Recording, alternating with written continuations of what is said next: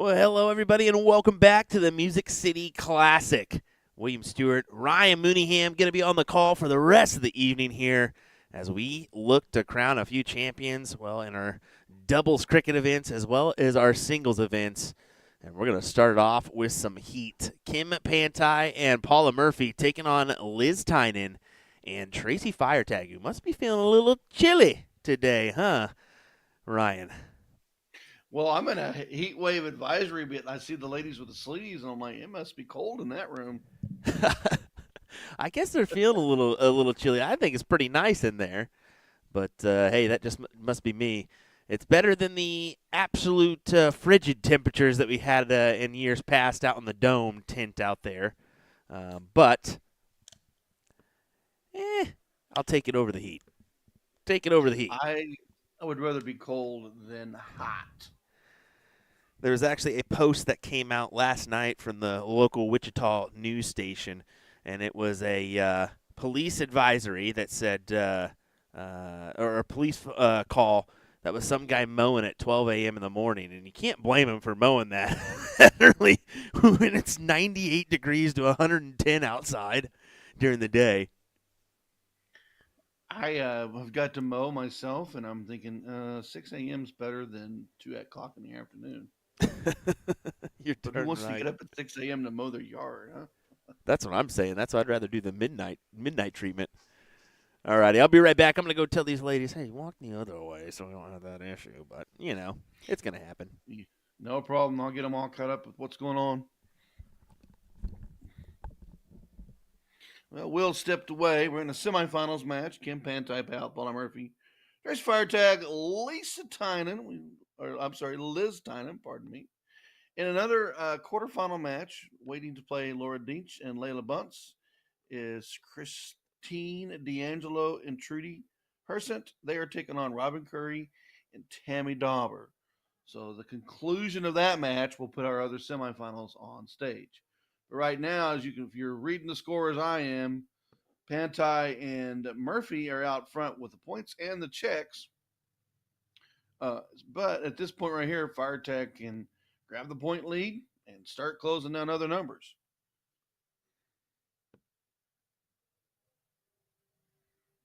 Two 18s needed. She opts to go back to 17s. Smart move. Give back to your partner. We always talk about partnerships in cricket. That 16 marks on 17 will give them the opportunity to take their time to close down the 18. But Murphy's not going to let that happen. She's going to rather 17 now. She doesn't want that point schemes to get out of hand. Manages to grab an 18, and Tynan looks to close down the 18s. Move to the corners for the bull.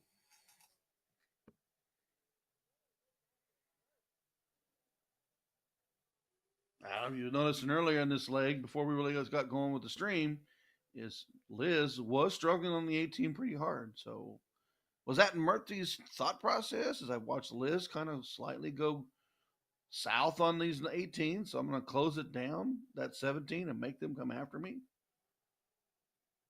Pantai window last leg wants to put up two.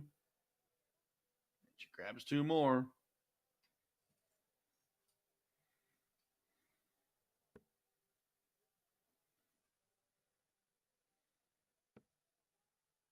Ooh, fire tag on fire. And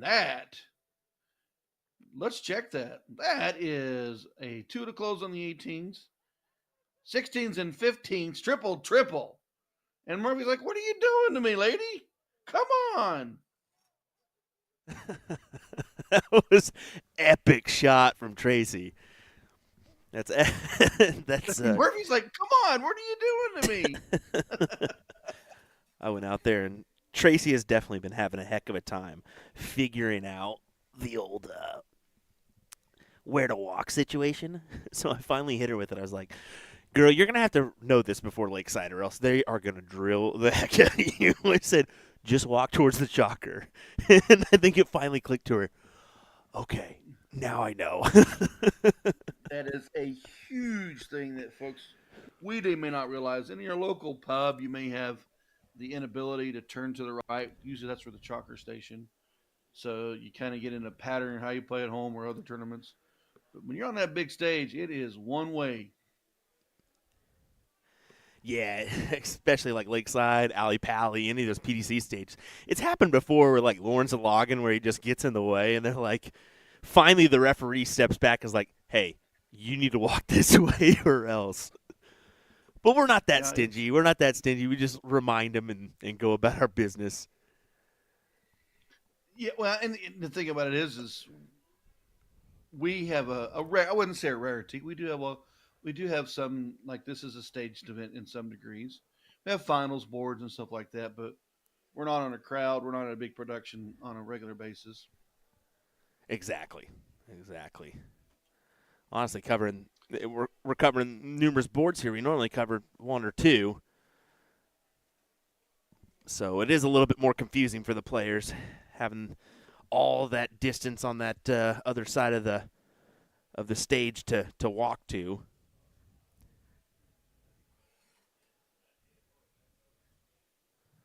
Well, there's the first leg on the board in this first to two leg semifinal. We will bump it up for the final to a first to three leg battle. I believe all the finals today will be the first the three legs. Exactly, yeah. They changed all those all finals because we had it in the mixed triples and the mixed doubles last night as well. Yeah, all those finals are now best to 3 out of 5.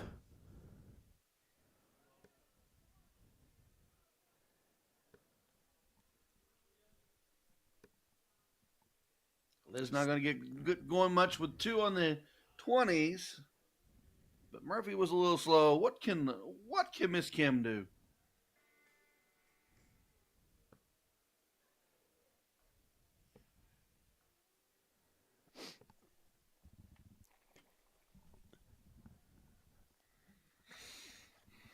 1-2's the How was the youth 19s. events? It was good. I think that that's the new thing for us is we're gonna just pop them on and let the youngsters go on the youth side of things.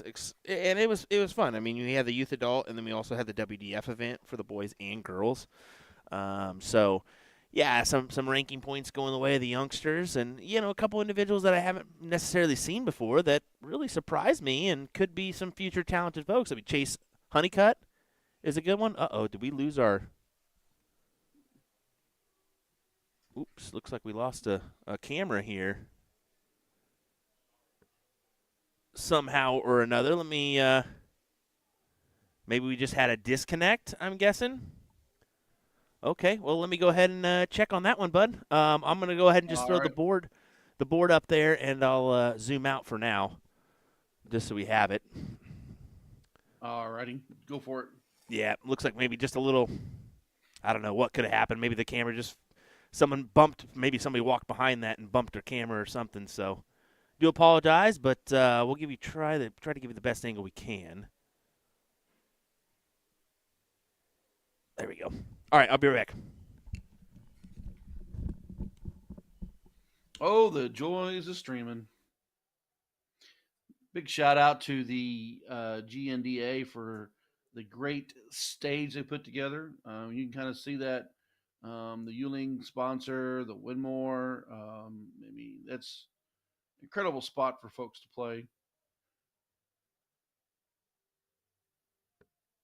Murphy's got the 19s. She can look to close the 20s, and she does so. Liz, a little struggle last time, last match on the 18s. Has the 18s to work with.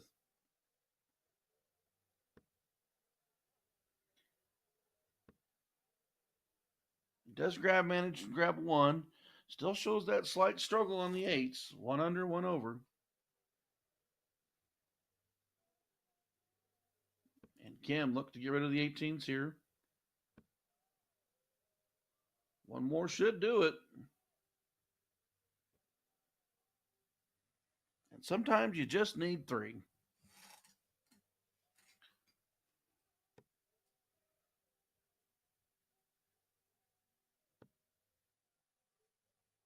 Fire tag not going to get to happen this round.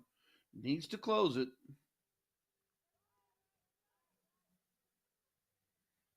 Kind of can't leave that door open for Paula Murphy. She is deadly on those 19s, and she is deadly on them 17s.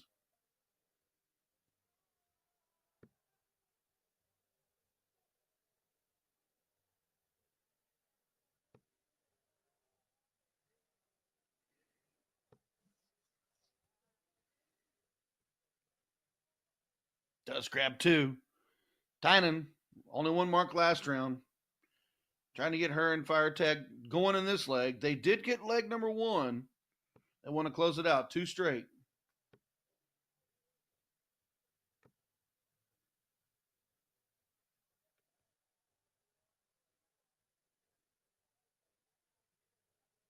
Only gets the two.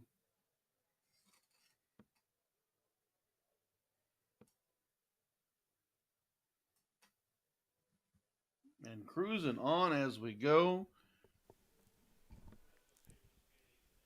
Last time Tracy threw the 16s, it was a triple and then she moved. She needs to fill it up.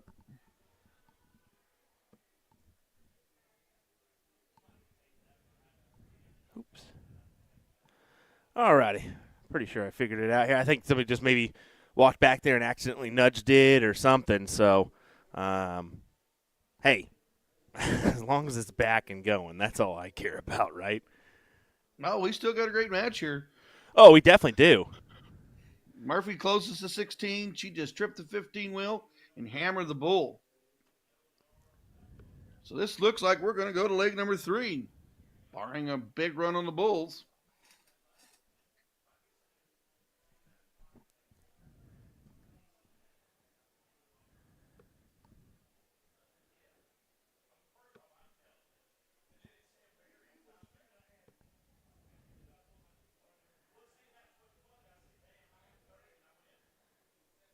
Staying to the 19s to be smart.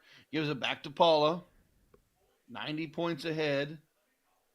Forces 4 bulls to even get the point lead for Tracy.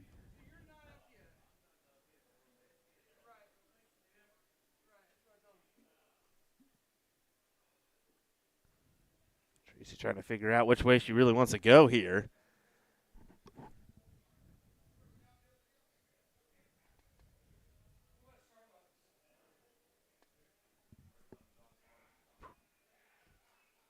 To the bull. And that's razor sharp with 2 to close. 2 to finish. Leg number 3, they're corking up, so he goes first. Love that, going the distance here in this semifinal.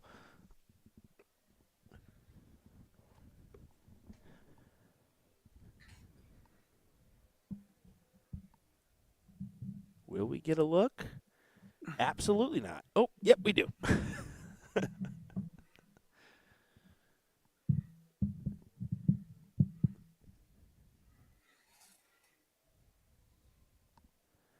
Little slap of the hand, and we are back and going. Paula Murphy to lead us off in our last league decider. So far, not bad averages, 2.6, 2.8. And Paula is not thrilled with that first dart. Sorry, that second dart.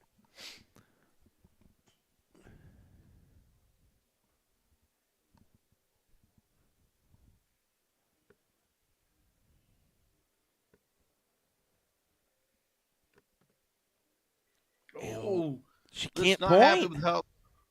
Yeah, she is not happy about leg number 2, and now she gets a bounce out leg number 3. Hopefully that will settle her nerves or push her nerves over the edge a little bit. But Kim gonna close.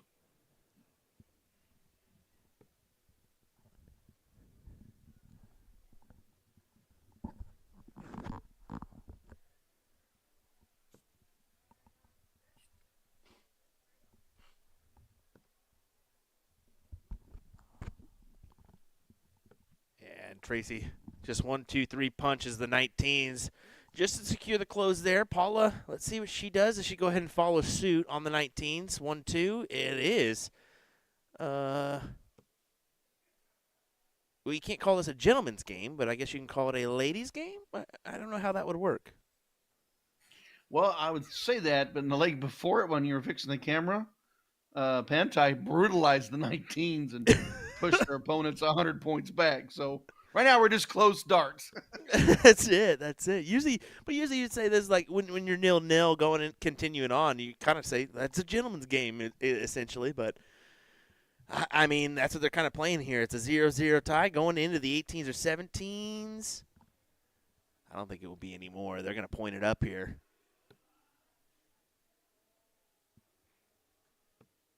Oh, maybe not. Kim struggled on the 17s in leg number 1.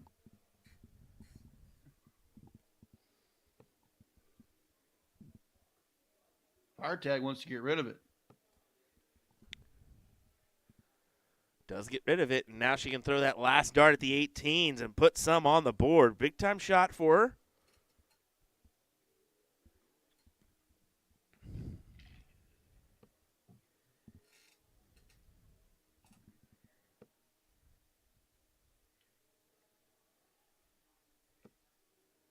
Paula really needed the triple. Nope, she just grabbed 2. I was going to say, did she just grab 2? Yeah, and that's unfortunate for her because this allows Liz to really do what she wants here.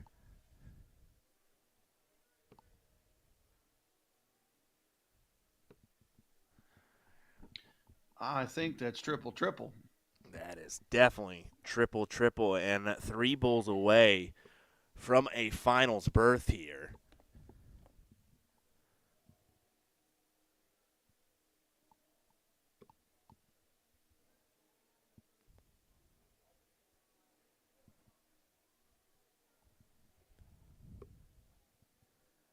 That's a good single, followed in with 2. Great placer dart for the follow-up for the win.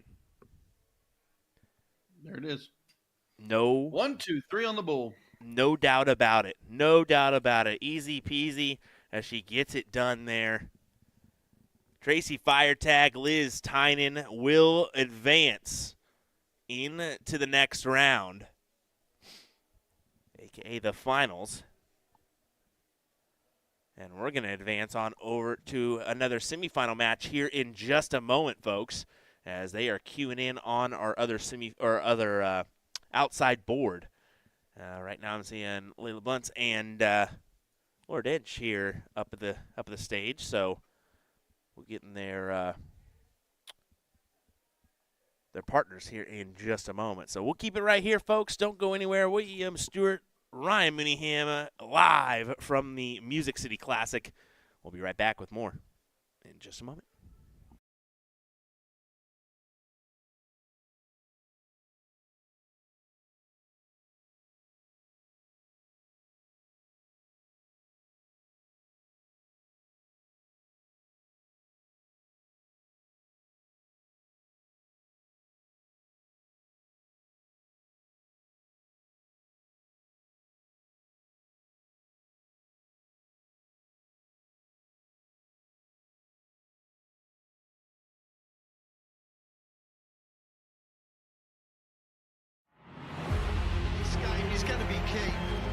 Tell by the way they're scoring, there may be nothing in it. One man misses, does the other man get? Yes! Double 12! That is the most amazing leg dance you will ever see in your life! I can't stay!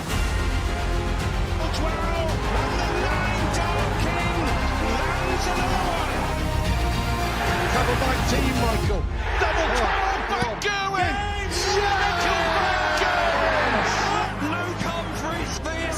Is complete, incredible stuff.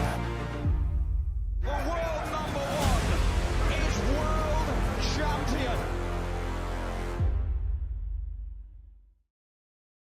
Let me tell you about A to Z Darts. We're a specialty dart store with over 10,000 different products. We create in-depth videos and blogs to help improve your game and showcase our products. We give helpful advice on how to practice darts, the fundamentals of form and mechanics, and how to make better decisions when purchasing your darting equipment. Whether you're brand new or a seasoned player, we try to provide fun and informative content. I'm Jen, the creative director for A to Z Darts. I've been playing for over 10 years, and I've traveled the world competing in and promoting the sport. This is Will. He runs our live streaming company, USA Darts, and travels the globe as well to broadcast major darting events and interview PDC players alike. You'll find over 2,000 different sets of darts on our website. Guessing right now you're pretty interested in our resources? Learn about form, throwing mechanics, practice routines, scoring and grouping, checkout methods, cricket strategy, and much more. Visit a-zdarts.com to take advantage of our blog or follow us on social media at AZDarts today.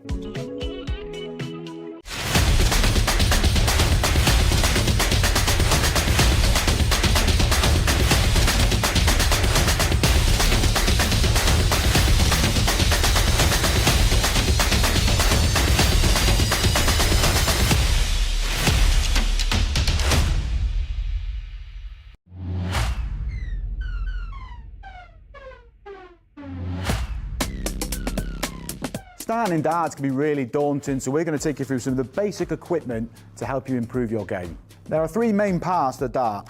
We've got the flight, the shaft, and the barrel. There are thousands of different selections on offer, and we're going to take you through a select few. We're going to start off with the torpedo dart, one we associate with Luke Humphries. He used this kind of dart because it lightly flies through the air. He's not got that sort of abrupt throw that other players have, and it just suits his style of play. The second dart we're going to look at is the parallel dart, and this is a very common design for me. I feel this is a good guide for starting off in your career. The likes of Michael Van Gerwen and Darrell Gurney have gone on to be very successful using this style of dart. It's one I started off with as well, and it's been perfect throughout my career, and it can suit most players' styles. The last set of darts we're going to look at is the specialist range, and obviously there's thousands of different options in this range, but it's one I'd associate with Peter Wright, obviously a player who's craving that perfection. Different styles will make his darts land different in the board. Obviously it is a dart that suits the more advanced player.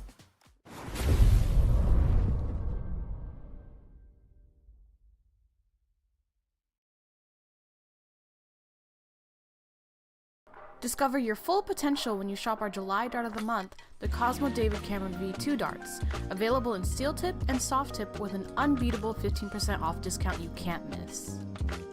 David Cameron is best known as the first ever 2022 World Seniors Darts Masters champion against the legendary Phil Taylor.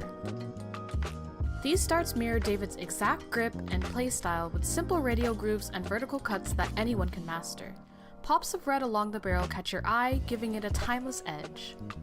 You can also get a chance to win your choice of Fit Flight David Cameron dart flights between the shape Rocket or Standard to pair with your new set of darts. How do you enter this month's raffle? Just purchase our July Dart of the Month special and you'll automatically get entered. The giveaway ends August 1st. Get your set today so David Cameron can look like this when you do. Tap the banner on our homepage at a2zdarts.com to shop the Dart of the Month. And don't worry, we ship internationally. Best of luck to everyone!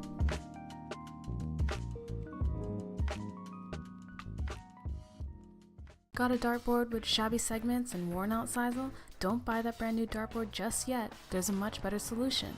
Knowing how and when to rotate your dartboard is an underrated practice many players neglect. Why rotate your dartboard? Although sisal is self-healing, you can't prevent the damage that occurs over time with high traffic segments like the treble 20. By rotating your dartboard, you can replace the 20 segment with a different segment that sees a lot less dart action. The damage gets distributed throughout all the segments, making your board last much longer. Decide how to rotate your dartboard. Whether you go clockwise or counterclockwise, be sure to stick with one method of rotating your board for consistent results. If you rotate it clockwise one time and then counterclockwise the next, you may be going back to a previously damaged segment instead of a fresh one. Return your board accessories back to your board once you've rotated it, starting with the number ring, and you're done. Dartboards are a big investment, so it's important to take good care of them. Regularly rotating your dartboard will help ensure you are throwing at a fresher 20 segment and will help make your dartboard last longer. Hope you found this video helpful, and we'll see you next time. Can Gezi Price and the amazing Luke Humphries win this crisp $100 bill with these baby darts? Rules are, if he can hit a single red bull, I'll give him $100 for every red. You ready? Ready. I'm ready to go. Let's go. Gezi, you ready? Yes, go. Let's go.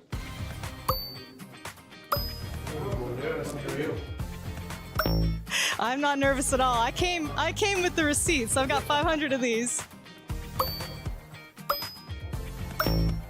Good effort. A good effort. Not bad. Now we're dialing it in. 6 more darts. Are you panicking a little bit or not? Oh no, I've got the receipts. I'm good. So that's 3 darts, 6 more. Oh!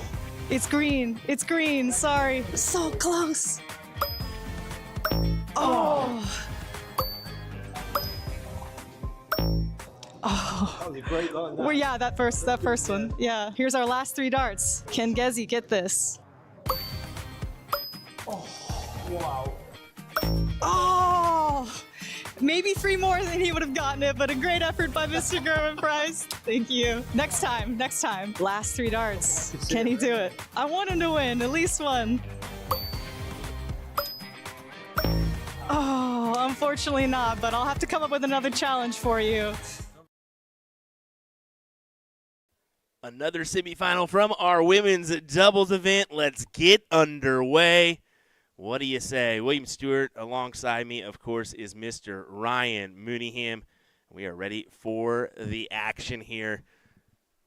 This is Tammy Dauber and Robin Curry. Going to take on Layla Bunce, Stowe's youngin, and Laura Ditch in this semifinal matchup. Layla's thrown her hands to her face already because she knows she walked the wrong way, and we just talked about it. We're going to have to get the turn to the right position police up there. Oh no, it's totally fine. I told them if they mess up, it's okay. It's just we can take the occasional, you know. Sally tried to tell me I was wrong on the follow the tablet statement, and I'm like, no, I'm not. There's a tablet on both sides for PDC, essentially, but you're always going to walk towards the main scorer, the referee. The referee. And then she goes, oh, yeah, I guess you're right. I said, I know I'm right. And sometimes, if you watched enough matches, they have to wait for the referee to call the score because the referee had to look at the close darts. Well, that's it, you know, or that timing from a referee is such a big deal because you see them hesitate to call that next leg, like, hey, it's such and such, throw first, game on. They'll wait until the player is actually ready. Got a quick little switch out on the chalker here. Curry's got the 20. She needs to do some marking.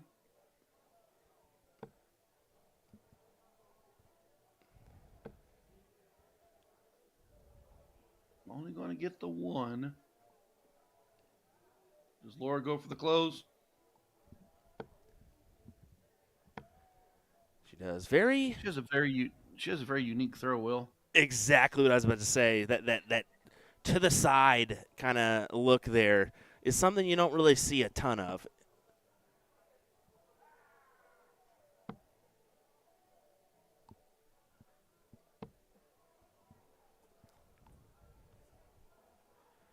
Dauber does close out the 18s, but Bunce will look to close immediately. I'll tell you what, she's got a good throw, man. She's going to be a good player. Already is a good player. I was going to say ran into her both. I know it was Trakota, Maryland, but I think she was at Toronto. I know the boy was. She's been getting around, man. She has been getting around on the scene. No one else from her family is here this weekend. It's just her. So, I mean, that alone speaks for itself that she's trying to make the run to give her the best opportunity in the future. Oh yeah. We got.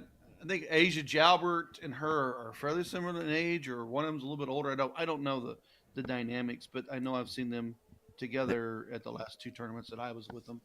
Very good friends. I heard from Asia were exactly alike. Exactly it. I mean, well, I think Layla's 18. Asia's now 20 or 21.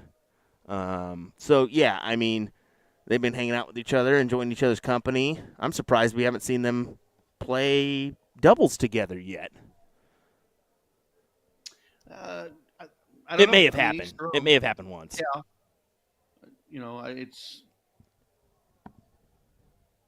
I've traveled with a lot of folks and never played any events with them. At the same time, nothing like losing to the person riding home with you. Well, I was about to say, well, that's because Leonard Gates doesn't want to play with you, Ryan. Jeez. No, no, I went to like qualifiers and stuff in the past, and get like a carload of people to go with me, and we'll drive up for the day, and the person sitting in your passenger seat looking at you just beat you, and you're still mad at them. Oh, yeah, right. Why don't you pull out your best stuff against me today? What the? Like, yeah, you shot like crap all day, till all you got to me, and then you had to be Phil Taylor.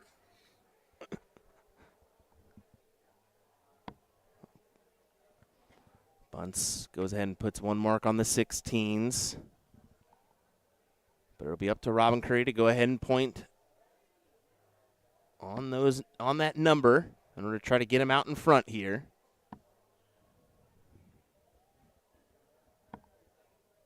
No matter what, difficult task awaits for the final. Whoever comes out on top here with Liz Tynan and Tracy Firetag sitting in that finals position. Dauber to the bull. Needs a few.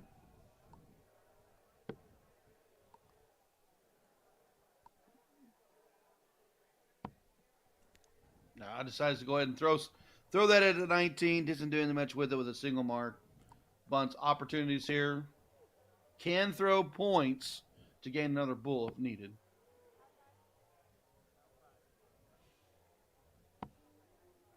That's what she does.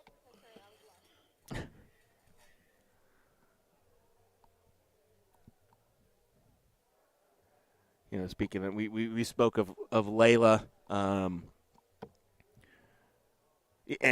the family not being here. How about Robin Curry? Made the trip here without Callie this time. Callie, I think, still in recovery.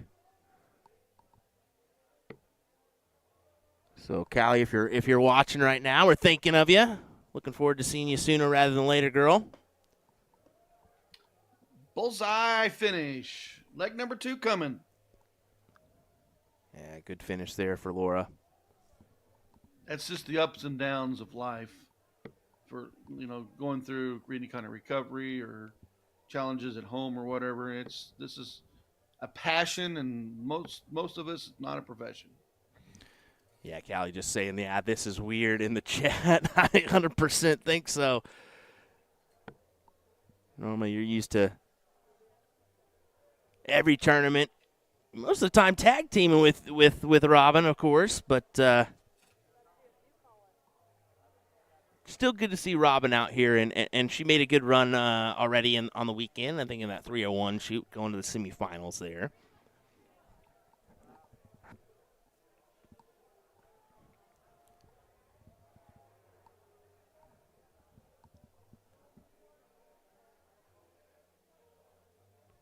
Tammy looks to open up. You think minimum 4? It got to be 4. Looks like she grabs 2. Callie says, yep, for over 20 years, it's been strictly them as doubles partners.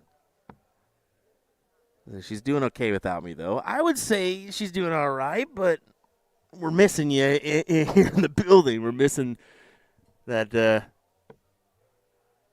slanger that is Callie West. Let's be honest. 20 years, a long time. Yeah, for sure. It doesn't take long for this kind of, like, I've been playing for 20 plus years myself, and it just seemed like yesterday I did my first pub darts. That's it. You kind of get caught up in the, I guess, in just the hustle bustle of life, and all of a sudden, before you even realize it, man, like, even this job, it's crazy to think that really 2020 is when I started streaming and whatnot, and I think 2021 is when I first started traveling around. It's been 4 or 5 years already. It's like, what happened here? Yeah, I remember quarantine darts. I remember you in the booth by yourself at major events. I just remember a little bit the last 5 years, and how quickly it changed. And look at the growth that you guys have had. Yeah, I remember it was me and you playing against each other on Quarantine Darts before Yeah. commentating. This is crazy. Now my playing career is definitely set aside. I barely ever play in a tournament. I was going to play mixed triples yesterday, but that went south. But it's all right. It's all right. Plenty of time for darts down the road for myself.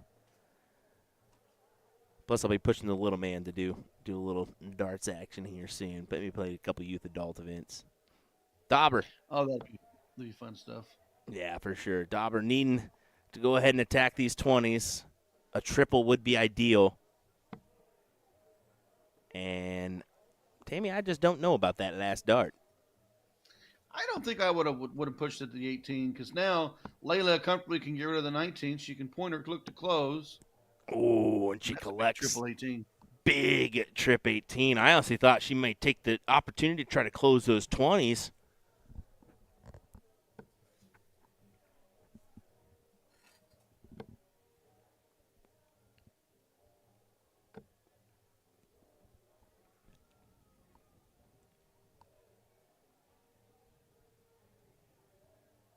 Nice 5 mark. Laura back to the 18s. Gonna have to mark something. One's not gonna do because now Tammy, she can take a quick 2-shot at that 18. Triple would be ideal on dart 1.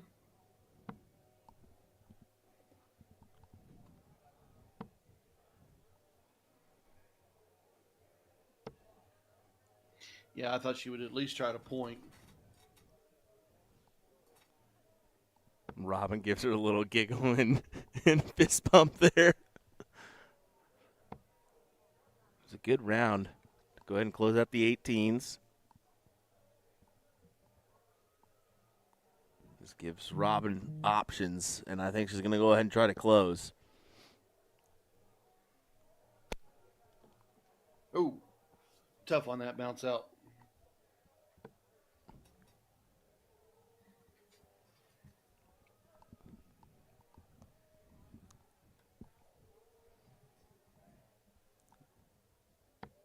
Laura can trip it here, can make a move.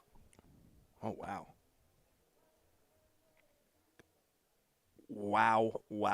Wow. Just looking at some matches already.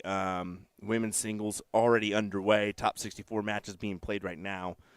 But just kind of look at the men's side of things. They are at a quick pace. They are into the top 8.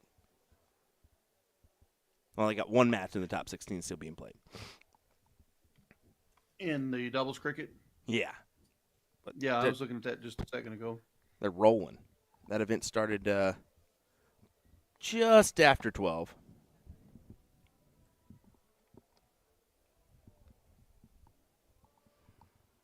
I guess time is also that quickly.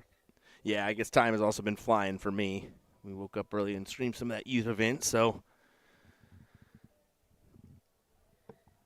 more streaming means feels like time's flying. Yeah, I slept in, didn't do much, took a nap. I thought you were planning on cutting the grass this morning. Yeah, that didn't happen. Of course, big time shot for Laura there. Captures a 5 mark on those 17s, gives them the lead by 38 points.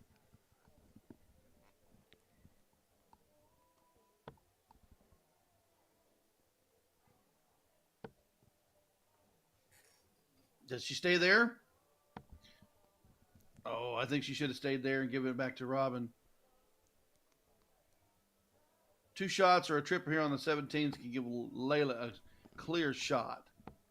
And she's been playing well here. She would be the one to take the look if so. I mean, let's be honest. Both have been kind of doing their own due diligence here.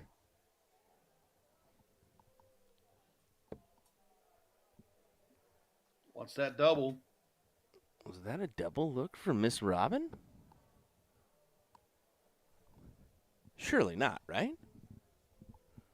Surely not.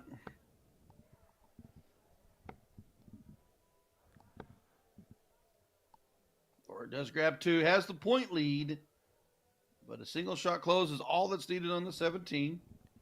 20s are wide open for Tammy.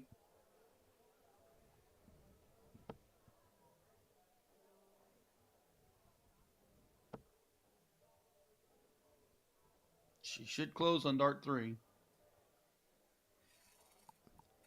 Well, that crossboard shot sometimes can just be detrimental. You're just barely outside of it or barely inside of it.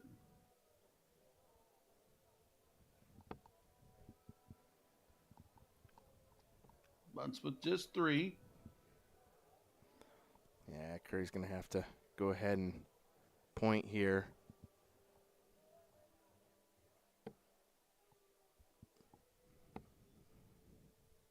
I'll say the better of the 2 shots was close to 17. Laura's got the triple in her hand, or 3 solids would be just enough.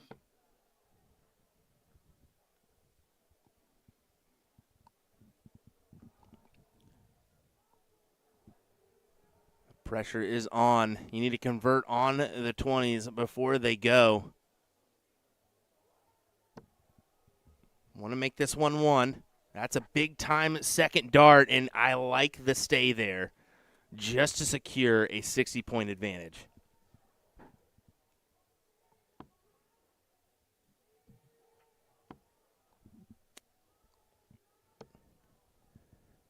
Layla wants to get rid of that 20. They got the 15s now. Robin's got a mark on it. She can close them down.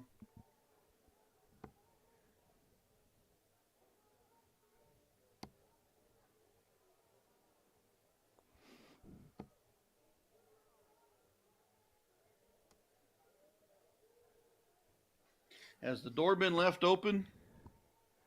Just a little bit. Especially with Laura. Look at her go. Big-time shots. A 15-point lead back the way of Dench and Bunts.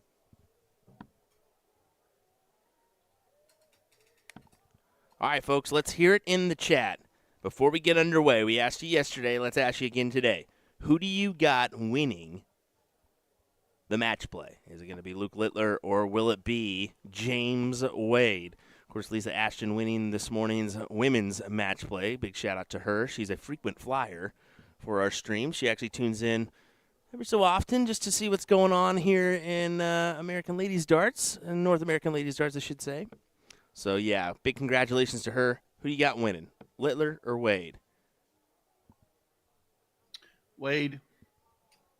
I got my vote in. I'll go Littler. Why not? Just to go opposites attract here. Oh, whatever. You're a big Littler fan. Well, I did stream him when I was during the quarantine dart stages. Pretty cool. Isn't that crazy? You've streamed the world champion.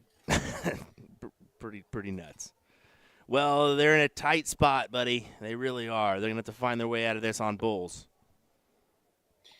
Not going to get it to go on the single 15s. Needs to mark that bullseye, but it looks like they were trying to close down.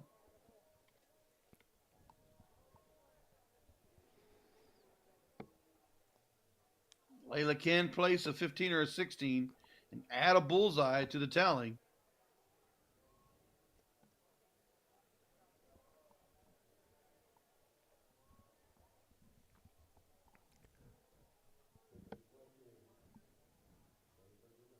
The way her darts stand up for where I'm sitting, I look blocked. Yeah, very much so. She has that very upright, actually almost Danny Laube style, where that's about as extensive as it can get on the trajectory. Speaking of trajectory, that is 3 bullseyes.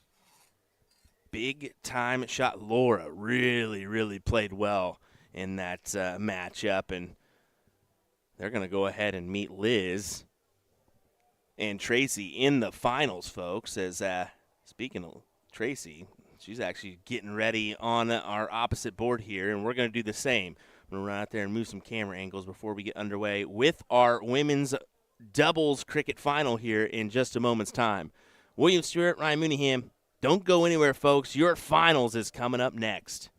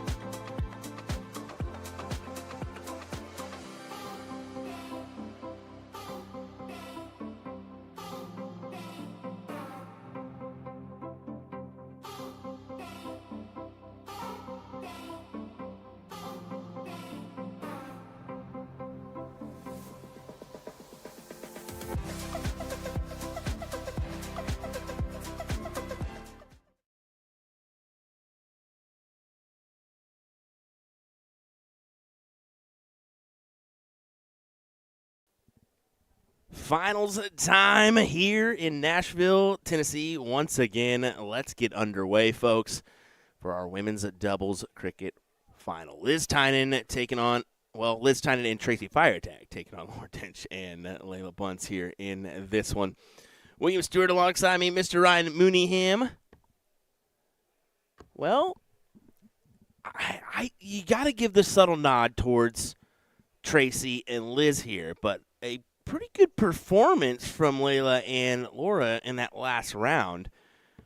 This could go either way, especially in the first of three-leg battle.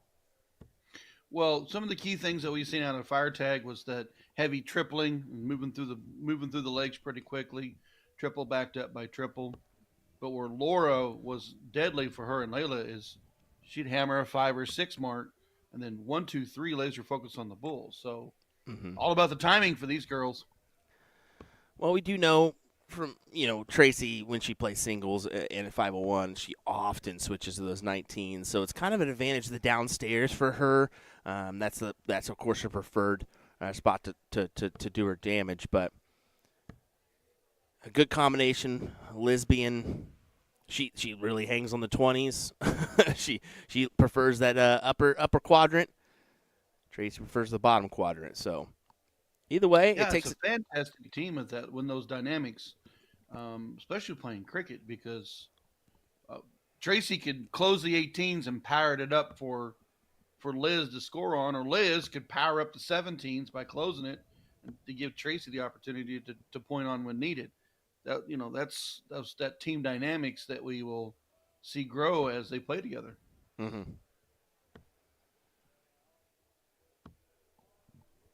Oh, not going to be happy with third dart. Laura could triple here and make a move, but will she stay true to the number?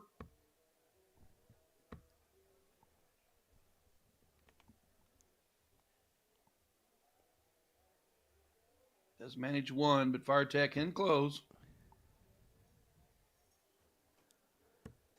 Just looking at some information from last year. Tracy Firetag actually won this event last year. She won it with Cheyenne Richards, though. It was a 2-1 win over Andrea Taylor and Shelly Ragland, the Texans. So, Tracy looking to pull the old double dip out here, but potentially on the different partner side. Also, fun fact, last year we ended this event at 3:15. It is 2 o'clock, Ryan. They are definitely moving along. I mean, I've streamed this with you a couple times, played in an event a couple times, and they got a kudos to getting it moving. Keep it moving. The staff has done a great job. And honestly, I didn't realize yesterday, that men's WDF event, they started an hour behind, so at 4:30, and we're done by 9:45, I think, 9:30. So when you look at that, a 5-hour bracket is killer on a WDF event. So, spectacular job by the GNDA here and the Music City Classic to keep things rolling. Highly recommend you attend the 37th annual next year.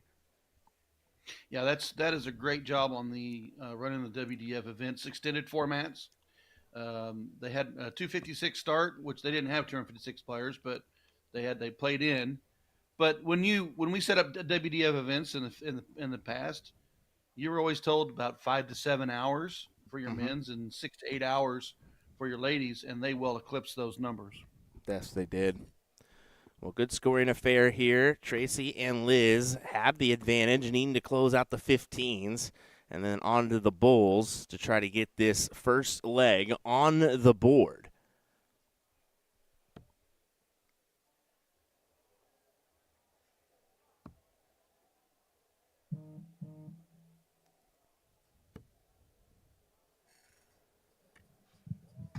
A little extra padding from Tracy on the triple 20.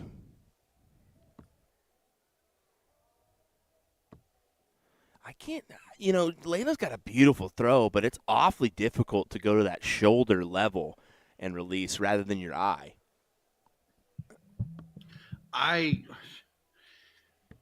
As you develop as a player, she could be moving up to her eye because, people, they say your throw changes over the year. But I've always had to have it in mind. I've always had to see the dart to throw it. Mm-hmm. And see, I've actually been making the transition. I hit my cheek when I pull back normally. So I've been trying to do more of a Gary Anderson style throw where I just pulled right to my cheek and from the very get-go and then just follow through. But to each their own. Pick up the dart upon release, like it comes up into your eyesight, or are you watching it on your release? Like I said, I touch the flight, so I use my flight as a guide to throw it in. Gotcha. Yep. I'm the opposite. Eyes on the prize, but I pull the dart up into the prize, and I see the dart through. I see through the dart to like the trip 20 and the release and everything, where you're pulling it up and then kept picking up the dart in flight. Mm-hmm. I mean, you don't realize the little things like that when it comes to the game of darts, but I mean, it's, stance, throws, releases, it's all part of it. Yep, it totally is. Layla, mouth wide open. Almost as if she was stunned at that one. Yeah, not quite, Tracy. That's just on the outside. You can use it as a guide, though. Oh, got the bounce out. That's 2 bounce outs for the Fire Tag Tynan team this leg. And after all that, she still manages to gather it for the leg win.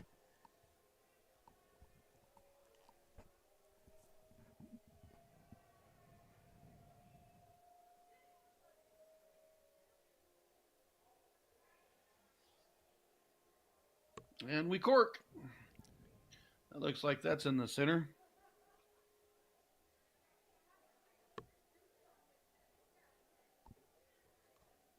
Here's a question for you, Will. I may have asked this question in the past.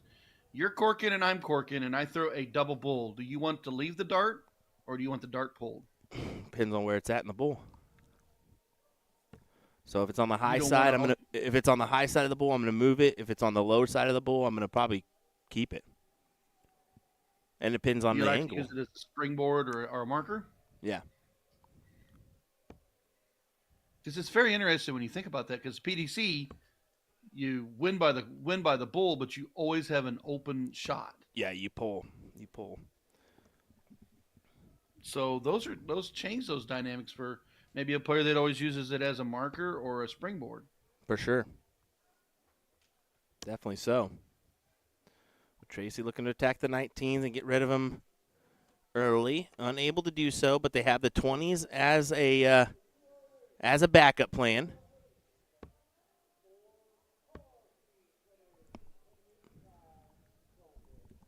And I almost seem like that was kind of a wasted round there from Laura, because now that number's closed and you really can't do much on it anyway. Well, an experienced player like Liz is like, hey, if I only mark it one time, I'm going to put a couple more in there. Exactly. Build that point lead. Exactly. It's just such a tough spot to be in if you're Laura there. I kind of would you have the mark on the 17s, I'd be tempted to go there and try to get at least a wedge working for me, where they're not as pressed to go for that number. But to each their own. It's a give or take shot there. It's a big triple on the close. We've seen Laura in the past hammer the 18s. Is she going to do it here?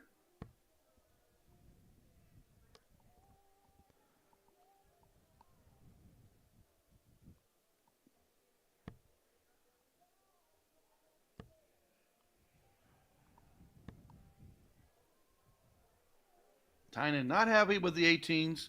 We've seen her in the last match. Not heavy on the 18s. Only gets 2. Doors wide open for Layla. What a shot. It's a big 9 mark.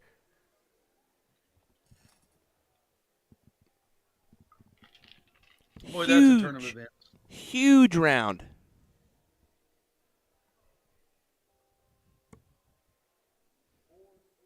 Did that rattle, Tracy? A 1 and a 5? I'm not sure, but looks to have caused something.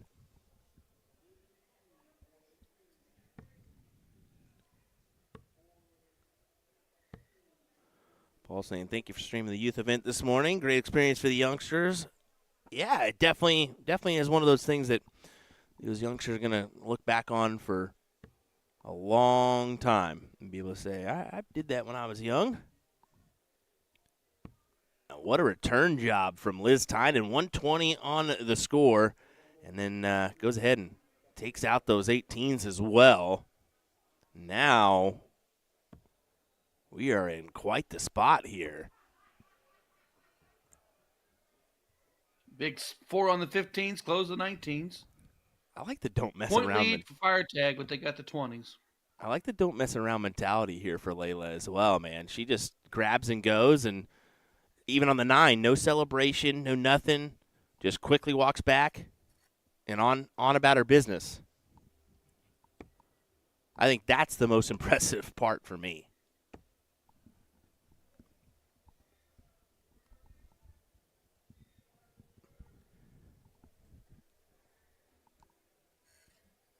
To the 16s. Just need the fats.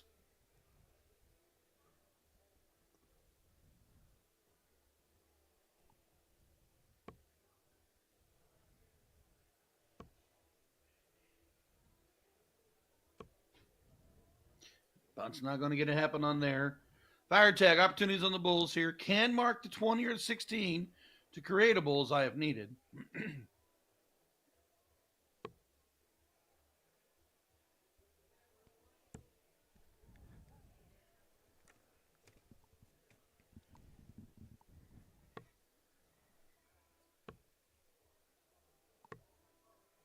Grabs the bull, but Liz and Tracy doing exactly what they need to do. Looking for this shot at the bull to end it, and she does. What a great round there. Hammer time for Liz Timon on the bullseye. 2 legs to 0. Corking up for leg number 3. First to 3.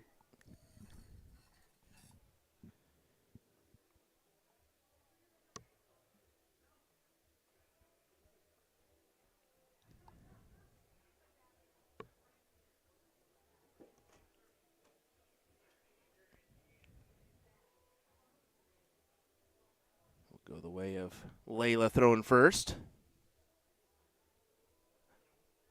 And being that it's a first 3-leg battle, of course, they need to put 2 on the board here. And they need to do it in quick fashion. And honestly, that is not going to help them. Tynan opened up last time, 4 on the 20s. Looks to do it again.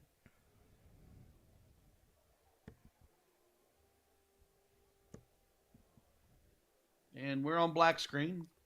Whoop. And she goes 5 this time. I think someone forgot that the camera's there.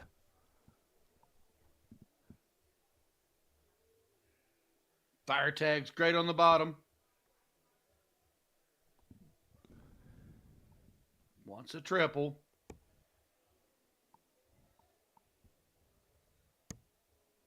Look at that move.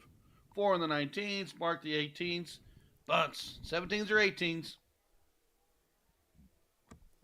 Electing the 17 route and not really pleased with the placement of those darts, but somehow or another goes to the left-hand side and figures it out.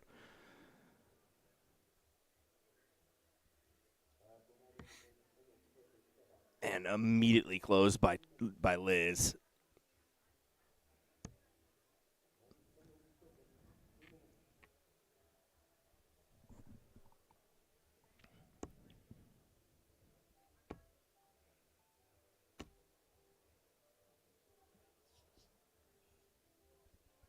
And not much you can do against these replies from Tracy and Liz here.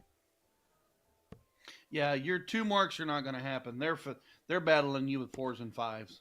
Well, and that's the thing. Every time they get a good mark, they just like the 17s just immediately shut it down on you. You're like, well, what the heck just happened?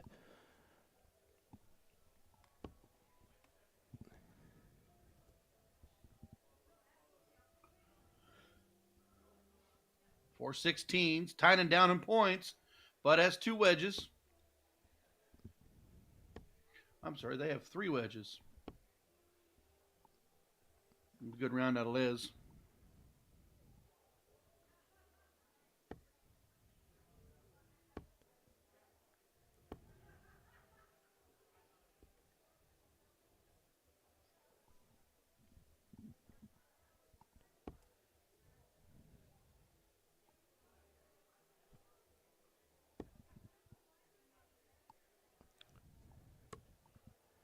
And Tracy to the bull.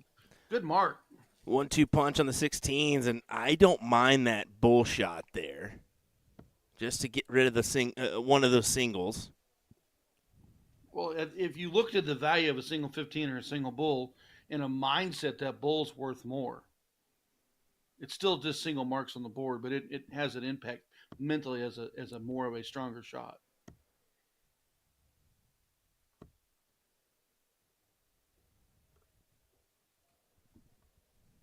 Sometimes you just need a solid round, solid out of Liz to the bulls.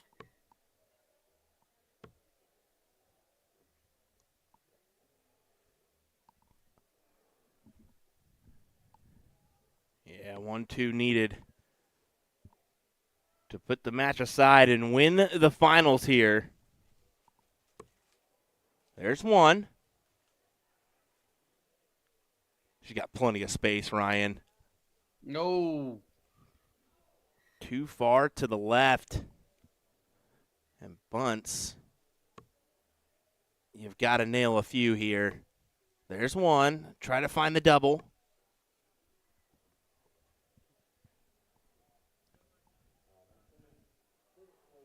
And I think that's going to do it. I have a feeling. That is it.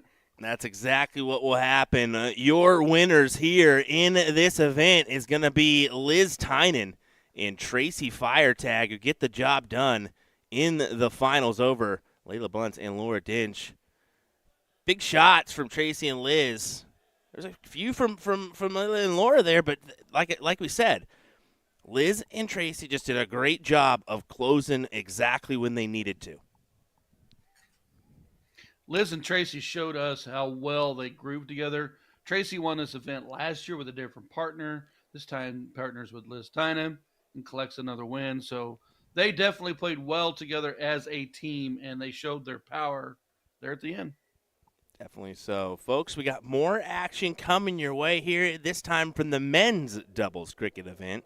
William Stewart and Ryan Mooneyham, we will be right back with the coverage of that one here in just a moment's time. I believe we'll start off with our semifinals, if I'm not mistaken. Don't quote me on that. Yeah, that's where we're at. Yeah, exactly. I figured. So give us a moment. We'll be right back, folks.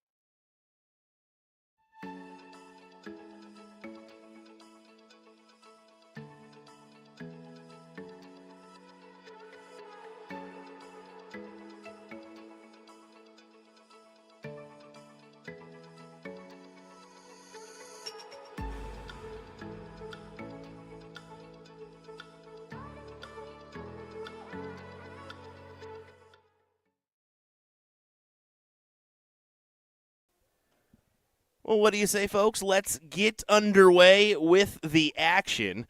Here in just a second, we've got Jim Widmeyer and Leonard Gates taking on Ethan DeVera and Kevin Luke, as I had to run out there and move my camera and adjust everything real quick. And, of course, Kevin's going to plop himself right in front of the view of the camera. There we go. A little bit better now. Anyway, it should be a good matchup here. Leonard Gates and Jim Widmeyer. That's quite the team here. But you could say the same about Ethan and Kevin, couldn't you? I mean, both of them are great shots. I mean, Ethan is the youngest and newest to the stream, but we've seen him all last year.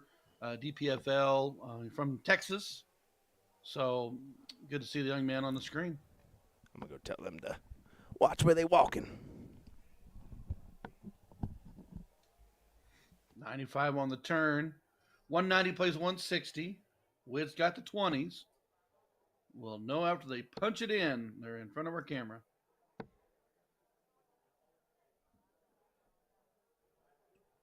Only going to grab 2.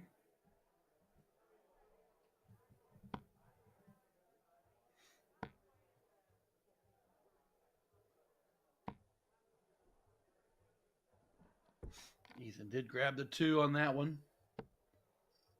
Gates, you know, is deadly on the tops. Will he make a move?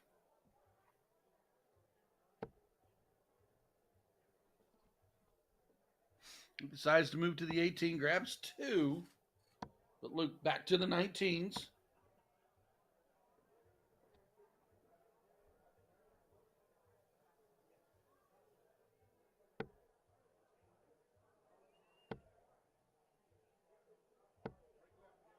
Widmeyer staying true to the 20s for his teammate. Got the little bit of a point lead. But a single 19 would give Ethan the opportunity to close that 20. He's going to elect to stay down. We're going to have ourselves a little bit of a point battle, kind of flexing back and forth. Nobody wants to give that hero shot the time right now. Only 40 points have been stretching out between the two teams. Now Luke grabs another 76.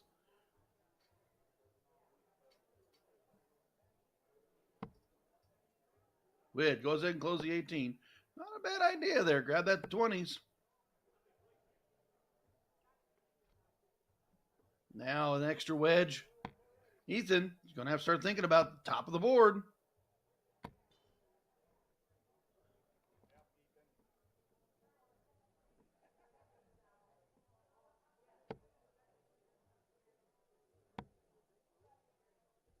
Oh, Gates is not going to let that keep going with 2 houses.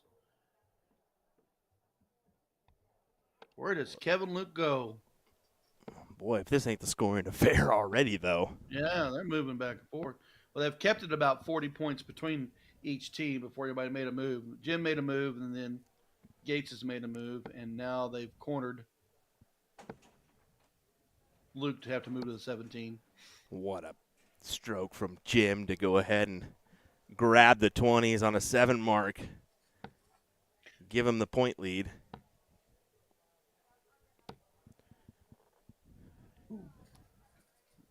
Got the 17 closed, but that could be a door open.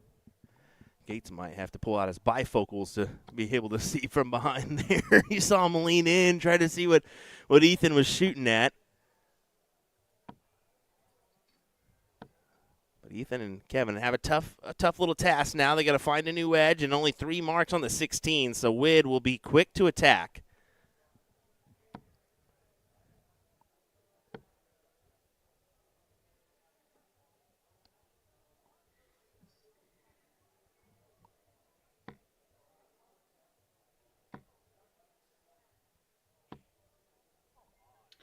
Ethan, last 2 times, only fast on the turns.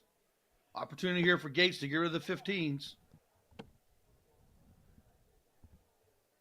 He may not even look at all.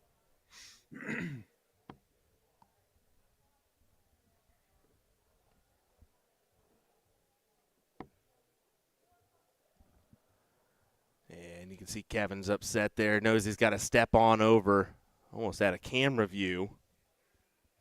Yeah, he needed that triple on dart 1.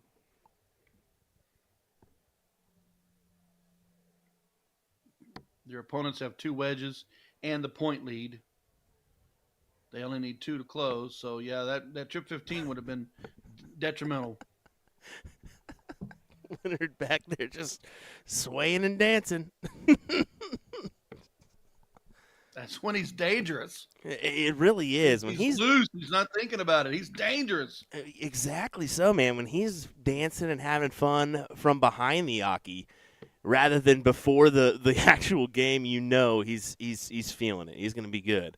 He'll go for this. Why not? Why not? Yeah, there you go. 3 Bulls to grab the 1-0 advantage here. 680 to 619 in points. Solid back and forth. And look at the averages, 3.7, 3.5. Those are respectable. Especially in a team setting and, playing for your partner, playing back to your partner. Because sometimes when you're in a singles, you may take that more challenging shot where we've seen that Jim was more calculated in making sure Leonard had stuff to work with. Exactly. Ooh. Tough dart there for Luke.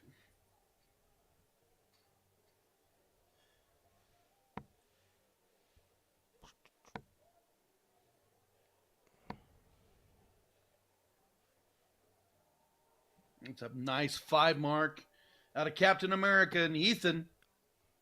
Forced to the 8s.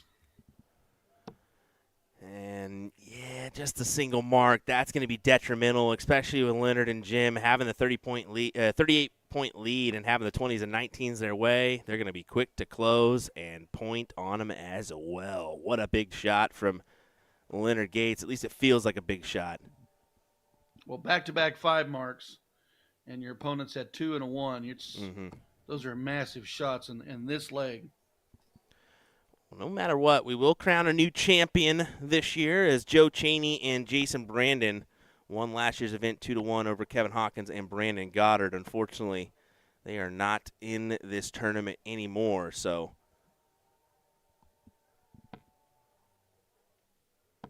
Ethan needs to fill this up. Does so. Big 9 for him. But he laughs it off in disgust, knowing that it doesn't truly matter. You can pretty much lock in Leonard and Jim to pretty much, well, maybe get this win. We'll see here. I was going to say that a smash round right here changes the whole leg. Yeah, Kevin really needed to go ahead and find the closures there to really make that happen. Now, yeah, go ahead and shut the door on the 16s as well. Why don't you, Jimmy?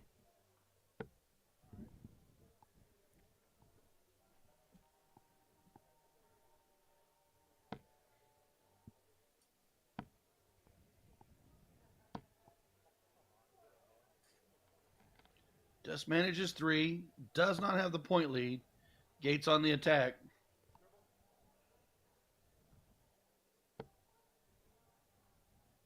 He is not afraid to go put more points up.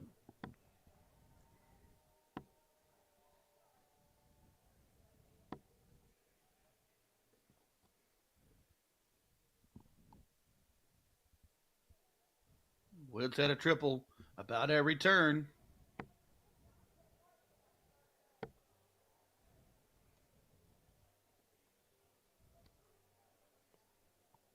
Boy, it looks closer to me, but it was definitely a single.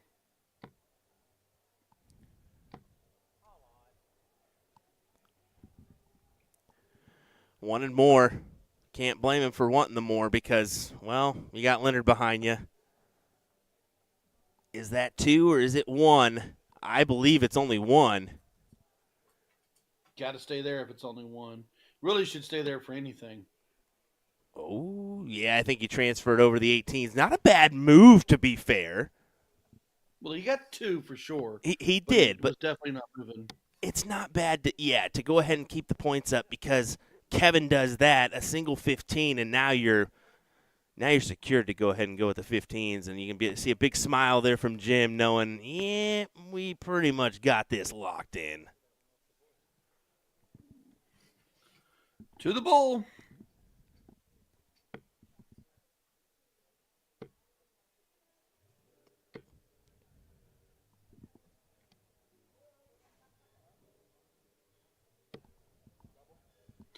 Just need a green bit. Ooh, yeah. Needs to make sure he can work his way in there. And goes double-double to end it. Leonard Gates, Jim Widmeyer, your first team through here in our finals.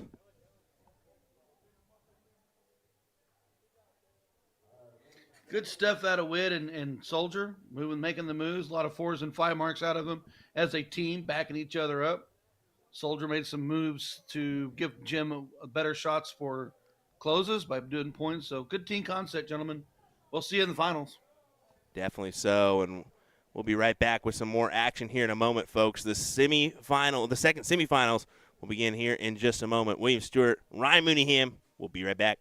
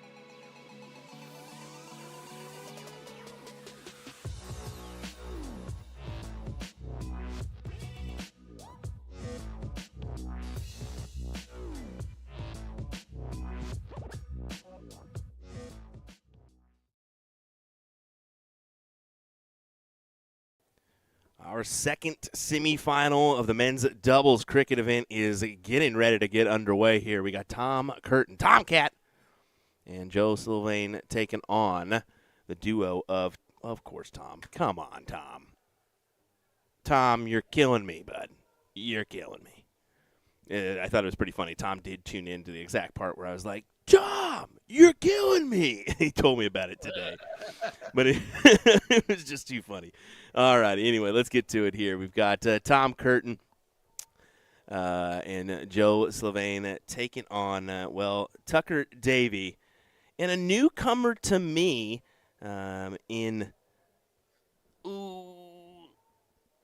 it's Josh Sterling. That's right. I was about to say Joe again. Yeah, Josh Sterling is a newer face to myself. I think I've seen him in a few events, but I've never really. I don't think I do so many of them now. I can't recall. Oh my God, Tom! He just saw it and was like, "Oh, can't do that anymore."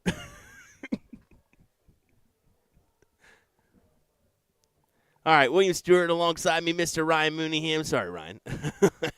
Buddy?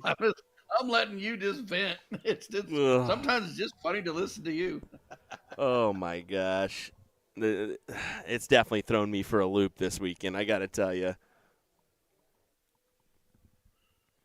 Oh, Joe grabbing the 19s, starts the 18s. You told me that Sterling is from Oregon and Tucker Davies from Florida. Yeah, I believe he said Portland, Oregon, if I'm not mistaken, is what he said there. But yeah, kind of a complete mismatch there, being from Florida and Portland, that you're teaming up here. But a good duo to make it this far in the event so far. Well, that's pretty cool. The traveling in from the West Coast, we don't see much in the Midwest. We will see them in Vegas and more East Coast, like Cherry Bomb or Boston. So it's pretty cool.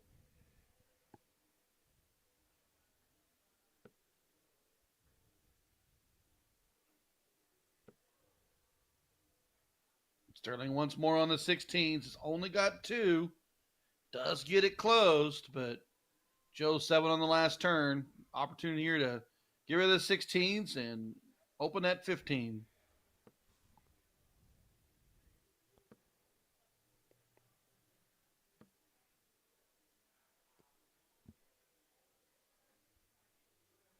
We have a chalker now, so they'll hopefully get into moving the way they want. That'll definitely help with pacing, won't it? Yeah, it's chalk and walk on the floor. You kind of get into a little bit of rhythm there, but when you grab that chalker, they're marking your games. You can get into focus on play and score, play score instead of play score then mark. It does make a little bit of a difference. I would say so. Also, just to give you a reminder, I mean, Tom Curtin and Joe Sylvain were the winners in that men's doubles 5-1 bracket. So looking to try to double dip here on the doubles events, which is one of those things that when it does happen, it really speaks volumes to that team camaraderie. It's no easy task to win both doubles events on the weekend. No, especially on one on Saturday, one on Sunday with triples and singles and other events you may have played in draws and stuff. I mean, you're tired. You're tired on Sunday. Dang right. That's why you use, a heavier dart on Sunday? I always go to the heavy dart on Sunday. Give us your lineup real quick. What's your my lineup? Yeah, what do you throw 16 on Friday and then slightly heavier on Saturday, slightly heavier No, on I Sunday? usually throw 22s on Friday, 24s on Saturday, and 26s on Sunday. I go to my son-in-law's darts on Sunday. It's just the easiest route. You heard it here first, folks. Ryan changes darts per the day of the weekend. Well, Tom Curtin and Joe get it done in the first leg. All right, Peter Wright, calm down. Well, it's funny because 2 of those sets are Gary Anderson's, so don't give me a hard time on that. And they're the exact same set, they're just weighted different. Dustin Holt joining us, your WDF singles winner yesterday. How's it going, buddy? Thanks for tuning in.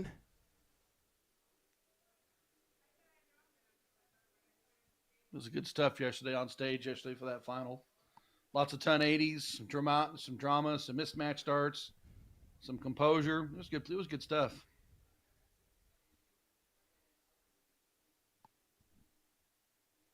Tomcat looking at the 19s. Trying to place it right on top of there. Does so with a nice triple. Big 5 mark.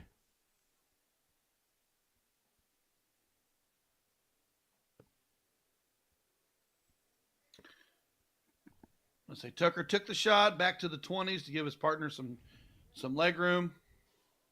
Only grabs the 1.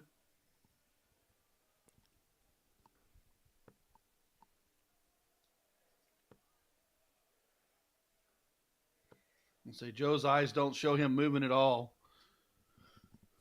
95 to 60. 20s playing as the 19s.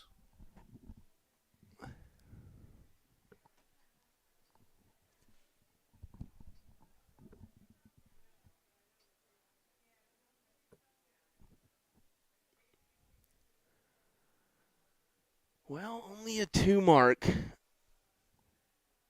Depending on what happens here with Tom, that very well could, be his intended target with at least a dart or two. Well played. Yeah. That third dart got to 19s. I would have been tempted to go the other way around, go 19s first just to point it, but aggressive play from Tom, knowing he's got the 1-0 advantage. Why not go ahead and take that shot? Well, and that shot there is changed the dynamics of their opponents. They lost their wedge, they lost their point lead, and then Tucker only able to grab a single 18. So big turn of events right here.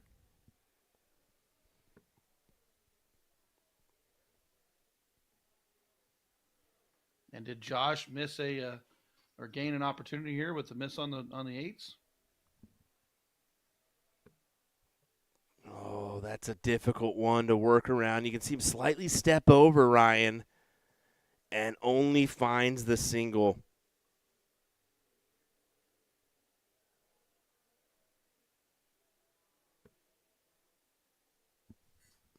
Tom wastes no time. Goes at that 18.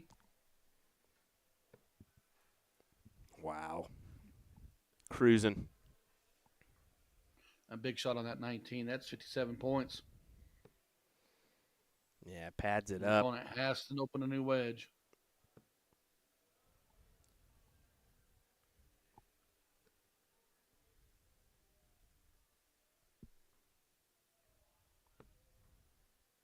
Joe quick to attack these 17s here.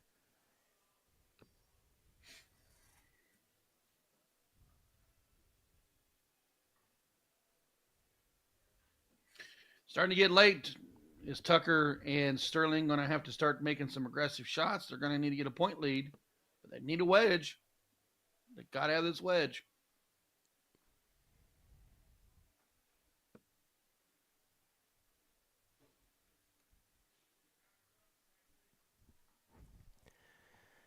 That bagel hurts. That really hurts.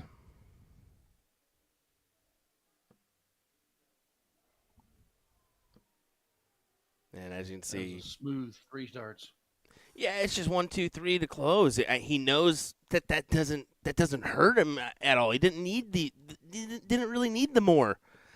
He can be perfectly content with that. And Tucker only answers with 3 singles on the 15. So more than likely, Joe and Tom here should be able to rattle this off and get the win to play Jim Widmeyer and Leonard Gates in the finals.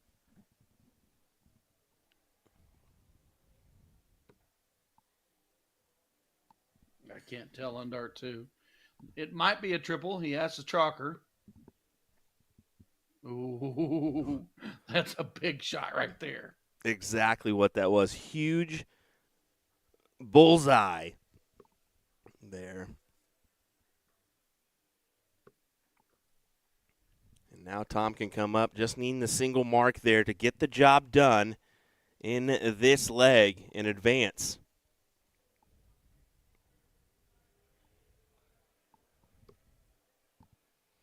And as you can see, Game shot, winner. Yep, they will grab it. Joe and Tom looking for the double dip here at Music City Classic. Can they do it? That is the ultimate question. They got a tough competition ahead in Jim Widmeyer and Leonard Gates. Stay right here for this epic final coming your way next on USA Darts. William Stewart, Ryan Mooneyham will be right back.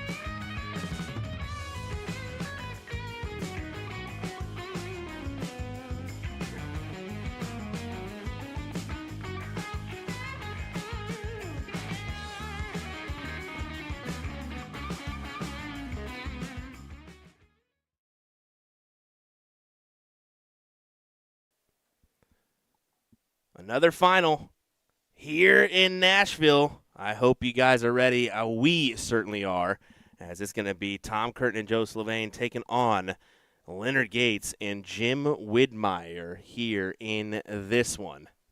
William Stewart alongside me, Mr. Ryan Mooneyham for the call of this one. Biggest question I've got for everybody is, who do you got?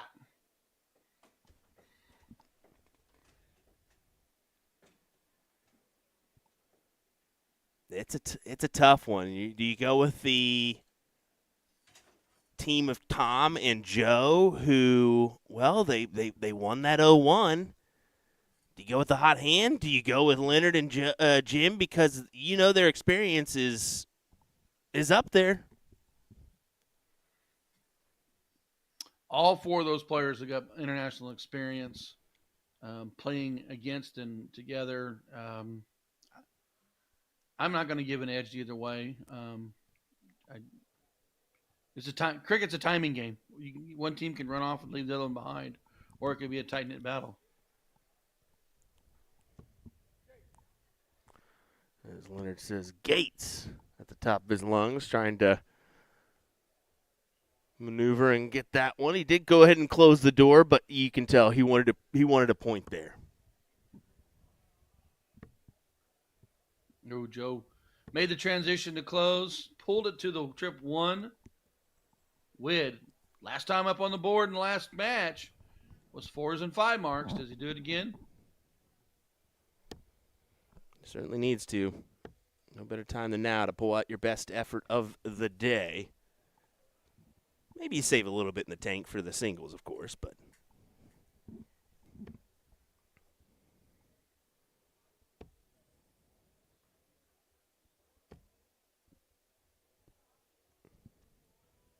Well, in the tank was 6 marks, and Curtin and Sylvan jump up 76.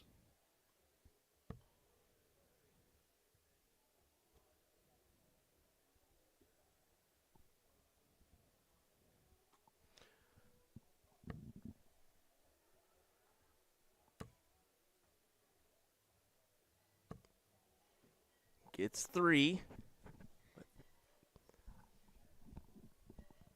To push Jim to a new wedge. He chooses the 17s.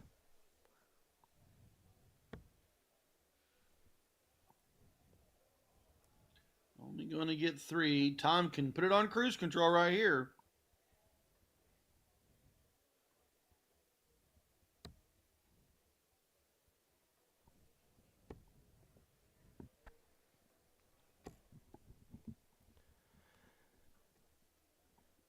I mean, good solid 5. Pushes Lenny to the 16s.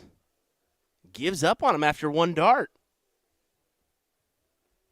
Well, 2 marks on the 16s for Joe, but Gates likes to have an open edge. He likes to have an open edge with no marks on it. Gives him something to work with. That's why I'm still kind of confused at why did you commit to the 16 there on one? Did you just not realize it until after the first dart? Sometimes he just didn't like how that dart landed. I mean, I don't know. I mean, Yeah. I would have stayed on the 16s, but doesn't have that class of talent that Gates does. So each your own. But the 15s have worked out for him, because Witt is able to mark 5. Curtin can close and grab the point lead. We'll go ahead and close those 15s. Now it's 19s or 18s, I'm sure. Yep, 19s it is. Stay on that low side. I figured he'd commit to another one just to be on the safe side. Well, another one would not have created a bullseye. It'll take 2 19s to create that bull.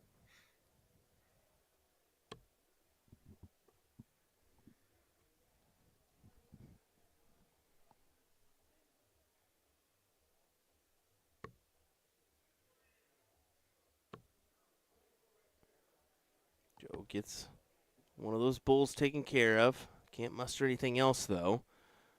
But the darts are out of the hand of Jim here. Cannot successfully grab the leg, so he'll be thinking bulls, bulls, bulls.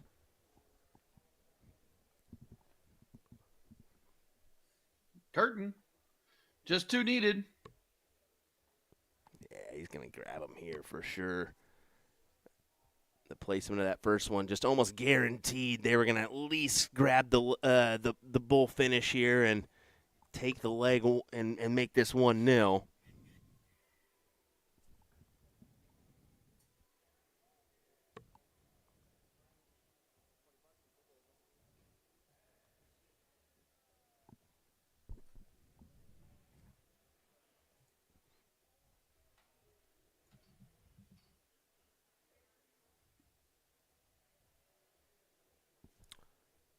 I didn't see if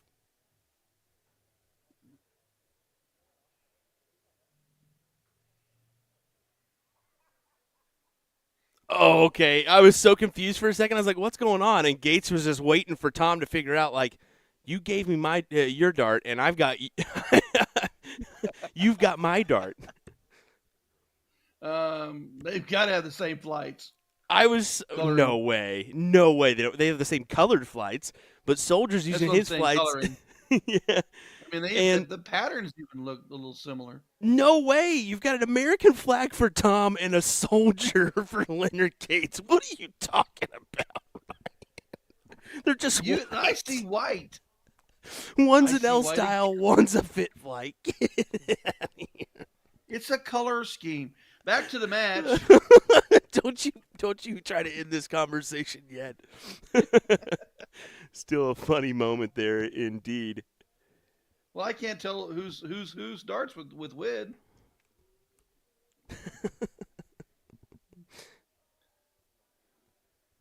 It's an old man thing. Colors are just colors. That's too funny. Well, Joe goes ahead and 4 marks those 19s. Gives him a slight point advantage. That goes wayward here, as Gates does go ahead and close up the 19s himself. Bob helping us out. It's a sly vein, so thank you for that one. Appreciate it.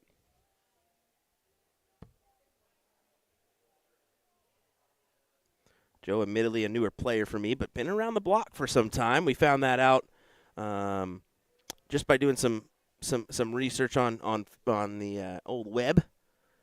First thing that pulled up was his master caller stats, and it was 2025 Cherry Bomb, 2022 Cherry Bomb, and then in 2019 he competed in a bunch of Euro Tour qualifiers, and that's like, whoa, okay, bud. You've been there, done that, huh?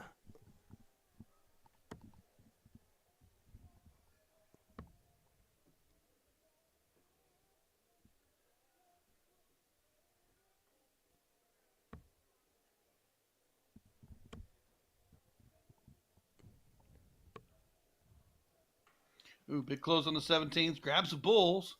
Sets up his partner for a 3-dart out.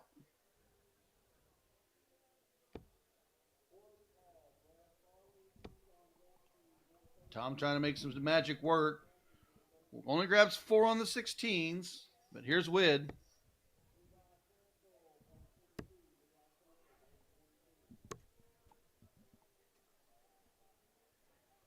And triple, and left the bull. Good close. Definitely so. That's going to make it more than likely 1-1 here.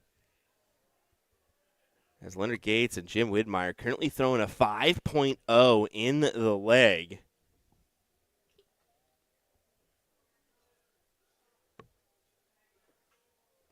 Definitely some heat.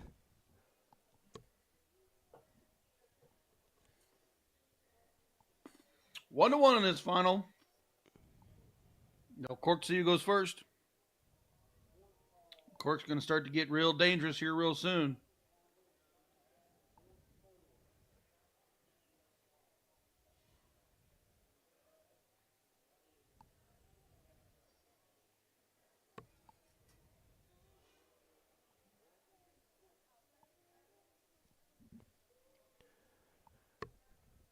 Oh.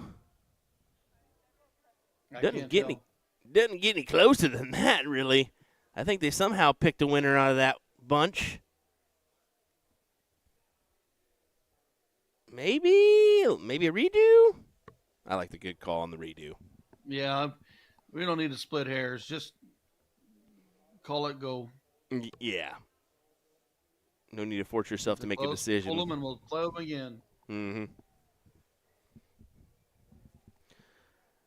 And it'll be Tom and Joe that get this start here.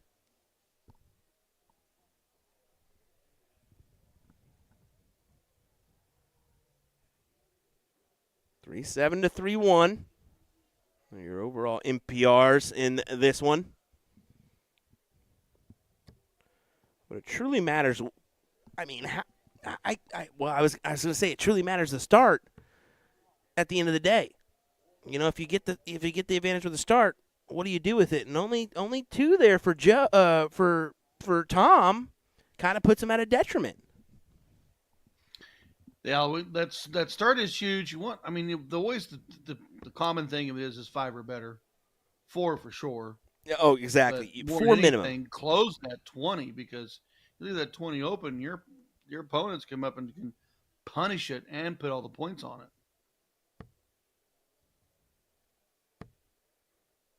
Wid to the 18s does have the point lead. Not going to be happy with that round.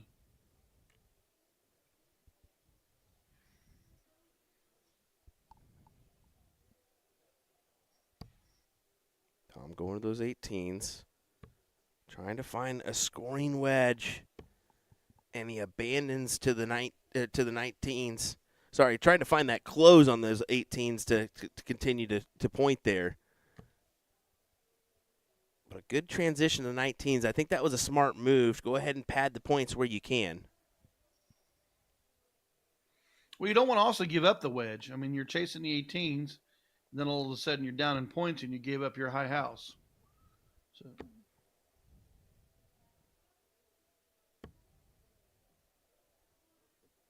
able to grab another triple on the last dart. Forces Captain American back to the 18s.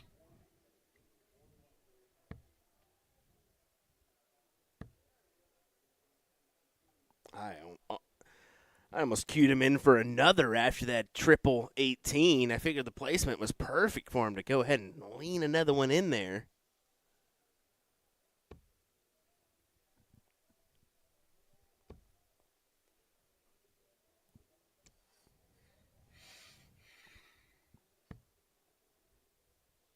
The soldier take the look. Yeah, he's going to close it out. Yeah, that's a prime shot from Leonard Gates. A good 7 mark. And the extra value on that last dart at the 18, I mean, just finding the triple wedge. That's really the added bonus there that could push him over the edge. Well, and it also forced their opponents to. He even hit a 7 or 5 on the 17s, and it wasn't enough. It gave Wid the opportunity to go three smacks on the 17, and now they're pushing their opponents around the board. Oh, Tom, can you feel it? Not quite. That was a 5 mark. I thought that other one may have been in.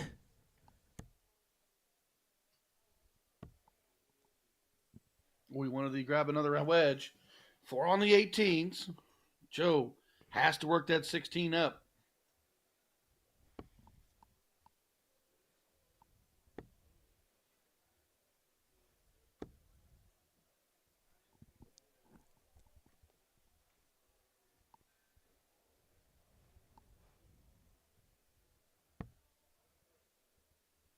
This is a tight spot now, isn't it, Ryan?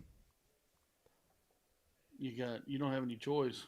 I mean, it's 18-16s here, and Tom potentially has a look. If he can hit this 48, there it is. Take a gander, see what you want to do. Yeah, I figured you got to take a look at the 18s there. Yeah, you got to start looking at when you're late in the leg. When do you take down the high house if you have the opportunity? There could be a door open right there. Only 19 back.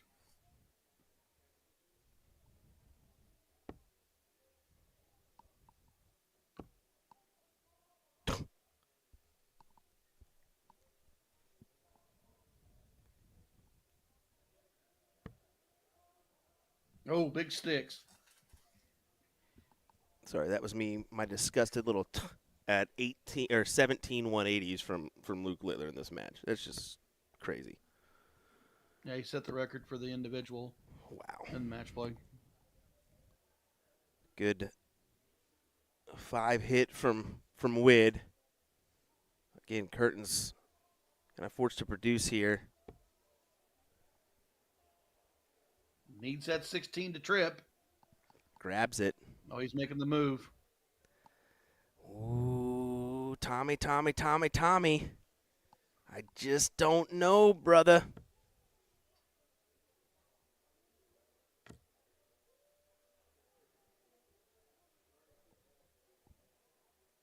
$475, $477. Oh, that's not a time to miss. They get Joe away can with take it. 3 clear shots at it.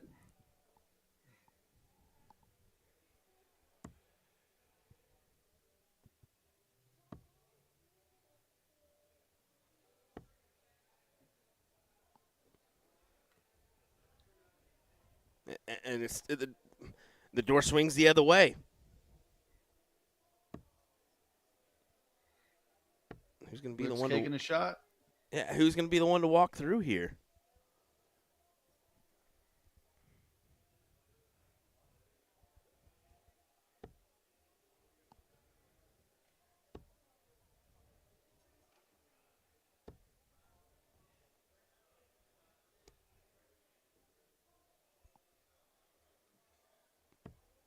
Wow. Grabs that 15 goodbye.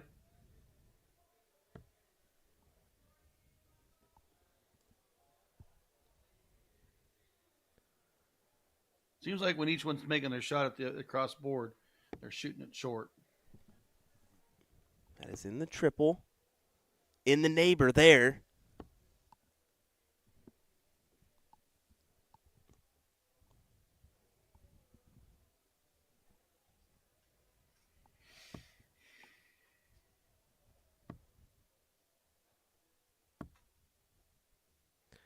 Yeah, Wade can't believe it. Can't believe he only grabbed 3 there.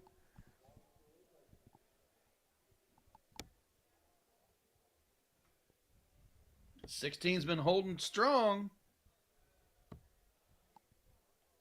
It really has. I mean, shot. Tom and Joe have been collecting that triple at least once a round.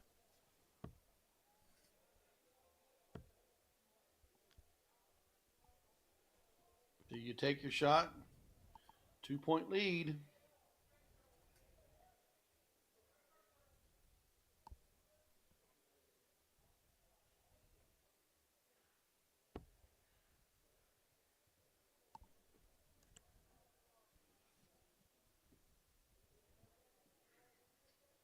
Yeah, 2-point advantage indeed, but Joe smart to take out the 15s early.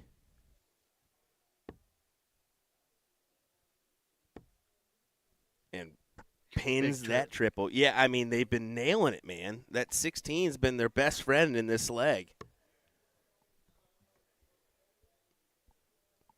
And people, let me tell you about my best friend. Sorry, had to. We should put you on a recording contract, make millions. I mean, American Idol first season. I'd have been up there butchering it. Don't worry. Simon would have said, that was terrible. Thank you, Simon. Appreciate it. Appreciate it. I only came here to make your day. You're going to remember me how bad I was. Here we go, though. A bagel from Tom makes things interesting as Leonard throws in a nice 5 mark.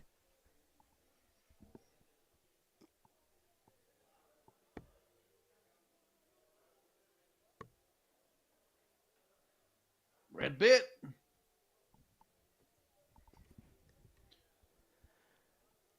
This could be won here by Wid.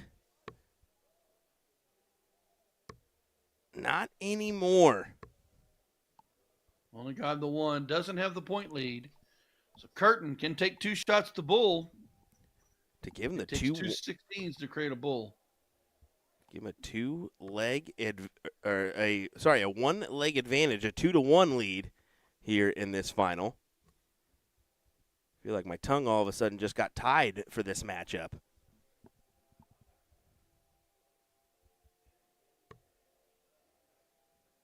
Two 16s. Boy, how the tides have turned. Yeah, they really have. And right when I say, man, they could go up 2-1 here, it turns, as you mentioned, and it goes to Gates and Widmeyer.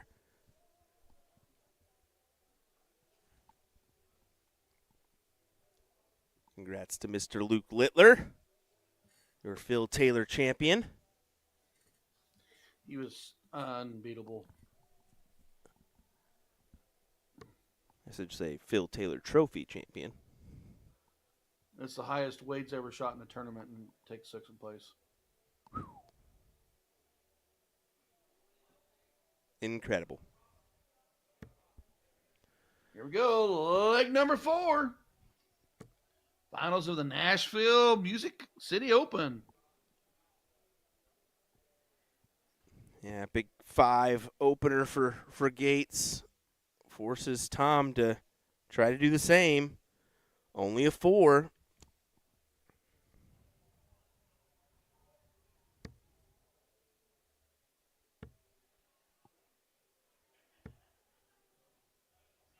There's a big 4 right behind it.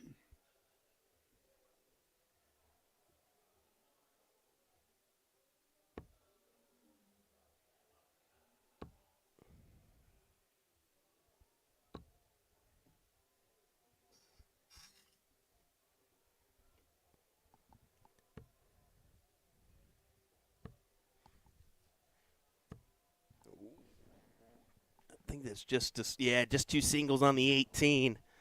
I was wondering if he We know that's collected there. what he likes to do. He likes to grab the 20s.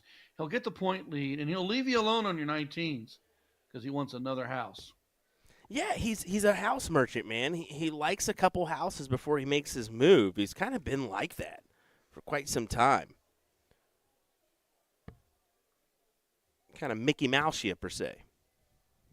Well, it makes you think. You got to understand where you're at in the game, how you're going to score back against him. Now you give him 2 high houses, and you get the 19s, and you're down in points. You kind of get stuck.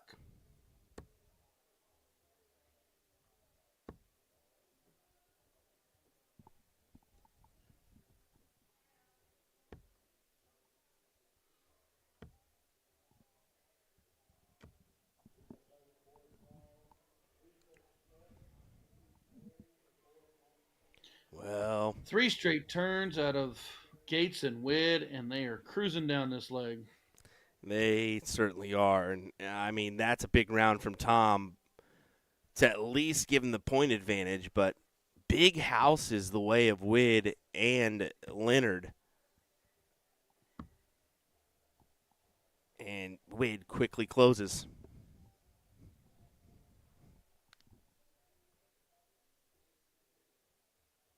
Sixteens was their friend last leg. Is it their friend again this leg?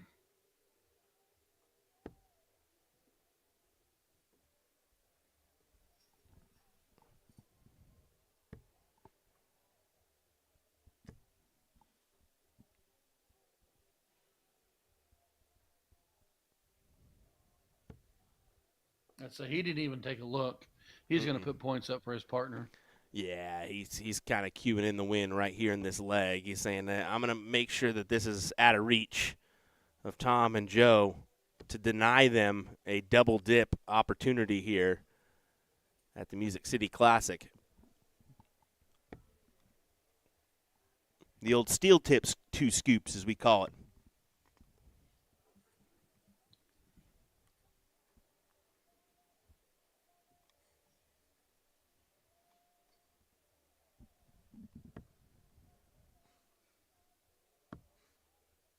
Joe needs another triple in that 15 to put pressure.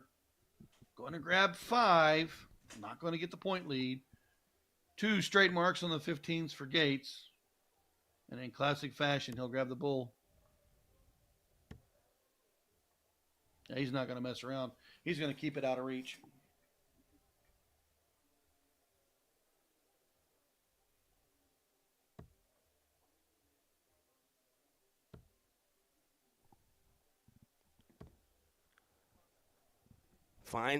splits it and finds the triple.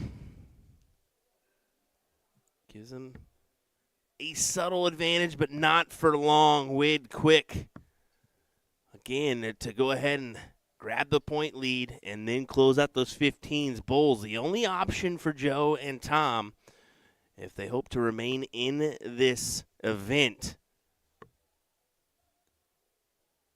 If not, it's more than likely going the way of Gates and Widmeyer here for the title. He needs 3.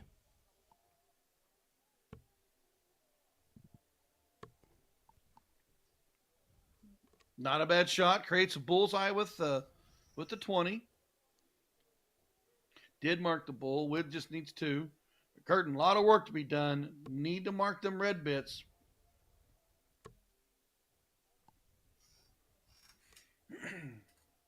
Two bulls for Wid. That's it. Does it in one dart. Jim Widmeyer, Leonard Gates takes the cricket doubles title here at the Music City Classic in Nashville, Tennessee. And we're going to see a little boogie down, boogie down, boogie down, boogie down, Mr. Gates.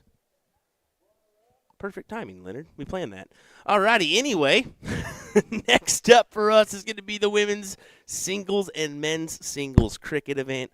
Just to kind of take a gander at where we are in this matchup. We still have a couple top 64s being played out on the men's front. For the ladies, I am seeing a top 16 matchup as our I guess what would we consider that, the furthest point in the bracket? Yeah, there we go. So we do have a few top 8s that are in progress. You've got Paula Murphy taking on Layla Bunce. You've got Lisa Tyler taking on Asia Jalbert. So a couple good matches still to come, folks. And especially with the match play over, you might as well just keep it right here for your entertainment and darts action the rest of your Sunday fun day. We'll be right back with more action here in just a moment, folks.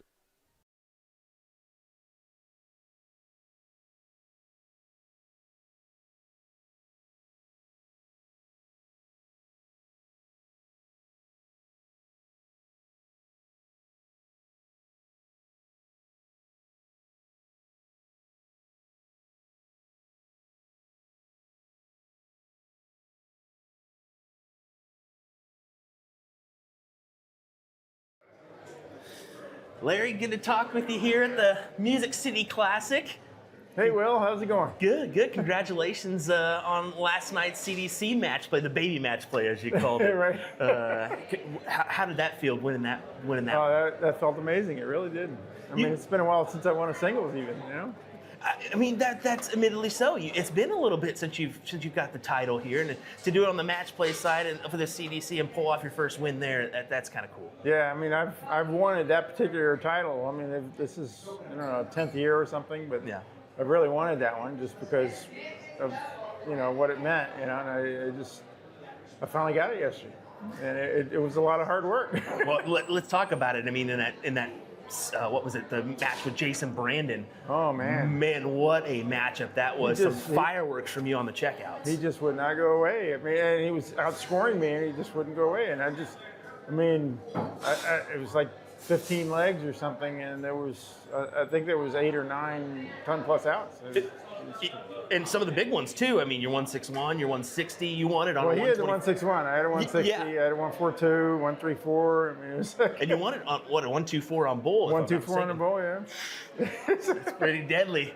The old dog still got it, huh? Oh, it was. Well, it was there for that match. It was, and I thought it was all. I mean, I was exhausted at playing the finals, and I thought, and Kevin was hitting triples like crazy, and then he decided to miss 6 starts at a double, and I think I won 2 something out there.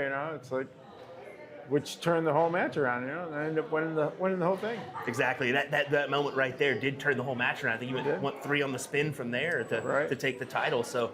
Well, he's still thinking about how did I lose that leg?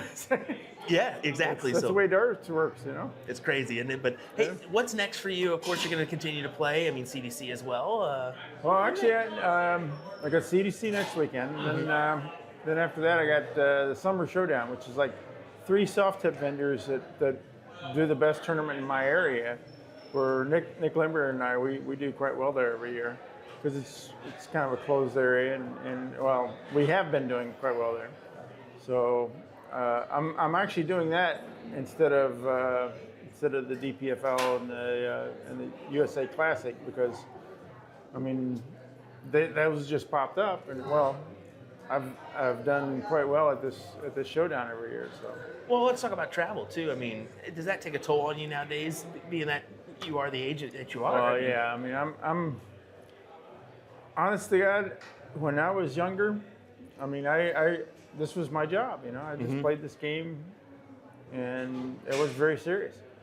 And then I started a computer store, and I got totally away from it, and I went for like almost 10 years without throwing a dart. And then, actually, it was Barry Hearns offered this $1 million for any American that could win at the Mohegan Sun. So they kind of dragged me back out, and I found once I started playing darts, and especially what the PDC had done with it afterwards for viewing pleasures, you know, is that I enjoyed watching darts. I enjoyed darts a lot more as a pastime as opposed to just trying to make money at it. So I've kind of been hooked on that side of it in the last 15, 16, 17 years or whatever. Actually, probably more like a little longer than that. just a little. Yeah. So, I mean, I enjoy darts. Like I just lost, and it was, you know, I mean, we were in a 3-leg battle. We were on a double, and Alex takes out a double ball. But, you know, it was, I enjoyed everything about that match. Yeah. The game continues to push you to travel and just do your thing, right? Yeah. The traveling part, I've never been a fan of that. Ever, you know, I spent 6 years in the Navy where I never spent more than 3 months within 1,000 miles of where I was at 3 months earlier. But, you know, travel has been a big part of my life, and I've never enjoyed it, but I've always found ways to entertain myself without thinking about it too much. Well, Larry, smartphones make it real easy. Yeah, they do, don't they? Larry, congratulations on last night's CDC match play. Here's to many more titles for you down the road. Well, I still want to try. I mean, it's great to get that match play title. I still want to get one or two more. I would love to get one or two more this year of the CDC titles. You know, I don't know if I'm going to do it. Those guys are getting really good. They're starting to piss me off. But I would love to do that. You know, I think I'm one or two behind Gates now. Yeah. He kind of stormed off in the last few years. I mean, it only took him like 6 years after my heart attack to catch up with me. But rub it in. I'll make sure he knows that one for you. Larry, thanks for talking with us. We appreciate it, buddy. Thanks, Will. Alex Spellman, good to chat with you here at the Music City Classic. Yep. Pretty big weekend ahead for you with the WDF Silver event on Saturday. What do you think? Looking forward to it. Last weekend wasn't so great up in Pittsburgh. I almost put in hardly any warm-up time. I was just enjoying talking to people. I was just kind of burnt out at that point between the Chicago stuff. But this weekend, I'm feeling much more energized and ready to go. So hopefully a good weekend. Well, you are a full-time darter now. Yeah. I mean, you can get that, suffer some burnout here and there. I'm sure you have you have days when you're commentating where you're super excited about it, and there's other days where even though it's a good matchup, you're just kind of dragging a little bit. It almost feels more forced, and that was me last weekend. I tried my best still with my partners and stuff, but sometimes you just need a little vacation, take a break, refresh, and back at it this weekend. 1,000%. Currently, right now on the WDF side, you're sitting pretty good in the rankings for a position at Lakeside. I think you almost kind of locked it in. You excited for that? Yeah. You know, I don't really play for points. I just kind of let things happen. You know, I've been up and down this year, and fortunately, I keep winning WDF events. I won't win the crickets. I'll actually not do so well in the crickets, and then I'll win at the L1. So. That's just kind of how the way it's played, which takes pressure off the rest of the season. Well, moving forward, tomorrow you've got a pretty big, or not tomorrow, but next week you've got a pretty big event. Right. On the ESPN side. You're a two-time champion there. Last year, the whole year was a struggle. Now I feel like my throws actually, I don't want to say fixed because it's fixed. It's just not consistent. Even the match today or you know, playing yesterday, there's lots of really good stuff. There's 2023 Spellman in there, and then there's some 2024 Spellman in there. So, but I'm trending more towards the positive. So, you know, I haven't particularly enjoyed my soft tip this year, but that's the one event I look forward to every year. And because things are trending positively, I kind of like my chances this year. Well, good stuff. Alex, thanks for chatting with us here at the Music City Classic. Good luck this weekend. Thank you. Right, here with Jason Brandon at the Music City Classic. Jason, how does it feel to win up there on that U.S. Darts Masters stage, man? Man, I'm still in awe on that, man. It's still an unreal feeling. You know, like I said, I wanted to go up there and have some redemption for the first time, but to actually get up there and play as well as I did. And I know Bunning had a couple misses and everything, but, you know, I played well on my throw. I knew when I had to break. I just didn't need to let him break back. And I did not want to go the 11th leg with him starting. Yeah.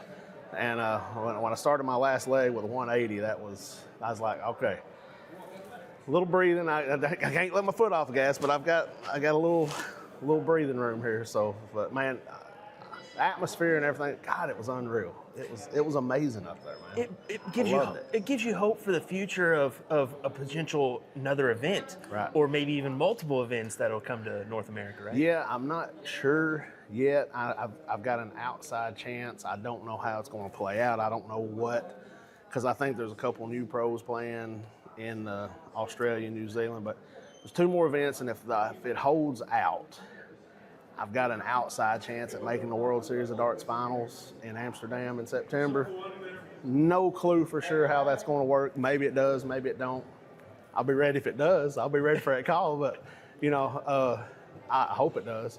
But it'll be right after I go to Modus. It'd be like I would be coming back from Modus, have to turn around and go right back over there. So I might be better off just staying in London and flying from there. $600 flight from here versus a $40 flight from London makes a big difference. Some cheaper air options, that's for sure. But you spoke on Modus. How excited are you for that international pairs event with Alex? I can't wait for that. I cannot wait for that. I think we're going to have fun.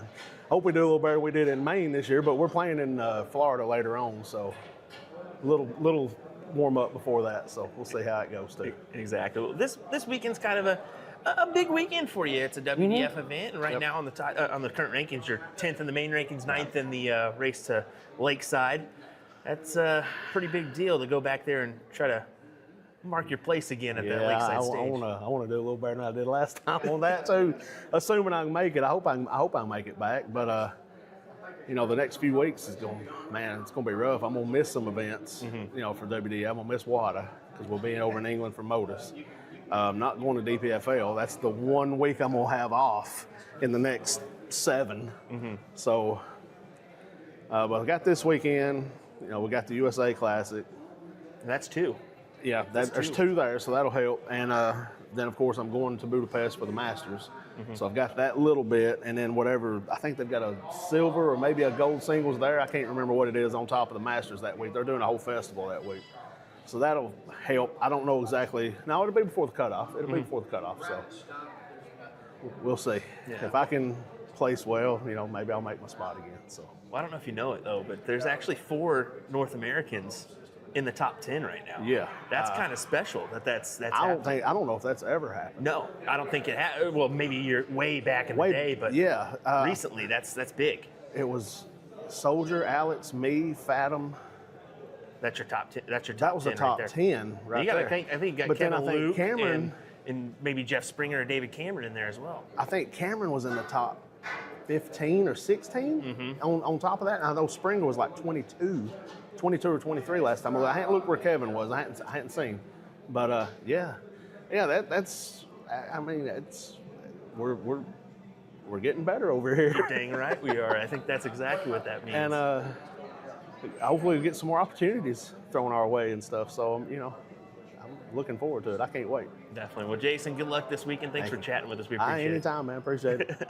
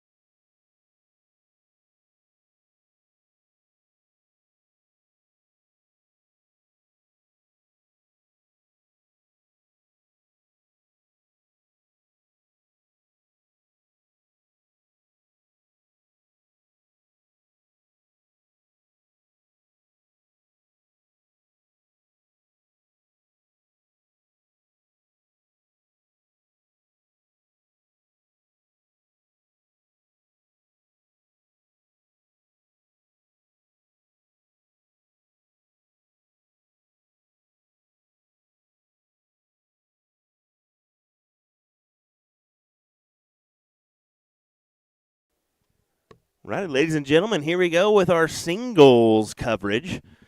As we got Tucker Davey and Ross Minty up on the feed. Should be a good matchup. Tucker from the Orlando area, while Jacksonville-ish. We'll just say Florida. He's around Paul Murphy's neck of the woods. People got onto me for not saying Jacksonville for Paula, so whatever. Anyway, taking on Ross Minty. Where is Ross technically out of? I am almost 100% North Carolina. Okay, that's what I was wondering. I was like, I know it's either Boston area or North Carolina. I was assuming one or the other, but I was leaning more towards that North Carolina side. So, should be a doozy matchup here. These two gentlemen Tucker has made quite a few runs to a semifinal/final, and look at this here. Almost starts off with a nice white horse. Ross, weak on the opener. Tucker takes off. Minty's got to work that 18s. He needs to fill it up. Well, hopefully we can continue. Hopefully we have just as good of a run as we did last year in this men's event. Our final was Leonard Gates versus Alex Spellman, and man, was that a doozy. 3-2 win for Leonard Gates. It was a 4-4 and a 4-8 that was thrown in that final. Well, right now, Tucker Davies just jumping right out front on Ross.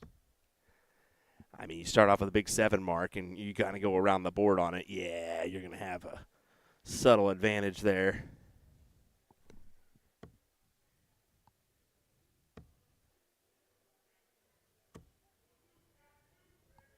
Only going to manage one. Opportunity here for Ross to get back out in the point lead. Maybe take a look at a close.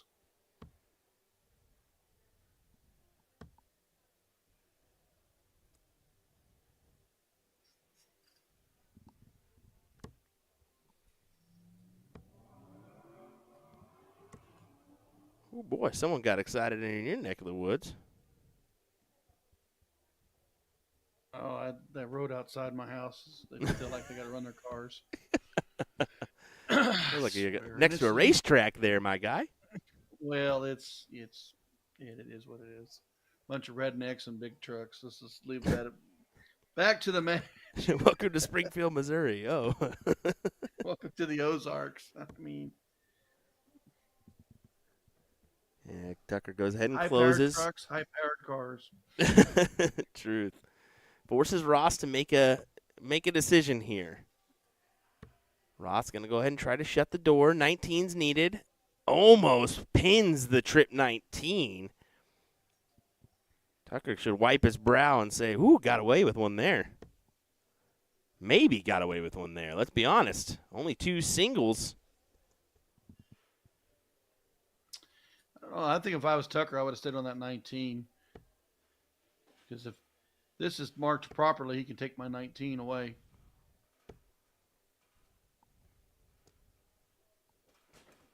Does grab 5. A single 19 gives him the point lead. Does he go ahead and close? He wanted to.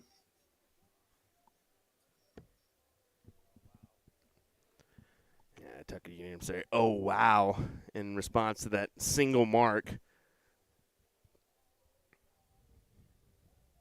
Ross just one back. Marks are even.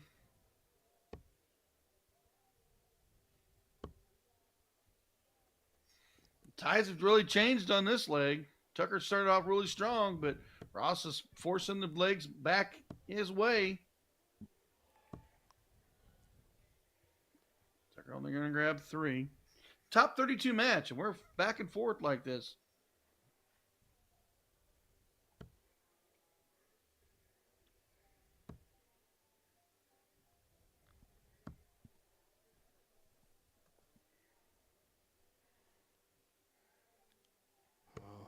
What was Tucker's advantage is now kind of over to Ross's hand.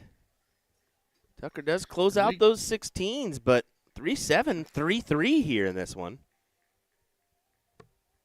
So we got ourselves a bull race now.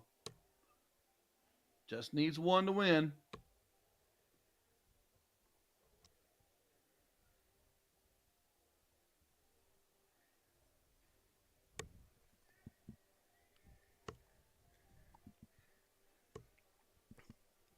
Boy, down to a dart apiece.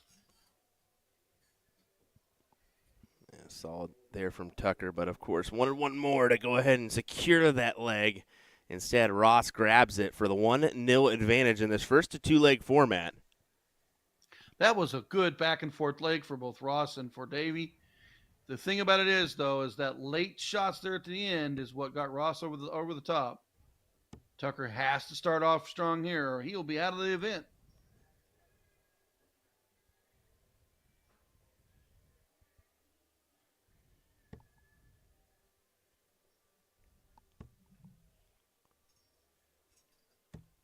Ross just 3 singles, but it at least closes the door. Interesting to see what Tucker goes ahead and does here. Probably go up to the nope, stays on the 19s. Figured maybe after missing the first, maybe just suckered into that one, but a smart decision, staying on the 19s.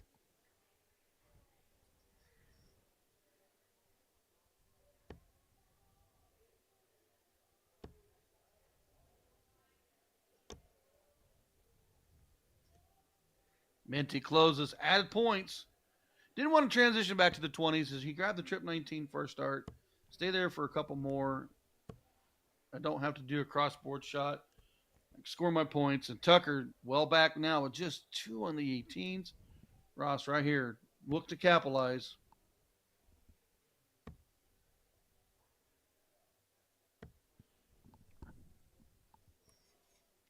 Ross, man, just doing a number here. Trying to close this out 2-0.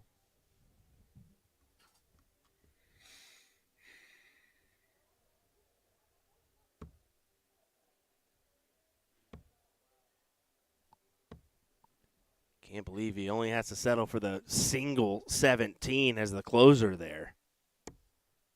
Really thought he was going to get more. Doesn't say. Sometimes you get mad at dart 1 when you're off, and then dart 2 just sails, and you're like, "Well, crap! Why don't I do it here?"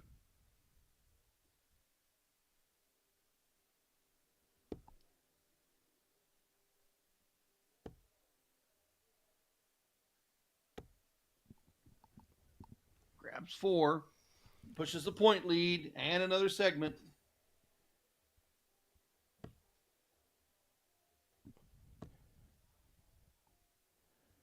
It's a very good performance from Ross here.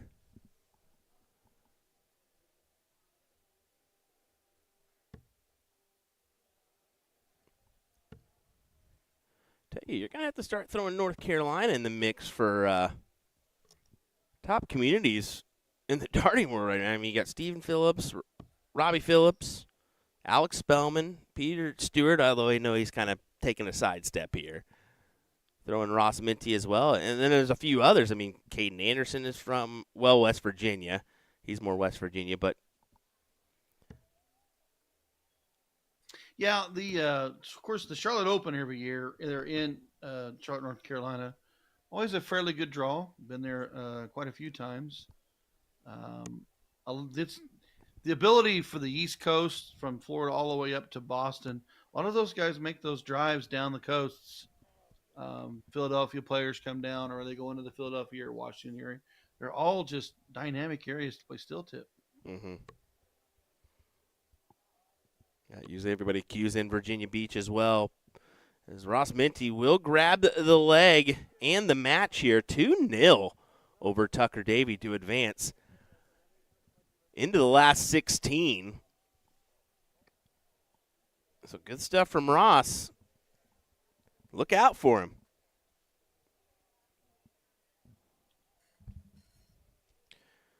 Well, we're going to see what's next for us. We're probably going to keep it on this middle board here is what I assume. But we'll see. Hang tight, folks. We'll cue in another one here on our main stage. William Stewart, Ryan Mooneyham. We'll be right back as we look to conclude our coverage of the Music City Classic here in Nashville, Tennessee.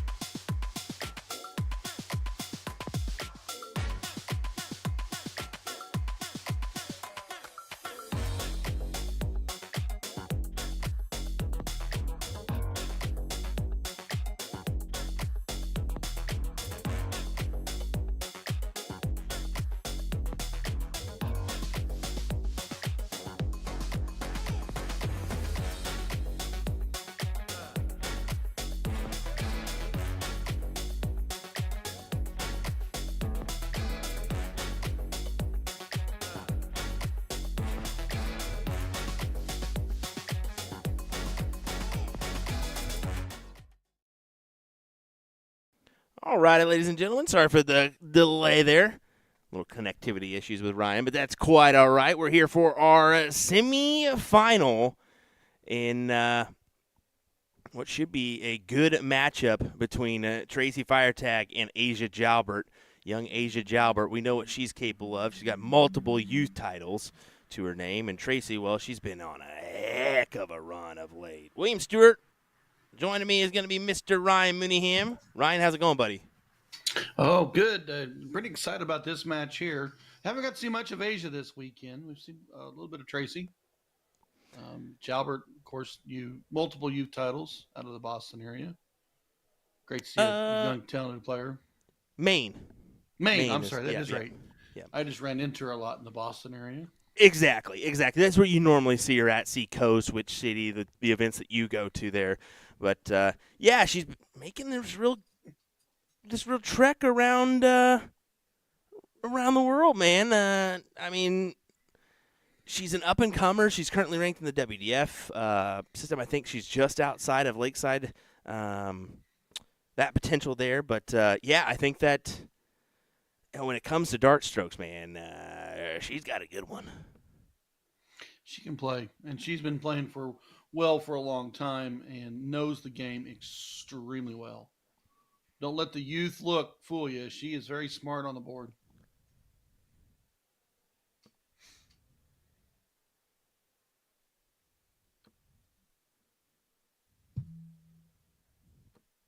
Her opponent wastes no time to get rid of that 16. Asia now, but back to the 15s. Got to work on it. A couple single or double marks is all she's been able to pull per round. Fire tag out front.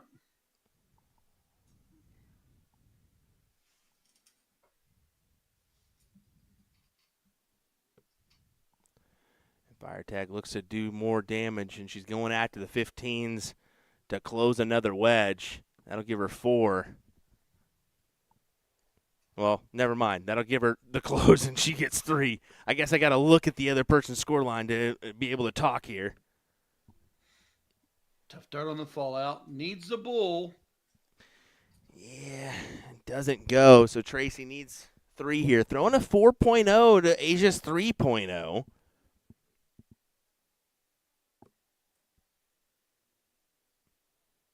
She doesn't need to move, but she grabs 2.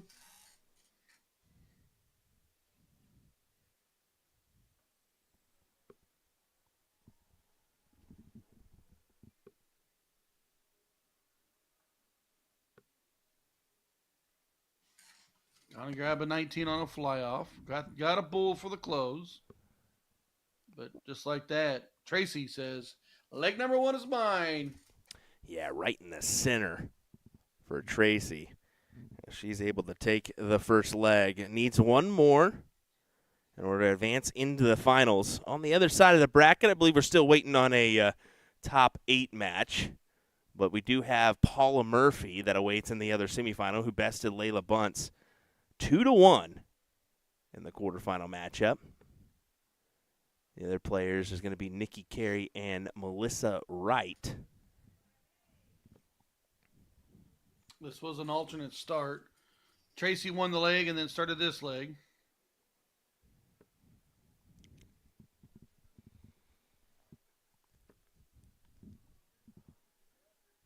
Want to stay true to the 20. Does get all 3 to collect, but slightly out in front.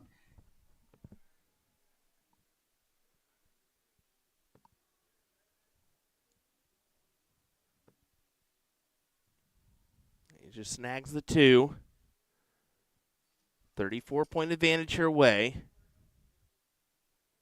A big triple from Tracy. And she is unable to. Only 2, but it does give her the lead back. Are we going back and forth here on the 19s and 20s? I'd say she's going to stay down there. She's going to move 17s, try to grab another wedge. Maybe just a stray dart. Maybe Could intentional and just ended up grabbing the single. Be interested in hearing Asia's take on that.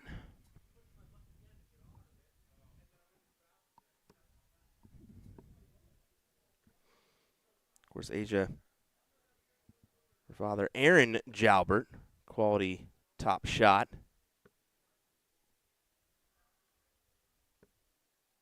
Sure he's watching on somewhere in the background there. Asia out in front, 2 houses. Now Tracy's showing a little bit of struggle. Needs to mark something on the 18. And here's a question for you: if you're Asia, do you go ahead and close your 17, or you go to that 18? Yeah, go ahead and close the 17. You gotta mark on there. Go ahead and just follow it up. She has no qualms about adding more points.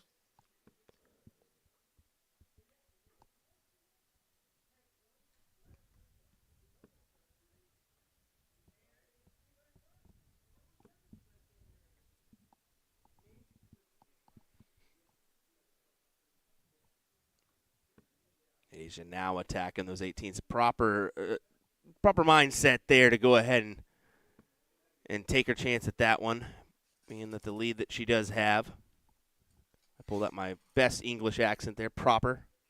See that?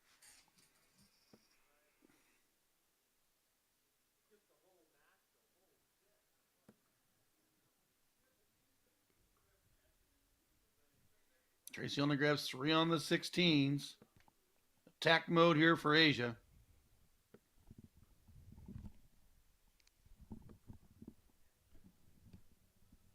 Sometimes you just need 3.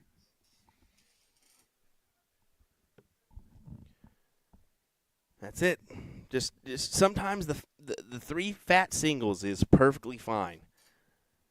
I think everybody walks up thinking I need the biggest marks I can hit. No, there's plenty of game. It finally dawned on me. I played Leonard Gates 3 consecutive years in a row at AirCap, and it was when I first started with darts. I averaged like a 2.7, a 3.5 the next one, and then a 4.2.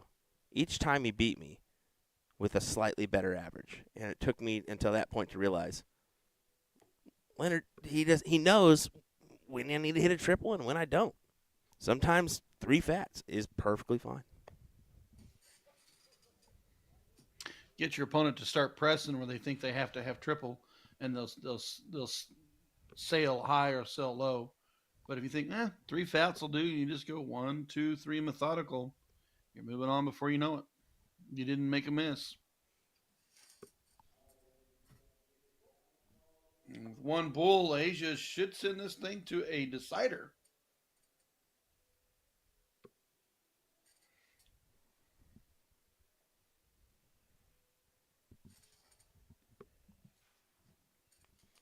Needs that bull and collects for 1-1 as we'll go the distance here in this semifinal matchup. Asia will throw first for bull. Oh, never mind. Alternate start. That is alternate start. I forgot. I should have known. I should have previous known, but I always don't think that way because I think cricket should be cork every leg. What's your thoughts on that? I've always been a 2 out of 3. You got a cork. If you're playing 2 out of 3, you got a cork. If you're playing best of 5, you need alternate start. Okay. What's your take at home, folks? Cricket, the start is important, but the start in 0-1 is 3 darts in front for the out.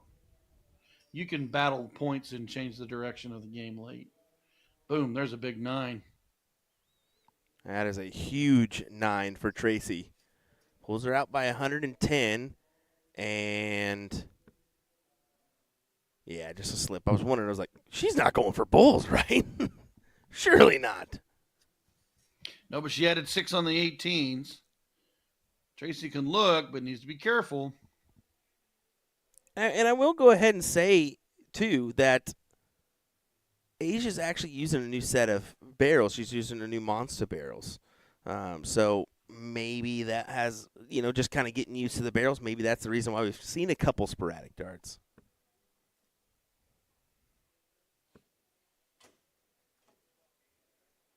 Speaking of barrels, how's your barrels doing? Let's not talk about it. Back to the match. Fire tag. Gets rid of the 18s. Back to the 19 for points. A little dramatic action there for you, Mill. Yeah, you didn't need to go there, Ryan. That was under the belt. At least you got you have barrels with your name on it. I ain't got nothing. That was below the belt, Ryan.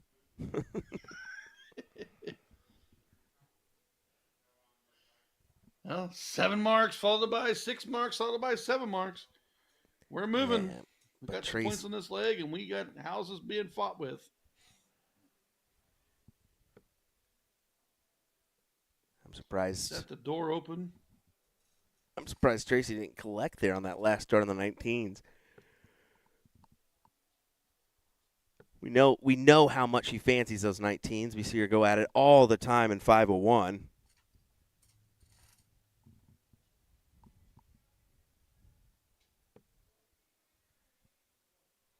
Does she take the shot at the 7s? I stay 19s. Was that an indecision dart?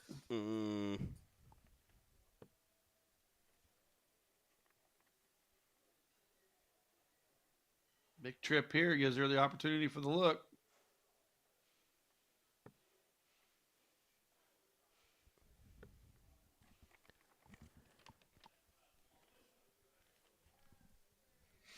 Let's see. I would be keen to go ahead and, get rid of these 17s.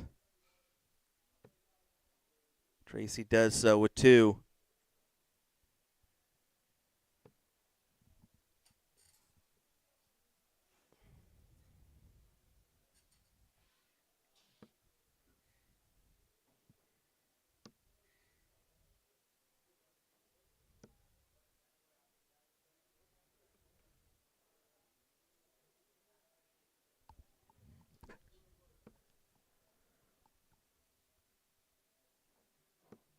Interesting moments here as Tracy does go ahead and close the 16s. Goes for more points. Does not find it. Asia now, it's bulls or 15s. Of course, she'll go 15s.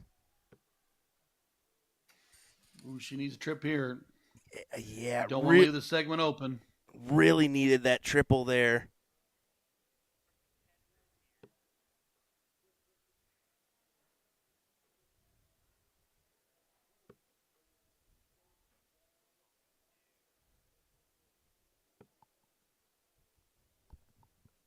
That's a monster shot on that 19s. Really pushed the envelope for her on that 15s. Yeah, and it's almost too much to ask for Asia right now as comes up with the dreaded bagel at the wrong time.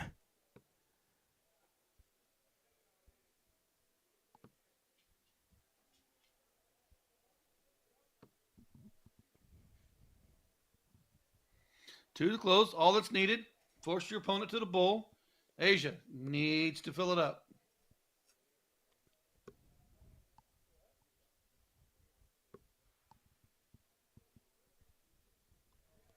We've seen her go 1, 2, 3 punch on the bulls already today. She could still do it here with a double and a single.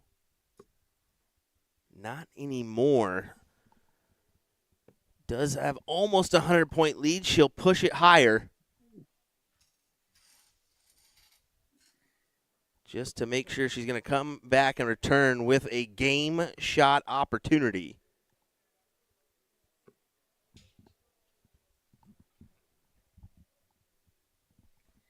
Two more on the bull for Asia.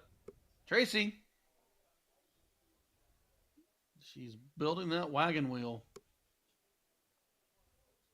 There's one on the inside green. Red bit to win.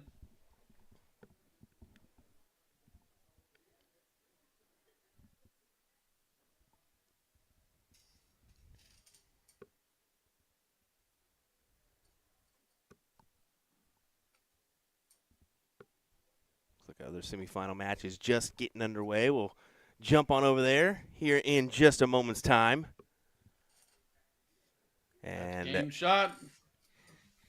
Tracy locks in another finals here at Music City. I tell you what, it just doesn't get much better than the performance that Tracy's been wrangling up in these ADO and WDF tournaments this year, man. 3.1 from both players. That is good stuff. Fire tag onto the finals. Jalbert, top 4 finish today. Good job, Asia. We're going to head right on over to our other semifinal matchup. It's Melissa Wright taking on Paula Murphy here in this one.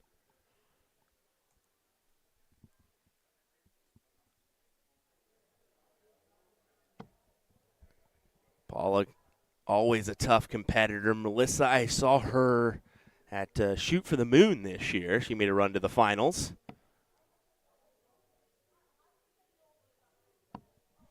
Let me actually see if I have that info handy.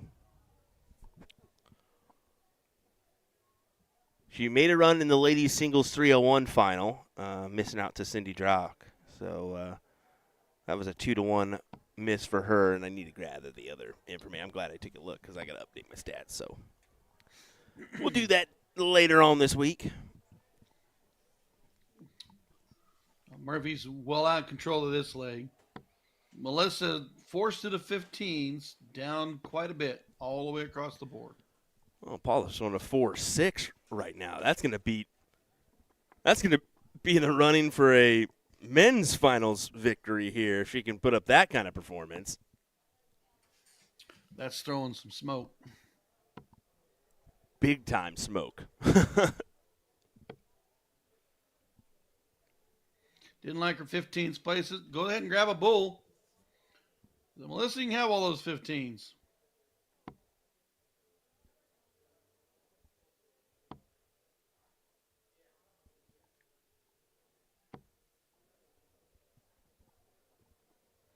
Does grab 3. Gets on the point board. Well back with Murphy's 5 wedges.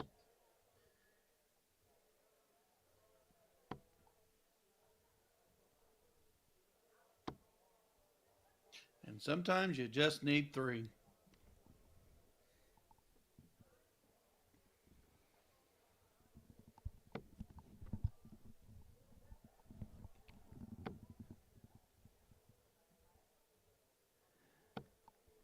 Melissa can't find the green bit or red, so yeah, as you mentioned, Paula just needing the 2 here to gather the leg.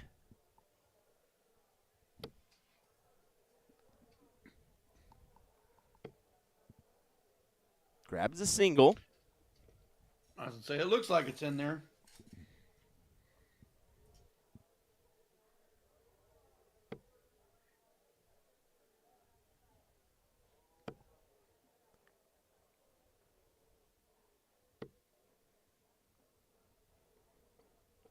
Well, that's a double bullseye, but 1 needed for Paula.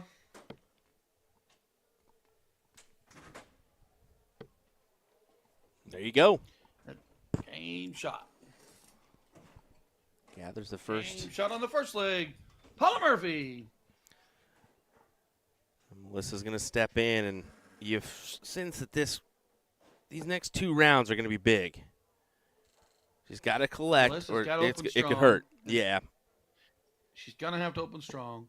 She needs to get some points on the board. You can't let Paula Murphy have a free look on the 20s when you have the start.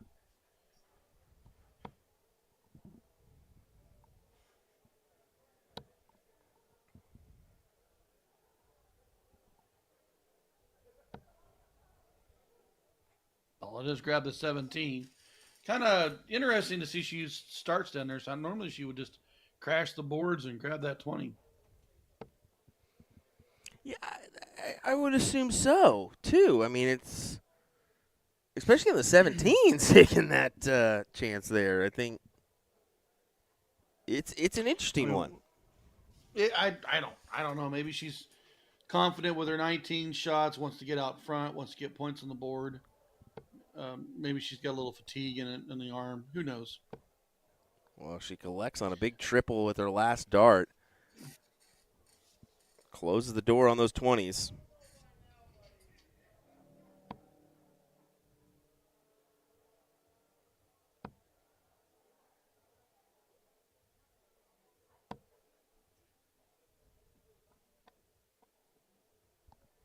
Does manage 1, but advantage for Murphy.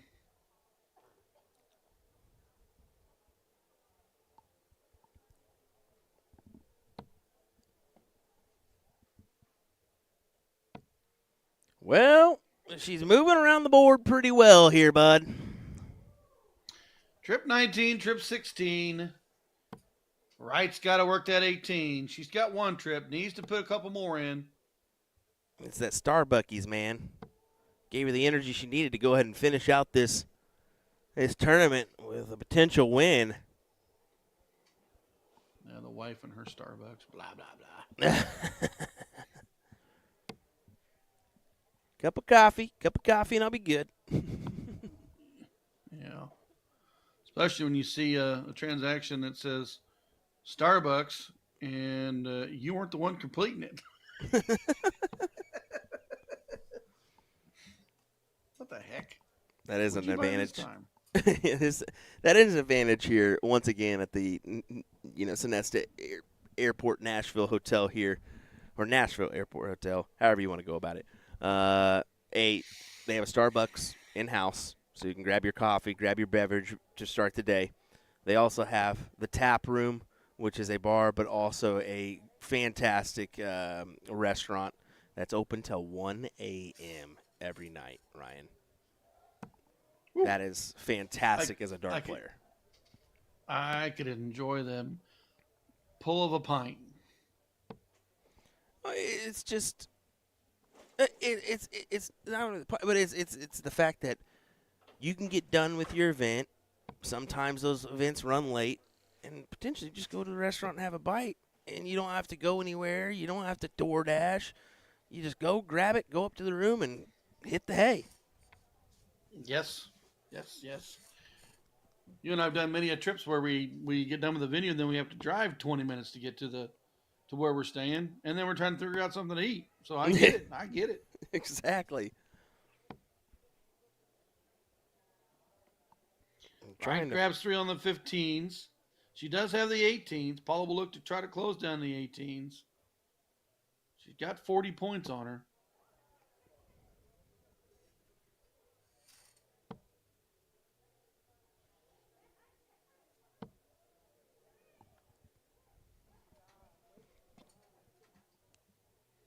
Winner of this will face Tracy Firetag in the final. Looking very likely to be Paula Murphy at this point.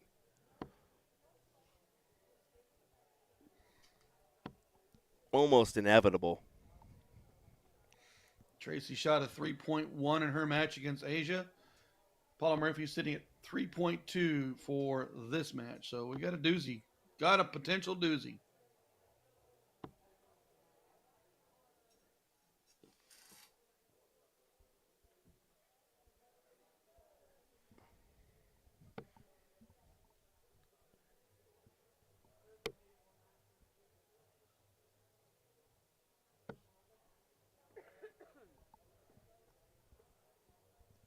To the pole. See if she can get it done here. Outside with the first. Dead center with the second. Lining up for the third, Ryan. Not going to go, but she's got plenty to work with. And right, nothing on the bull yet.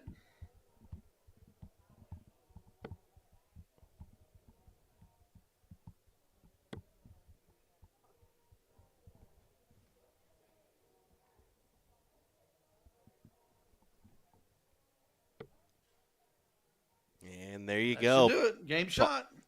Paula Murphy will meet Tracy Firetag in our finals. Who do you think is going to take the title here at the Music City Classic? Let us know in the chat. As we'll be right back. We're going to set up for that one, and we'll get underway here in just a moment. Tracy, probably not going to waste much time. This will be the last event that we see for the ladies. Yeah, you can see Tracy already up there on the stage. So, last event of the weekend for these wonderful ladies. Who's going to take it? We'll be right back to find out.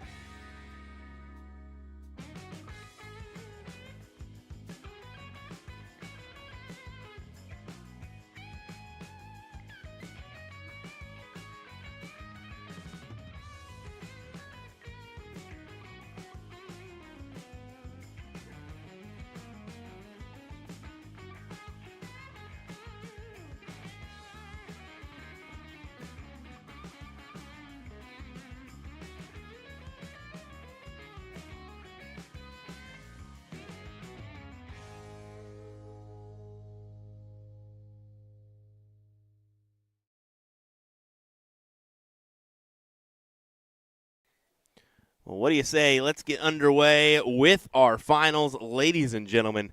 Tracy Firetag takes on Paula Murphy right here, right now on USA Darts.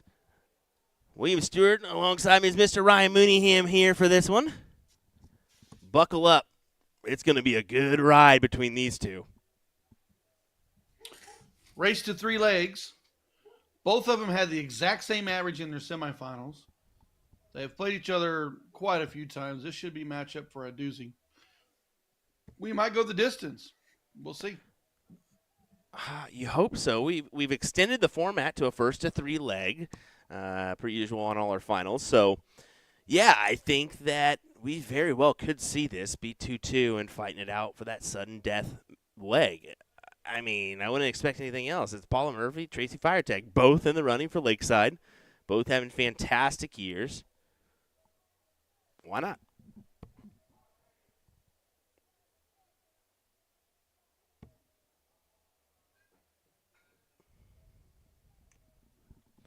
So far, Paula out in front here, 39 points her way. The 18's the way of Tracy. She pounds a few of them. Go ahead and close the 20s now. Exactly what she had in mind. Great 7.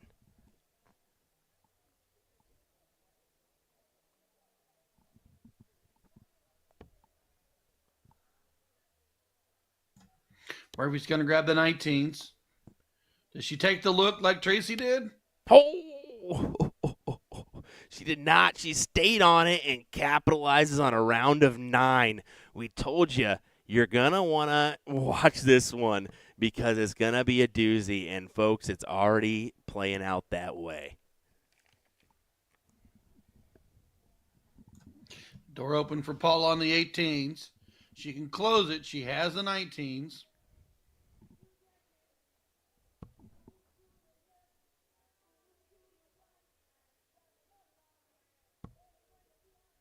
Oh, comes up short. Boy, that door is open for Tracy. It is. Can she run through? Take the look at the 19s, or does she stay? Looks like she's staying.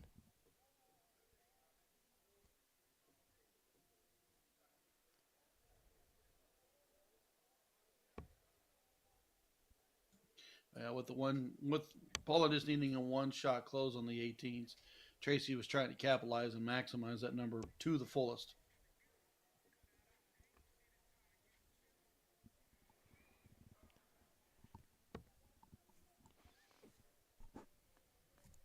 Kind of a bummer first start there for her, to be fair.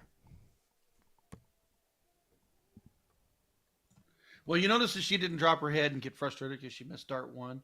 Yep. She just really right to the 18s, pointed up a couple more times, get myself 40 points out, make Paula come after me. It's a little dangerous to. I mean, she only needs a single mark to close out the 18s here. Yeah, I'm wondering, does she go ahead and get rid of it here? Yep, exactly what she does. Down by 2 and makes that move. I don't mind it at all. No, that's a good dart move, and Tracy's going to move over to try to get rid of that 19. And she's going to take all 3. Has to. Yeah, if she would have capitalized on that first start triple, different story. Maybe Paula's regretting her decision. But now she's thinking, all right, if I can hit a 4 mark or better on these 17s, it played out the way I wanted it to.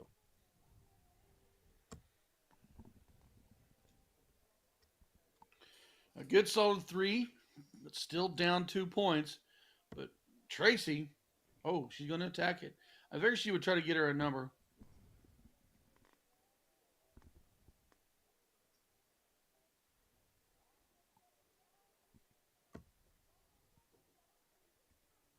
Only going to manage 1, and Paula can attack that 17s to the fullest.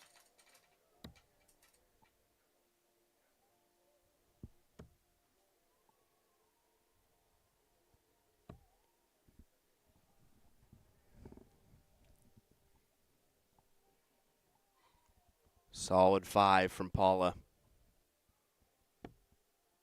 Tracy needs to find a scoring wedge. She's queuing in those 16s for an opportunity.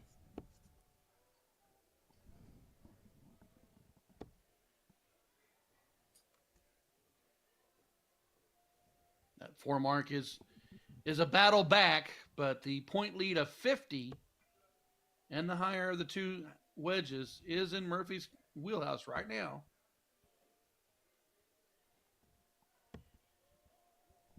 And there's another trip 7. That's another 51 points.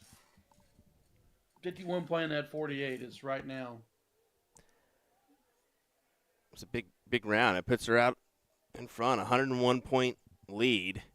And Tracy's not even going to sniff an opportunity, a bagel for her. And Paula should look to close.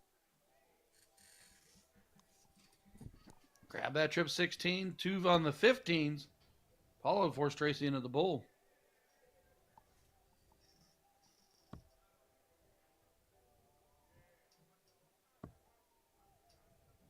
She's gonna say, go back to that 16 because I'm gonna grab the 15 now. High into the 8 for the 4th consecutive dart.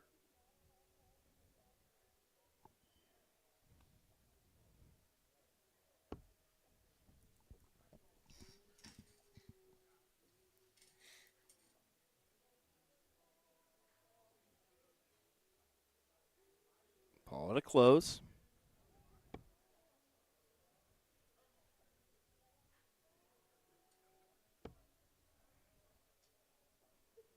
Yeah, shaking it off. Hated both those She knows darts. she'll return. Yeah, but that 17 puts the 2 points out there, which she'll return. I don't know how many consecutive it is, but Tracy right now is high on the 16.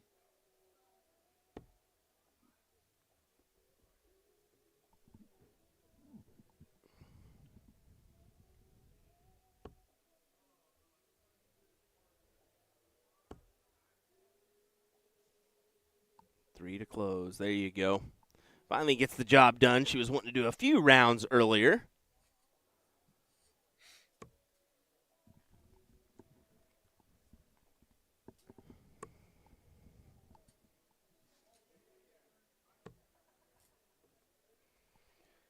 We got 2 players into the semifinal on the men's side, Joe Cheney and Joe Rutsky.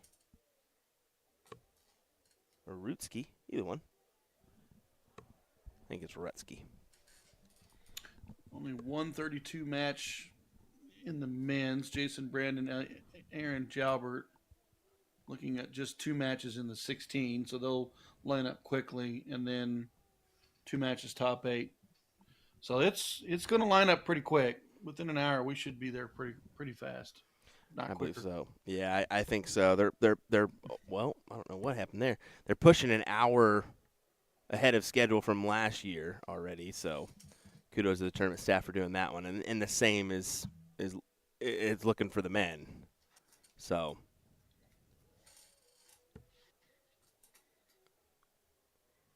hopefully we can adjust without causing too much chaos here. There we go. Alternate start in the finals. Fire Tag had the start. Only grabbed 2 20s, but Paula capitalized 5 on the 20s to grab a point lead and the segment.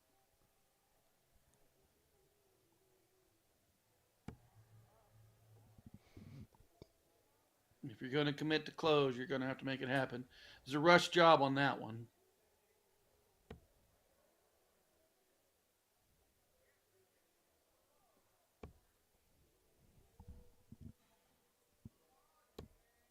I believe that is a triple. Yep, finds it for a 4 mark.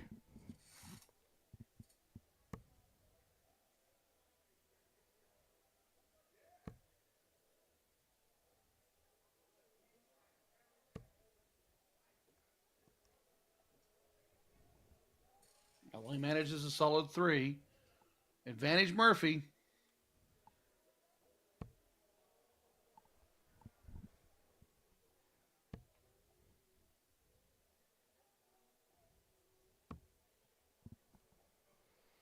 Yeah, she's just trucking along now. 4-3 here in this leg compared to a 1-7 from Tracy. Tracy needs to find a spark and find it fast, you feel. You don't want to go 2 legs down in this one.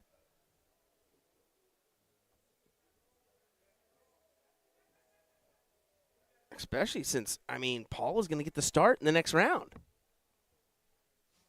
Yeah, 2 legs down, and then your opponent has to start. It could do something to the mind. It's just so hard to come back on, and I don't. It almost seems such a difficult task against Paula. Like, she's going to have to.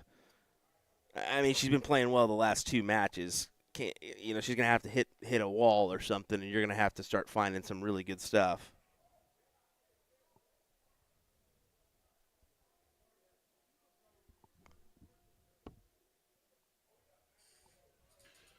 Murphy with a slight point lead, has the wedges, and just needs 3.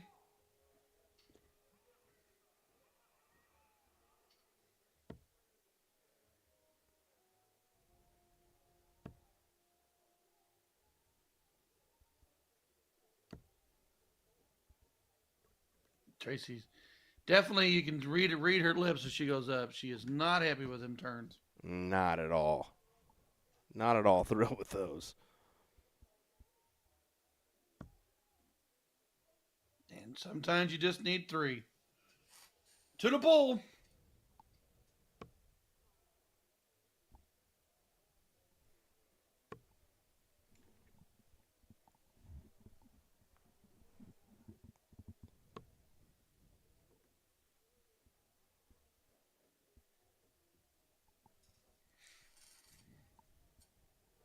Trying to get it done here. There's the first. Good marker for a double. Oh, just barely out on that last dart. I figured it was going to be cued in for 1, 2, 3.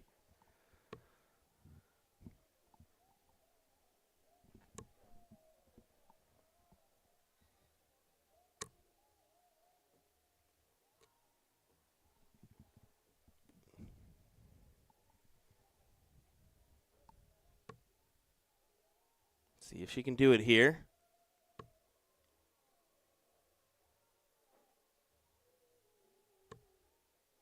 There's double bull. Collects the leg for 2-0, Paula Murphy. Throwing a 3.1. I think Tracy Atlanta 2-4. So not what we saw previously. Let's see if she can, like I said, bounce back. But it's going to be awfully difficult with Paula getting the start. She needs her to kind of miss here and not collect on a 4. But, well, coulda, shoulda, woulda. It's not going to happen here in this one. Yeah, Paula Murphy's 2 openings, the 2 previous legs have been 4s and 5s on. So now Tracy, to the 19s, is going to have to at least mark 5. It's not going to happen in this turn, but needs that triple. Man, you just can't leave that wide open door open for Paula. She'll crash that 19 quick.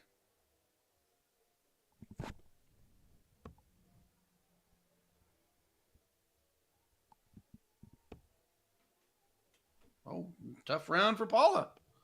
Door right back open.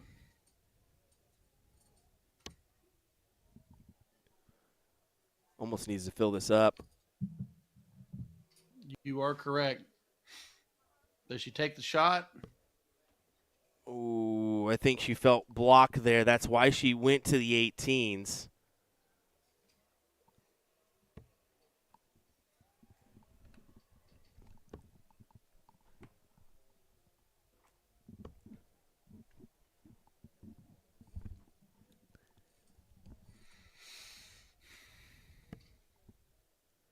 Tracy collects.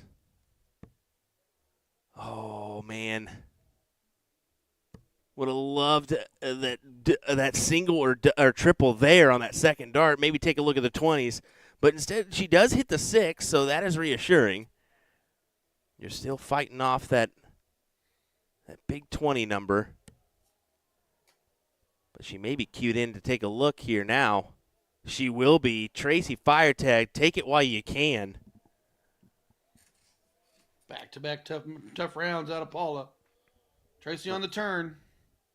That's exactly what Tracy wanted to see. She's starting to pick it up. Paula's kind of hit the brakes a little bit.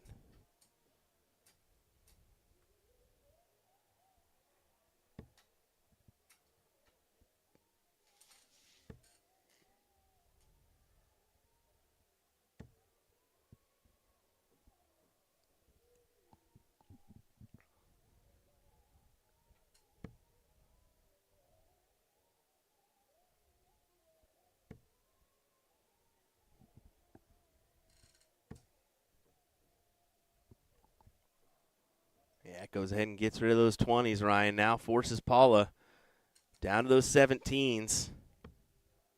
She's been handy on him.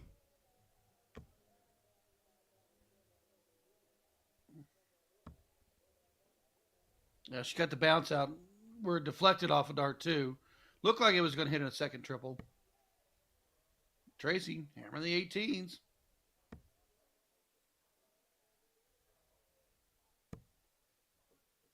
Oh, nice turn. Nice turn. Pressure on Murphy.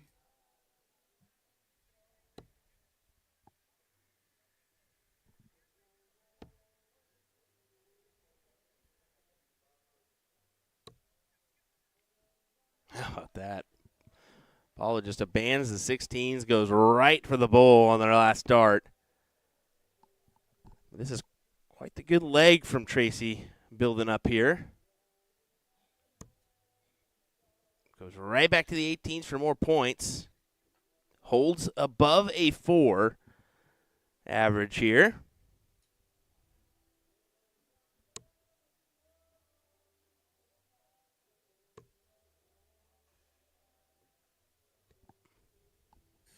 Three bulls.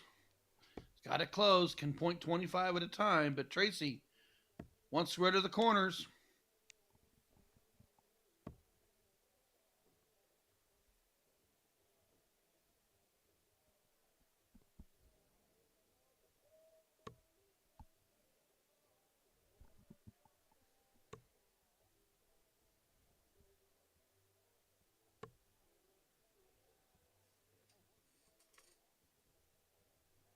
Should be cued in for Tracy here. I mean, exactly what we said needed to be done. And she'll have the throw next leg, too. So that's kind of reassuring for her.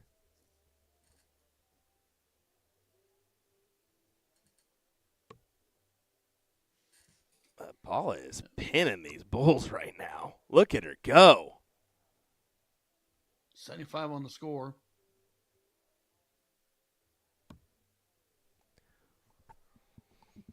Did go ahead and take a look at a different wedge. She's down by 3 houses here. So Tracy's thinking make her take the shot initially is what her thought was.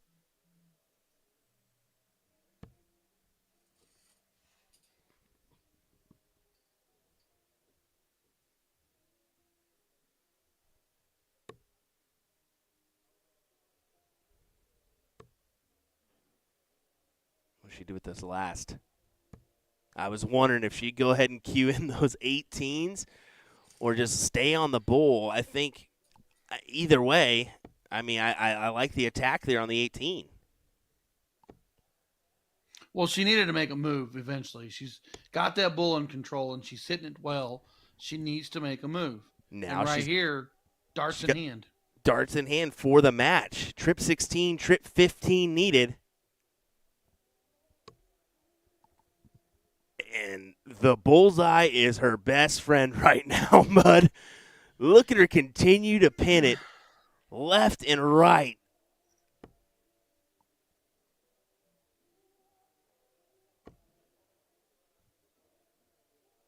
She's got to have a triple here.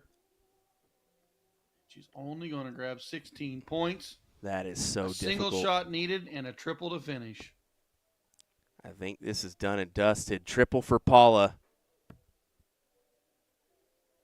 And that is it, buddy. That is it. Paula Murphy comes back in stunning fashion on that last leg to take the W here, Ryan. And when she looked down and out in that leg, no doubt about it. She looked like she was down and out there. It looked like we were going 2-1. Paula Murphy went to the bull early and hammered it and hammered it and hammered it and took down Tracy Firetag one segment at a time and claims the title. Wow. What a fantastic move going to that bull and just continuing to hit it just brought her success and gave her the opportunity she needed. What a win for Paula Murphy. Big time stuff. Well, we got more action coming your way. It's from the men's side of things. That's going to conclude our women's coverage for the Music City Classic this year. Well, a few more legs of darts to be had. Let's just put it that way, as we'll be queuing in a few. We got a quarterfinal match, maybe a couple semis and a final, or one. Is that right? Right now, the only 2 matches on the floor are our top 16 match. Leonard Gates, Nick Jurgensen, or Jason Brandon and Ethan DeVire. Kevin Luke, Alex Spellman are waiting for those opponents in the top 8. And then we've got Joe Cheney and Joe Rutsky in the semis waiting. So these 2 matches dictate our next quarterfinal. Nice stuff. And right now, Nick Georgian actually 1-0 ahead on Leonard Gates, as Leonard Gates has the point lead right now in leg number 2. But we'll be right back, folks. Don't go anywhere. William Stewart, Ryan Mooneyham. We will be back in a moment with more action from the Music City Classic. We'll be right back.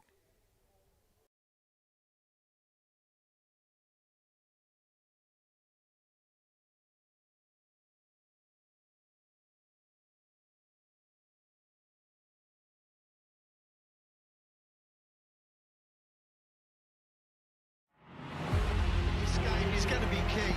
You can tell by the way they're scoring. There may be nothing in it.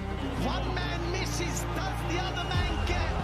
Yes! Double 12! That is the most amazing leg of darts you will ever see in your life. I can't state. Double 12, and the 9 Dart King lands another one. Covered by Team Michael. Double 12, back going! Luke Humphries, the ascension is complete. Incredible stuff. The world number 1 is world champion.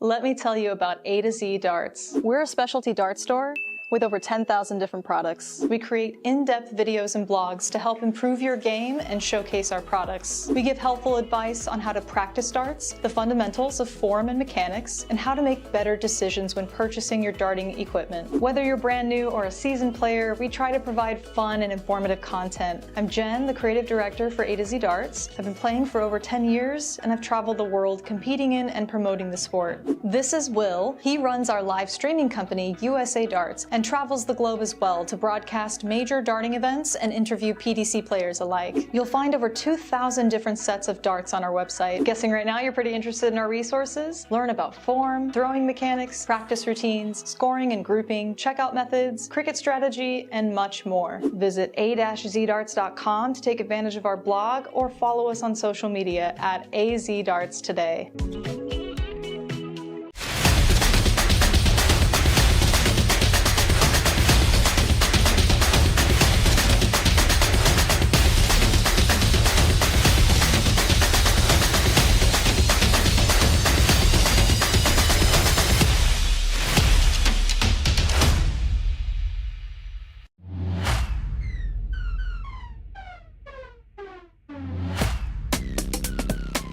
Starting in darts can be really daunting, so we're going to take you through some of the basic equipment to help you improve your game. There are 3 main parts to the dart. We've got the flight, the shaft, and the barrel. There are thousands of different selections on offer, and we're going to take you through a select few. We're going to start off with the torpedo dart, one we associate with Luke Humphries. He used this kind of dart. It lightly flies through the air. He's not got that sort of abrupt throw that other players have, and it just suits his style of play. The second dart we're going to look at is the parallel dart, and this is a very common design for me. I feel this is a good guide for starting off in your career. The likes of Michael Van Gerwen and Darrell Gurney have gone on to be very successful using this style of dart. It's one I started off with as well, and it's been perfect throughout my career, and it can suit most players' styles. The last set of darts we're going to look at is the specialist range, and obviously there's thousands of different options in this range, but it's one I'd associate with Peter Wright, obviously a player who's craving that perfection. Different styles will make his darts land different in the board. Obviously it is a dart that suits the more advanced player.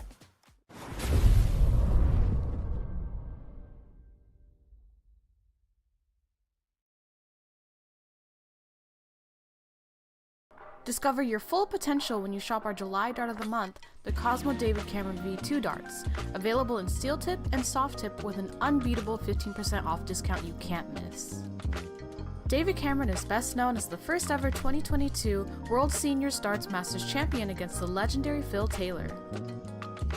These darts mirror David's exact grip and play style with simple radial grooves and vertical cuts that anyone can master. Pops of red along the barrel catch your eye, giving it a timeless edge. You can also get a chance to win your choice of Fit Flight David Cameron dart flights between the shape Rocket or Standard to pair with your new set of darts. How do you enter this month's raffle? Just purchase our July Dart of the Month special and you'll automatically get entered. The giveaway ends August 1st. Get your set today so David Cameron can look like this when you do. Tap the banner on our homepage at a2zdarts.com to shop the Dart of the Month. And don't worry, we ship internationally. Best of luck to everyone!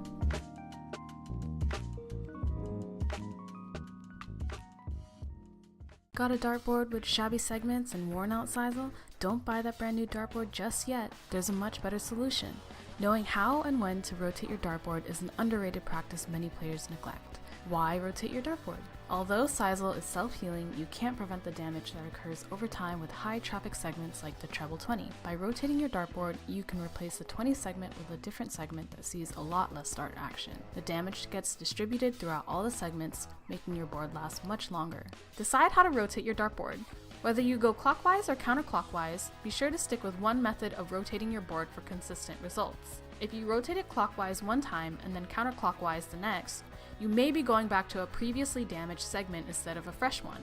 Return your board accessories back to your board once you've rotated it, starting with the number ring, and you're done. Dartboards are a big investment, so it's important to take good care of them. Regularly rotating your dartboard will help ensure you are throwing at a fresher 20 segment and will help make your dartboard last longer. Hope you found this video helpful, and we'll see you next time. Can Gezi Price and the amazing Luke Humphries win this crisp $100 bill with these baby darts? Rules are, if he can hit a single red bull, I'll give him $100 for every red.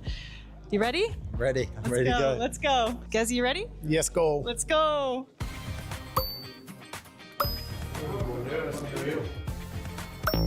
I'm not nervous at all. I came with the receipts. I've got 500 of these. Good effort. A good effort. Not bad. Now we're dialing it in. 6 more darts. Are you panicking a little bit or not? Oh no, I've got the receipts. I'm good. So that's 3 darts. 6 more. Oh! It's green. It's green. Sorry. So close. Oh. Oh. That was a great line. Well, yeah, that first one. Yeah. Here's our last 3 darts. Can Gezi get this? Wow. Oh! Maybe 3 more than he would have gotten it, but a great effort by Mr. Gerwin Price. Thank you. Next time. Last 3 darts. Can he do it? I want him to win, at least one. Oh, unfortunately not, but I'll have to come up with another challenge for you. Number quits. Double the quid next time, no problem. All right, Luke's mad at me for fooling him with the baby darts, so we're gonna go with some American woody darts made in Allentown, Pennsylvania. I don't think you guys have these, do you? No, I've never ever thrown with one of these before. They're kind of slippery, so. We're gonna go for 9 darts as well, 200 points or more, and the 100's yours, and then we'll try for the Red Bull. Yeah, I think when in the olden days they used to play with them, but I've never thrown one. The olden days, yeah. Well, they're pretty slick. It's just wood here, and they're kind of light. So let's change up the rules a little bit. We're gonna do a 9 dart challenge, but if Luke can hit 200 points or more, I'll give him a fresh $100 bill. How about that? Lovely.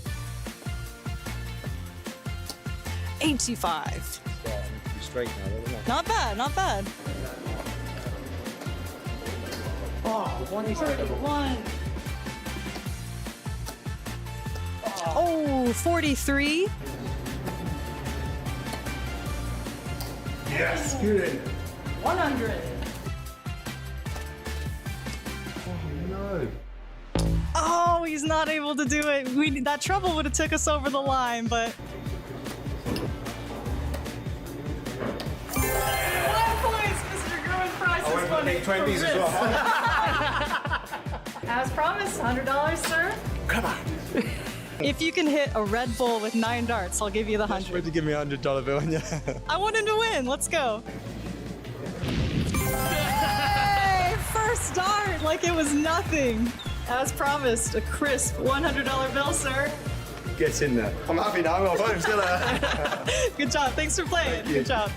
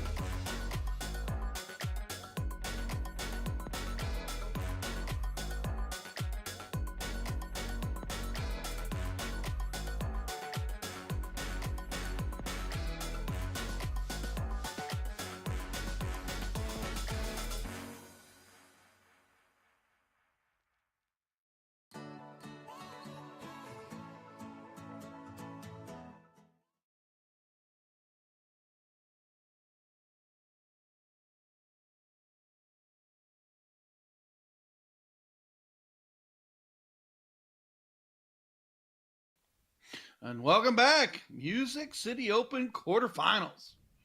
We're seeing the cork happen here with Mr. Alex Spellman and Jason Brandon.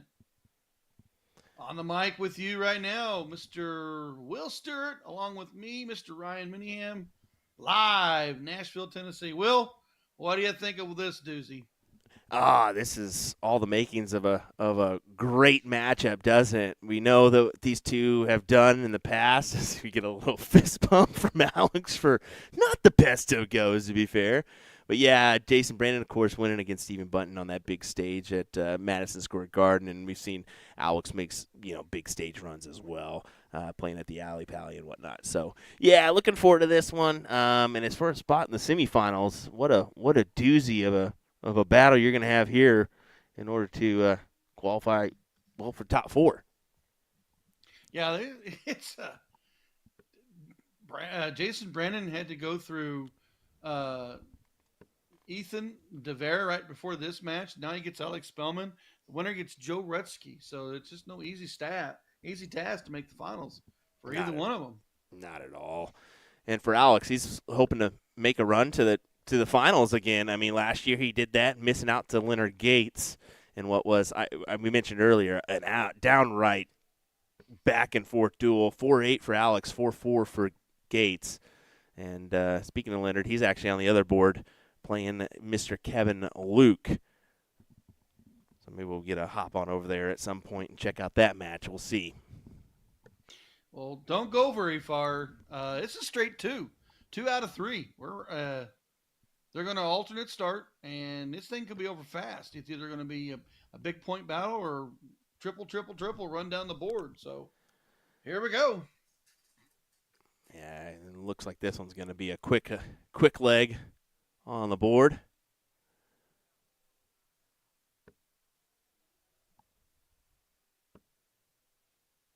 Spellman wants to get rid of that 20. 2 marks needed for Brandon. He should close it.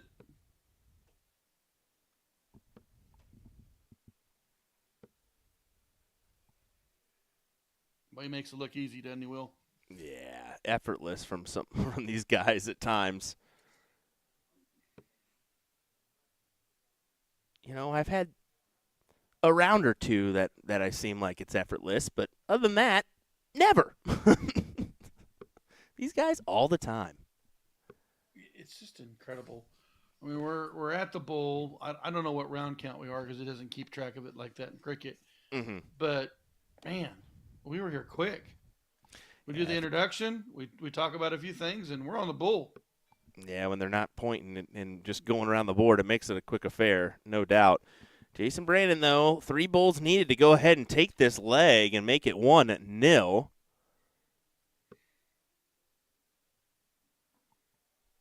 Has to kind of work his way over.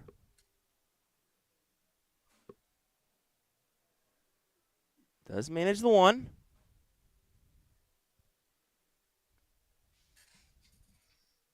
Spellman's going to have to get that bull closed. Not got the darts now. Yeah, and you see he just completely looks away on that last dart. Really not thrilled with his performance here in this leg so far. Sunday darts, gentlemen. It's late in the afternoon. That's it. Sunday darts. They can really be great or just absolute crud. Well, you know that one. Oh, well, yeah. It all finally clicks or it all diminishes on a Sunday. I think those There's a click for 3 bulls. I think that was a great look 2-2. at potential new barrels for Alex Spellman, too. That'll take the leg. Yeah, good shot from JB as he does capitalize to take it.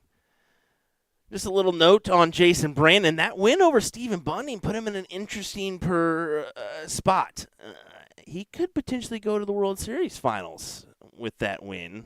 We're going to kind of await the Australian and New Zealand events before we find out, but that would be kind of special for him to go over, to Modus with this gentleman in front of us and play international pairs, come right back, and then go straight back to the UK. to play in that World Series final. How cool would that be? That would be neat. I mean, number one, how cool was it to not only get to play in Madison Square Gardens, but to take down Stephen Bunting? Yeah. Well, I mean, I just, looking at this too, I am kind of excited to see what these two combined can do at Modus in that international pairs. You never know. They could really, if they gel and mesh, it'd be interesting. I think they're going to play once together at either USSR Classic or DPFL in order to make it, kind of get that preemptive little shot at it.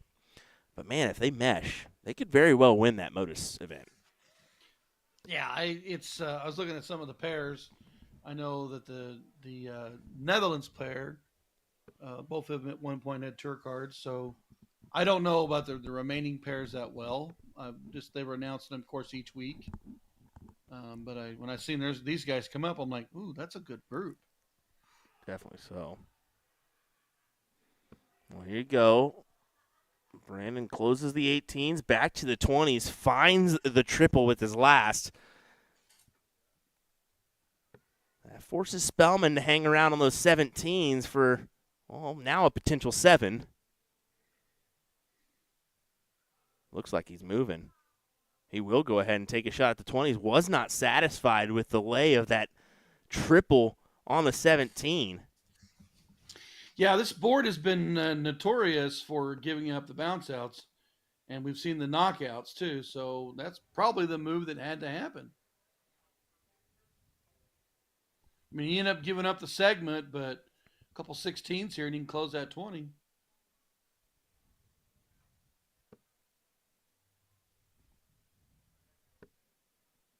Boom. And just like that. 1 point advantage, and he does close the 20s. Play that potentially is going to work out for him here, it looks like. I don't believe that it. Yeah, it's just a 2 mark on the 15s for JB. And now we're potentially looking at a tied-up match.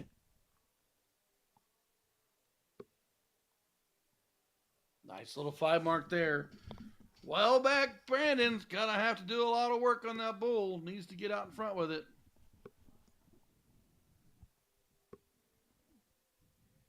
There's 4.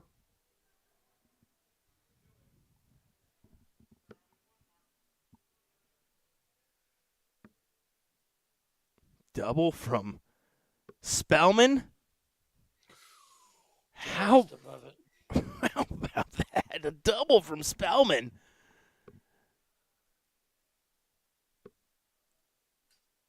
Oh, JB needed that first bull to hit. Didn't get nothing with dart 2. Kind of gives it up with that dart 3. Does get the 15 on the fly for close. Spellman, 1 bull.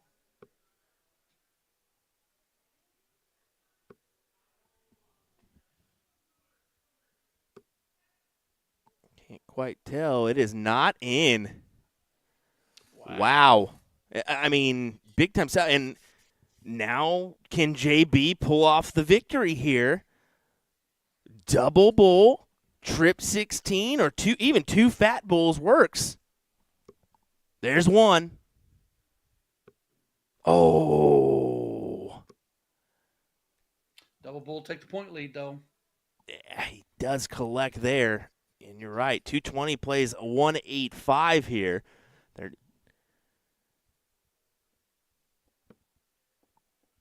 Ooh, that's kind of a. Can't afford.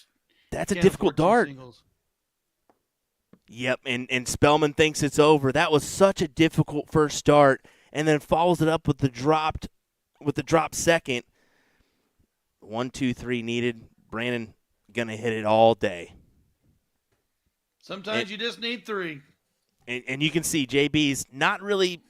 He just kind of shook his head and knew that, hey, did I really deserve that one? Maybe not really, but I got away with it.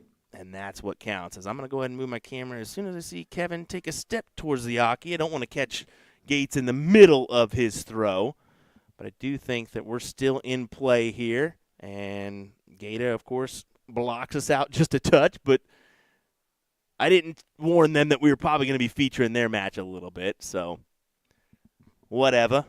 As I believe this is actually just the start of the third leg here, so we potentially we'll see how this one plays out, pending if Gates gives us a look or not. Yeah, 1-1.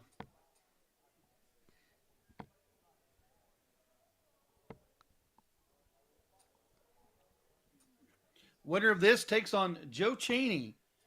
So your semifinalists are right now Jason Brandon takes on Joe Rutsky, and Joe Cheney waiting the winner here. So we're getting there.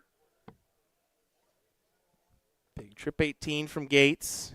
Closes out the 20s and back to the 18s he goes.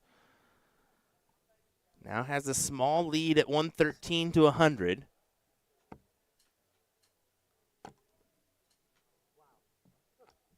Kevin can't believe it. Only 3 on the 17s.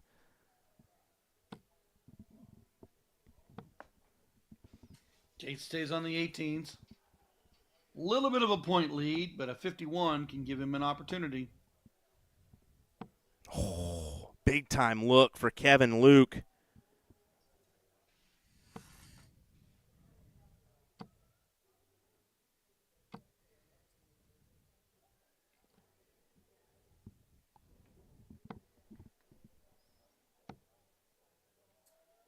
Oh my goodness. What a 9.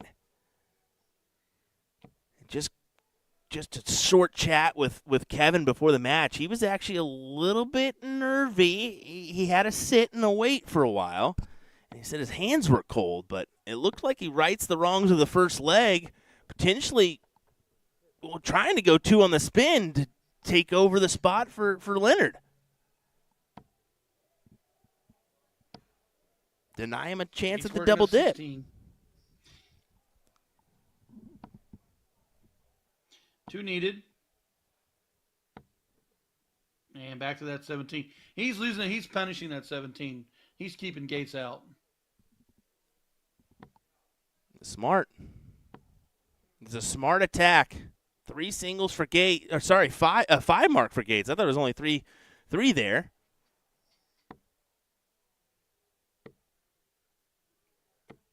Oh. That's a game shot. That was a great shot. What a great turnaround from Kevin Luke as he grabs the win here and will advance to the semifinals. Wow. Good stuff. Joe Cheney, you get Kevin Luke, buddy. And Jason Brandon will take on Joe Rutsky in the next round. And that's where we'll head, folks. I'm going to make a slight adjustment on our board camera there, and we'll be right back with the semifinals coming your way next as we look to conclude our coverage of the 36th Annual Music City Classic here from Nashville, Tennessee. Don't go anywhere, folks. We will be right back in just a moment's time.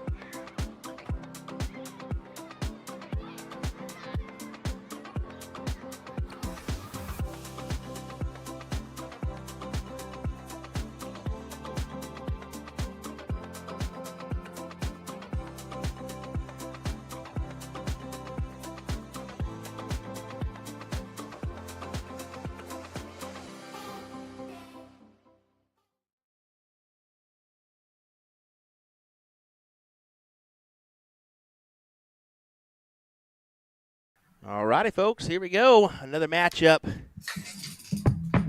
This time from our semifinals here at the Music City Classic. Oh, my. He was not doing that before. I'm sure it's just because of the angle of Jason's darts, but we'll see. If we need to abandon ship and go to the other match, we will. But these guys started off first, so you might as well give them the treatment of starting here. William Stewart alongside me, Mr. Ryan Mooneyham, as we get underway once again. Jason Brannon, Joe Rutsky here in this one. Does Joe look familiar?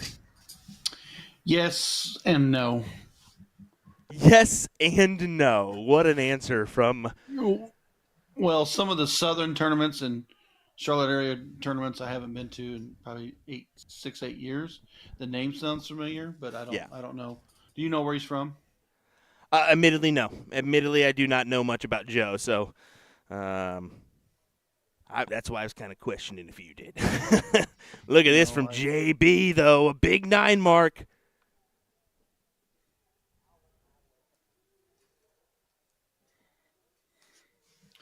No, as far as traveling tournaments, some of the majors with the airline being the easiest route or local. The 10 or 12-hour drive ones I haven't done in a while. Mm-hmm. I mean, it's easier for me to go to D.C. to play darts than it is to drive to Chattanooga, Tennessee to play in the Choo Choo Classic or the Alien Open in New Mexico.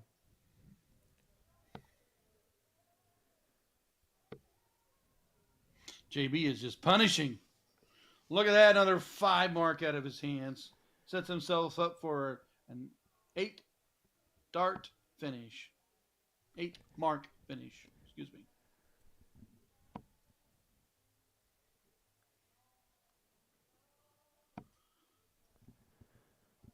Yeah, it's looking more likely to be Mr. JB here, averaging a 5.3. He looks to tries to shut down the 15s as well. Just can't do it.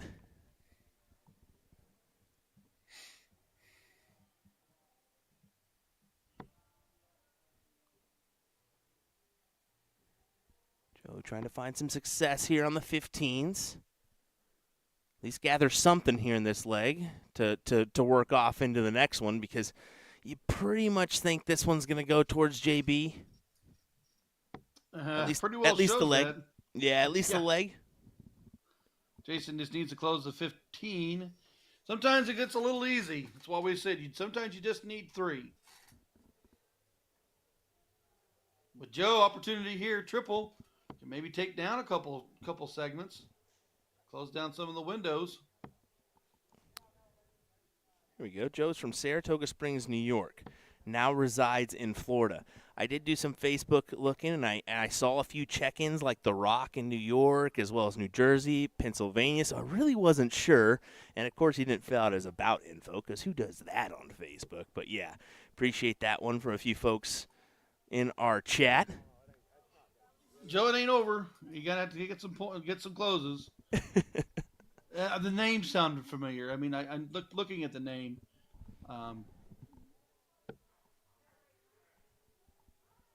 Definitely. Also, we got Stephen Phillips joining us saying, we miss you, Mooney. Oh, it's been a minute. I like the Phillips guys. The Charlotte Open and the Ghosts on the Coast were always great tournaments.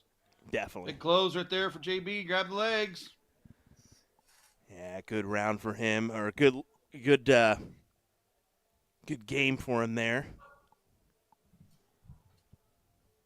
Kevin and Joe Cheney just getting underway in their first leg, so should have time to possibly transfer over. We'll see.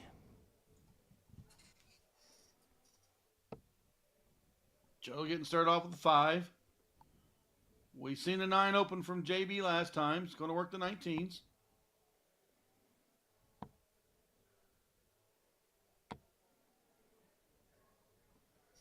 Does grab 4.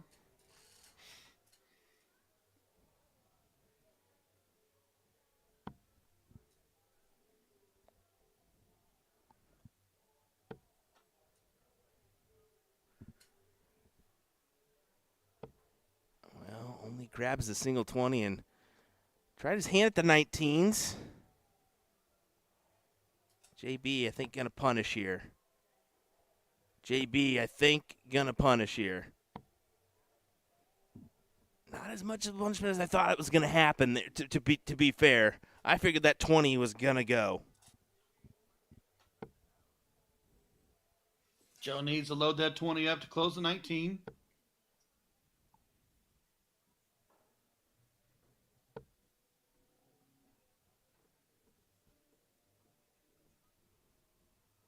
Only got 2.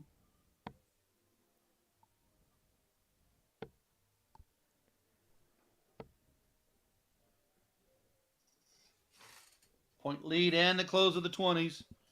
Rutsky to the 18s or 17s.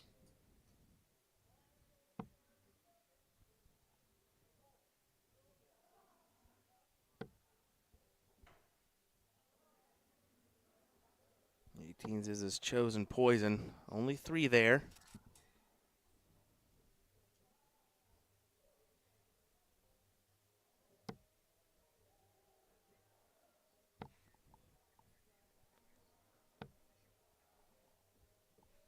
Solid 5. Solid 5. Just keeps him cruising in this one. Joe has to make a stand. Needs a 7 minimum. 9 would have been ideal. Now he needs a triple. A close just ain't going to do it. No, you can't continue to go fat, single, and get away with it, especially with the, 4.8 in this leg, 4.4 for the match from JB. Now he wanted that bull to set up a 3-dart finish. Does get the 16 on the fly off.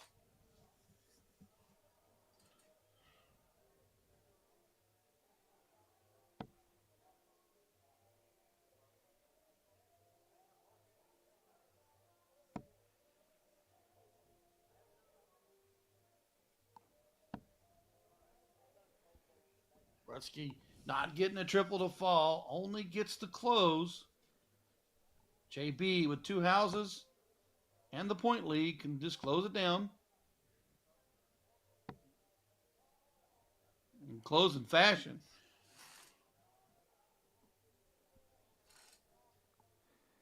To the bull. Yeah, to the bull is the only answer.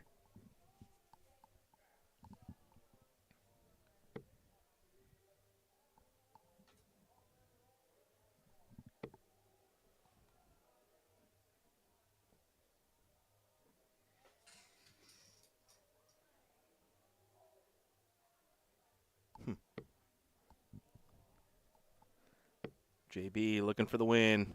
Needing 1. Why not make it another double, Ryan? Stellar performance from Jason Brandon. Good shot, gentlemen. JB moves on. 4.1 for the match. Jason Brandon is going to be one of your 2 finalists. Who's going to face him and try to take him down? Yeah, and it looks like we got something going on here between Cheney and Kevin Luke. Looks like Cheney did grab the first leg, but they have not started the second. Something's going on. I don't know if it's... Maybe they got a tablet issue. It could be it. I may go out there and I guess see. Yeah, I might pop my head out there. I'll throw up the board just so we have it.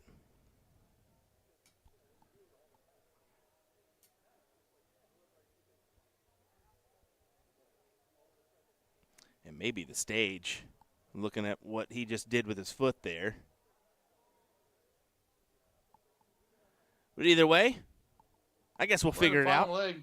Yeah, we'll figure it out in our next one. We are in the final leg. That one snuck up on me. I didn't see that. I guess the first leg happened. I maybe just saw the second, but yeah, tied up 1-1 here. I know Cheney did voice his opinion yesterday to me that he felt like he was backing up on the line, and waiting for the person to get by him before he approached and settled in for his throw. I think that he felt like the bounce was happening as the player walked by. Well, that is a temporary stage, and that is a common That's one of the theme things that we had. We had that when we had to set up the stages in Las Vegas for the gold event. It bounced. I remember that. You just don't want that in your head. You just want to walk up there and play.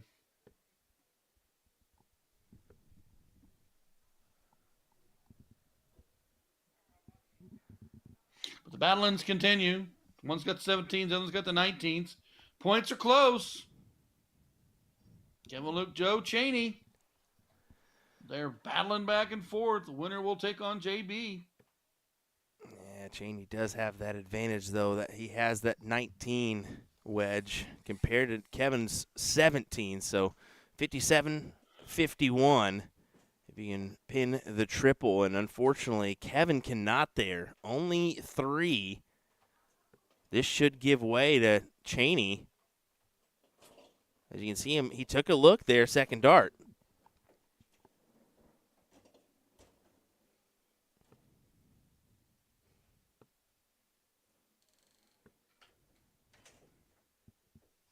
Kevin Luke moving up to the 18 to try to grab another segment.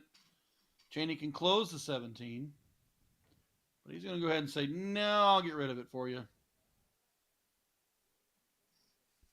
He is not afraid to punish him with points.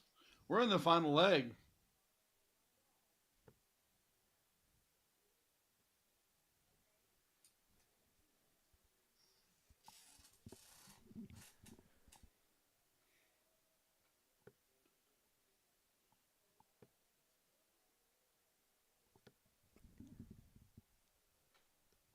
Back and forth, tight-knit affair.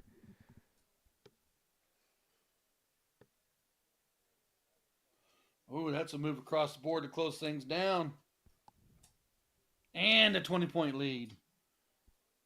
Forcing him into the corners.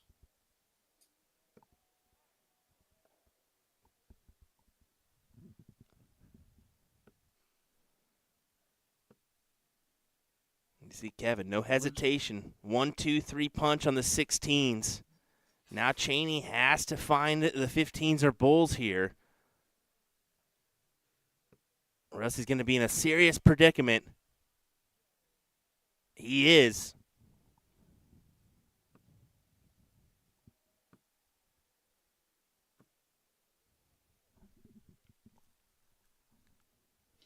To the bull.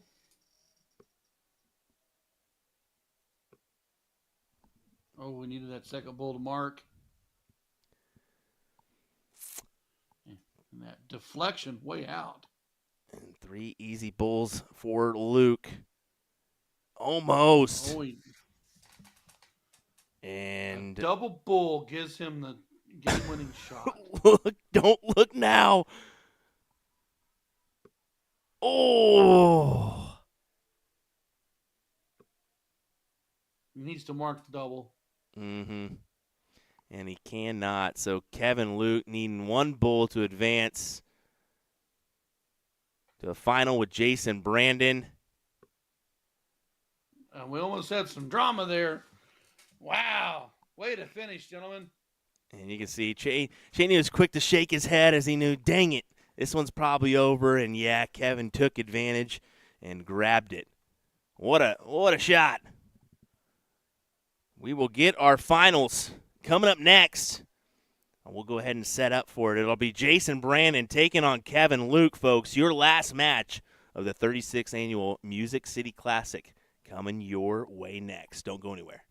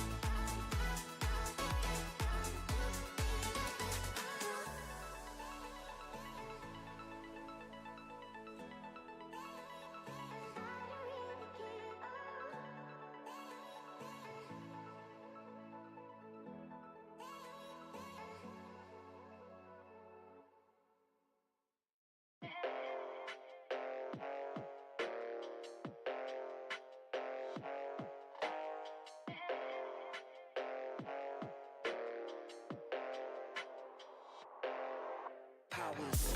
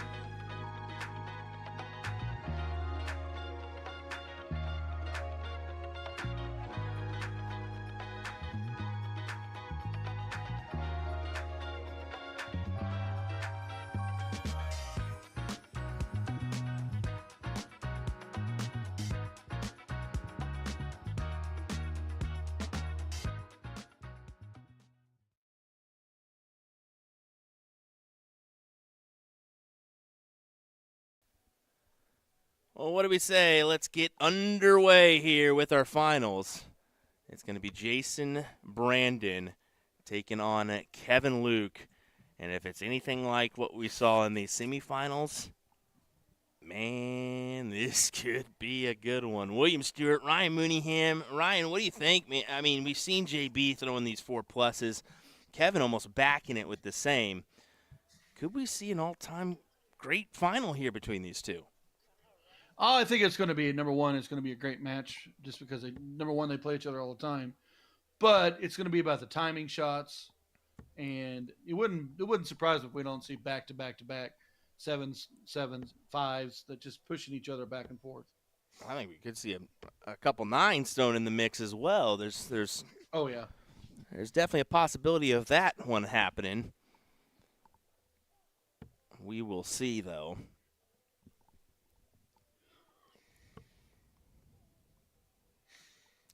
There's only 20. The opportunity here for Kevin Luke.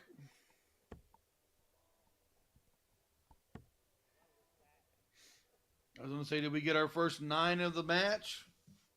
Nope, just a 6. Great 6, but just a 6.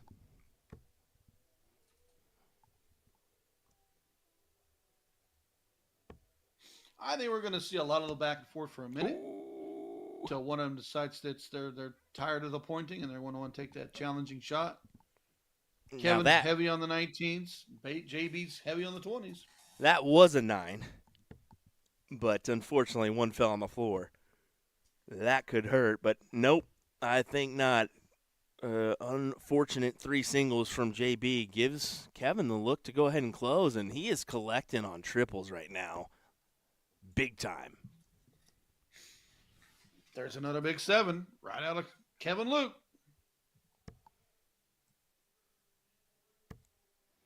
And this is going to be our first 9?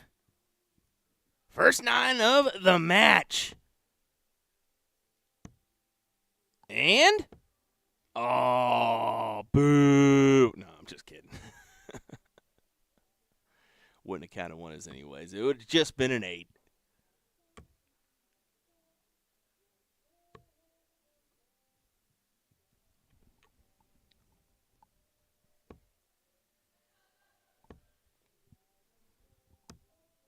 Yeah, tight work around there for Kevin on the 19s, but makes a smart play, closes out those 17s while he's got the point advantage of 90. And a second 9 from Jason Brandon.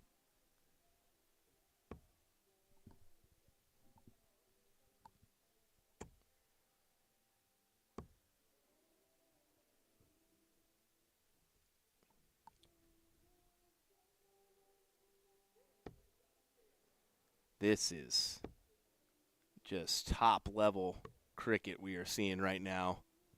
Both averaging above a 5.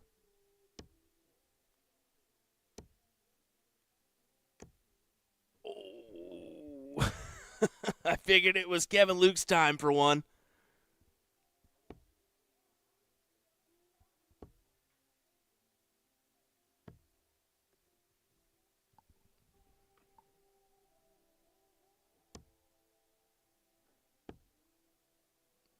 Look at this from JB. What do you think, Ryan? I think it's pretty darn good stuff there. I mean, he attacks the outside wedges and grabs the bull. He's got a three houses his way compared to the one from Kevin Luke. Granted, Kevin really has that point lead. I thought he was going to grab that 19 there, too. Opportunity there for Kevin. Closes the door on the 16s. He's got about 100, what is that, 133? Yep, 133 advantage. A little bit less now. There's a 105 on the turn. Smart move from Kevin. Go ahead and try to pad some points, but only finds the 3. 85-point spread. That can go with another triple. There it is. Take a shot at the 19s. Almost grabs that triple, Ryan. Almost grabs that triple.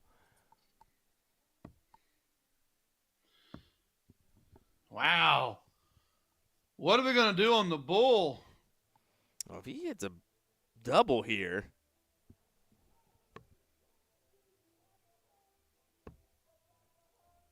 Oh, he closed the 19.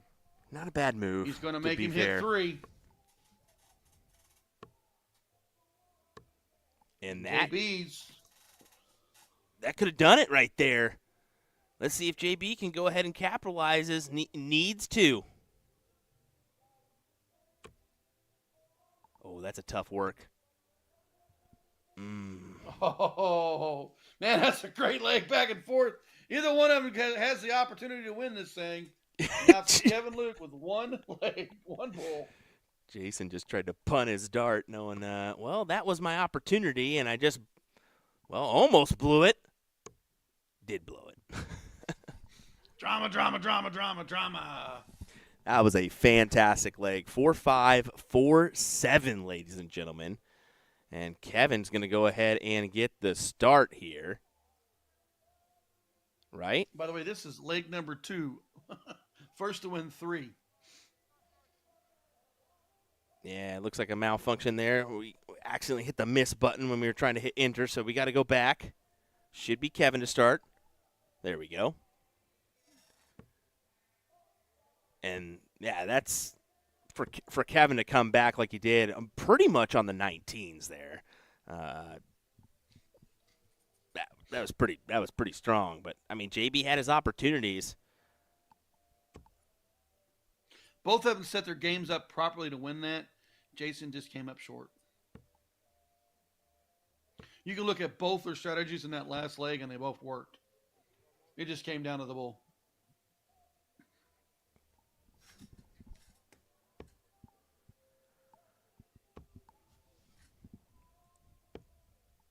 Only 3 singles for JB.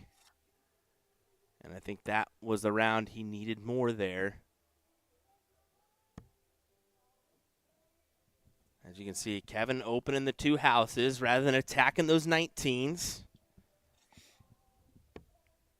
Using a little bit different strategy than the one previous.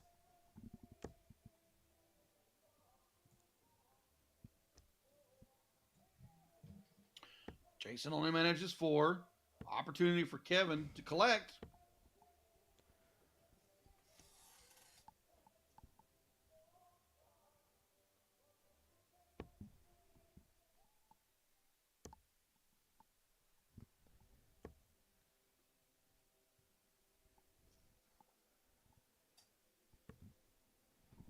Right underneath that triple. Forces him over the 18s.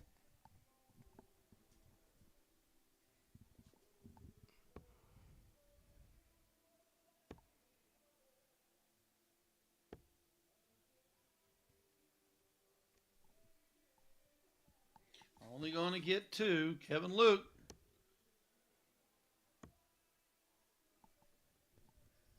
Punishes him with the taking the 19. Very much so. Jason, unfortunately, running out of big wedges here. May have to try to make the comeback on those 16s, 15s, or bowl again.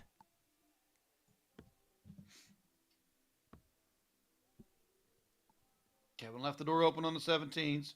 A triple here gives him a look.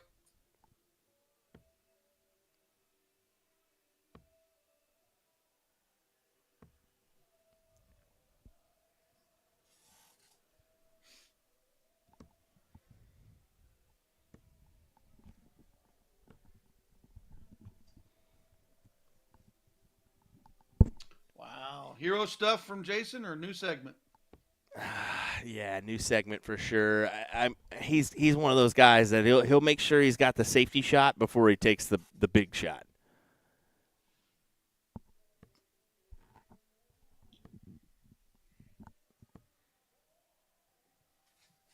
$72 points on the turn. Jason, 48 needed off the trip 16.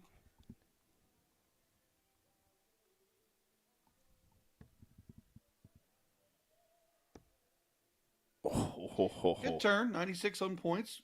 Got a mark on the not on 20. Definitely so. 62-point spread here. And Kevin just nixes that.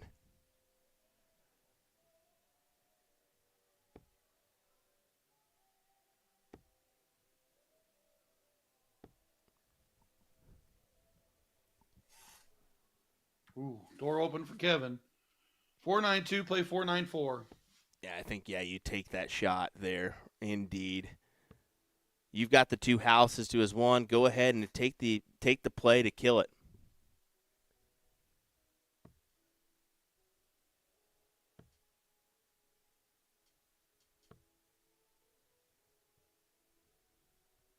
Only going to get the close. 2 fats needed.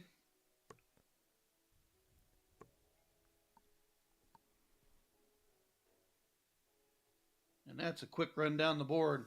JB back on his heels. Needs lots on the bull. Needs to find it. And I think it's just too little too late here in this one. We'll find out. One bull needed for Kevin to go ahead and take that away.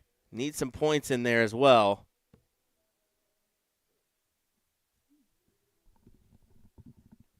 Yeah, that just created 3 bullseyes right there. Got to have 3 bulls to even remotely get the point lead. Ooh, and misses on the high side with the last.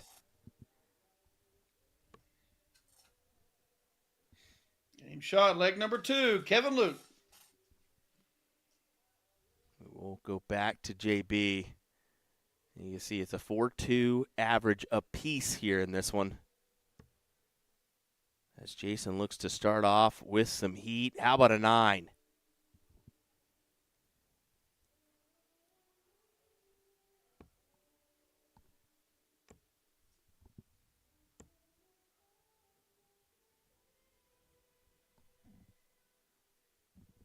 Seven match in 7. Jason taken down early on the 19s. Do you like that move? It's early. It is very early to make that aggressive play. Could hurt him, especially with how Kevin's been attacking these 18s. Well, I could say no harm, no foul because he didn't trip that 20 on the third dart. But he has been behind in points with Kevin this entire match. And see, that's kind of an opener here for Kevin potentially. If he trips, which he does, he'll close, and exactly as Kevin Luke wanted it. His advantage, 18s his way, forces Brandon to 17s.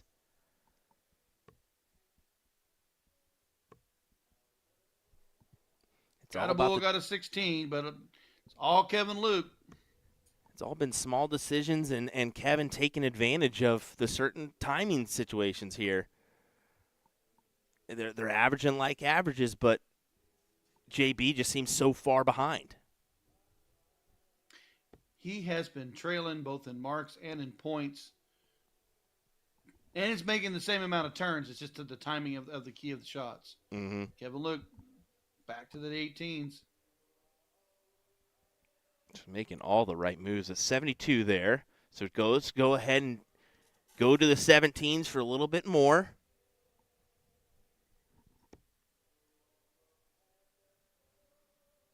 And that is a terrible dart for Jason Brandon. That's a heartbreaker right there. I didn't just see him. Just outside into the trip 7. I almost would have liked him to go to the 15s. It's just I didn't think he could work his dart around there. It's just such a tough shot. You got to work yourself well over to the right, well over to the left, and you're adding distance to your throw then. Kevin Luke takes full advantage, needs the 15s, and one bull now to end this 3-0.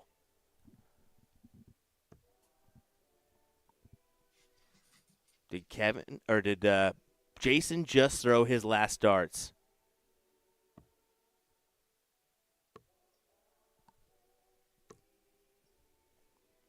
Oh, door may be open. It's a big ask. Huge ask. Let's be honest, Ryan.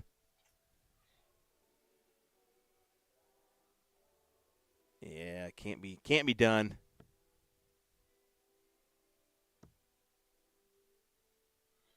Never out of it. 30 on the turn. Does not get the point lead, so yep. Just 2 here. 1 there.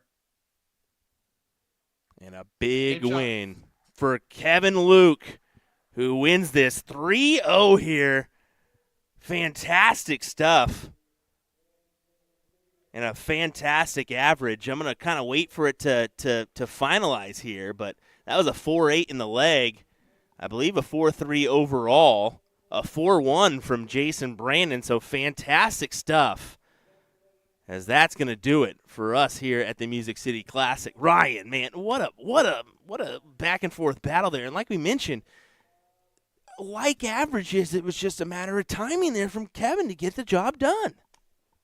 Yeah, it's the turns were in Kevin's favor. The turns for him were leading turns, and the turns for JB were trying to stay in the match turns at times. Jason, unfortunately, never had that turn that was putting him out in front because Kevin was responding. So it was good stuff, real good stuff. Well, we'll give a big shout-out to our tournament staff, the GNDA, the Greater Nashville Dart Association. Big shout-out to them for everything they do and for having us here at the Music City Classic. Big thanks to them. Well, we can already see the shake happening because, folks, they're going to kick us off the stage here in just a moment, I guarantee you. No, they're just taking pictures. But we're going to run out there. We're going to start tearing down. They're going to and getting camera equipment ready.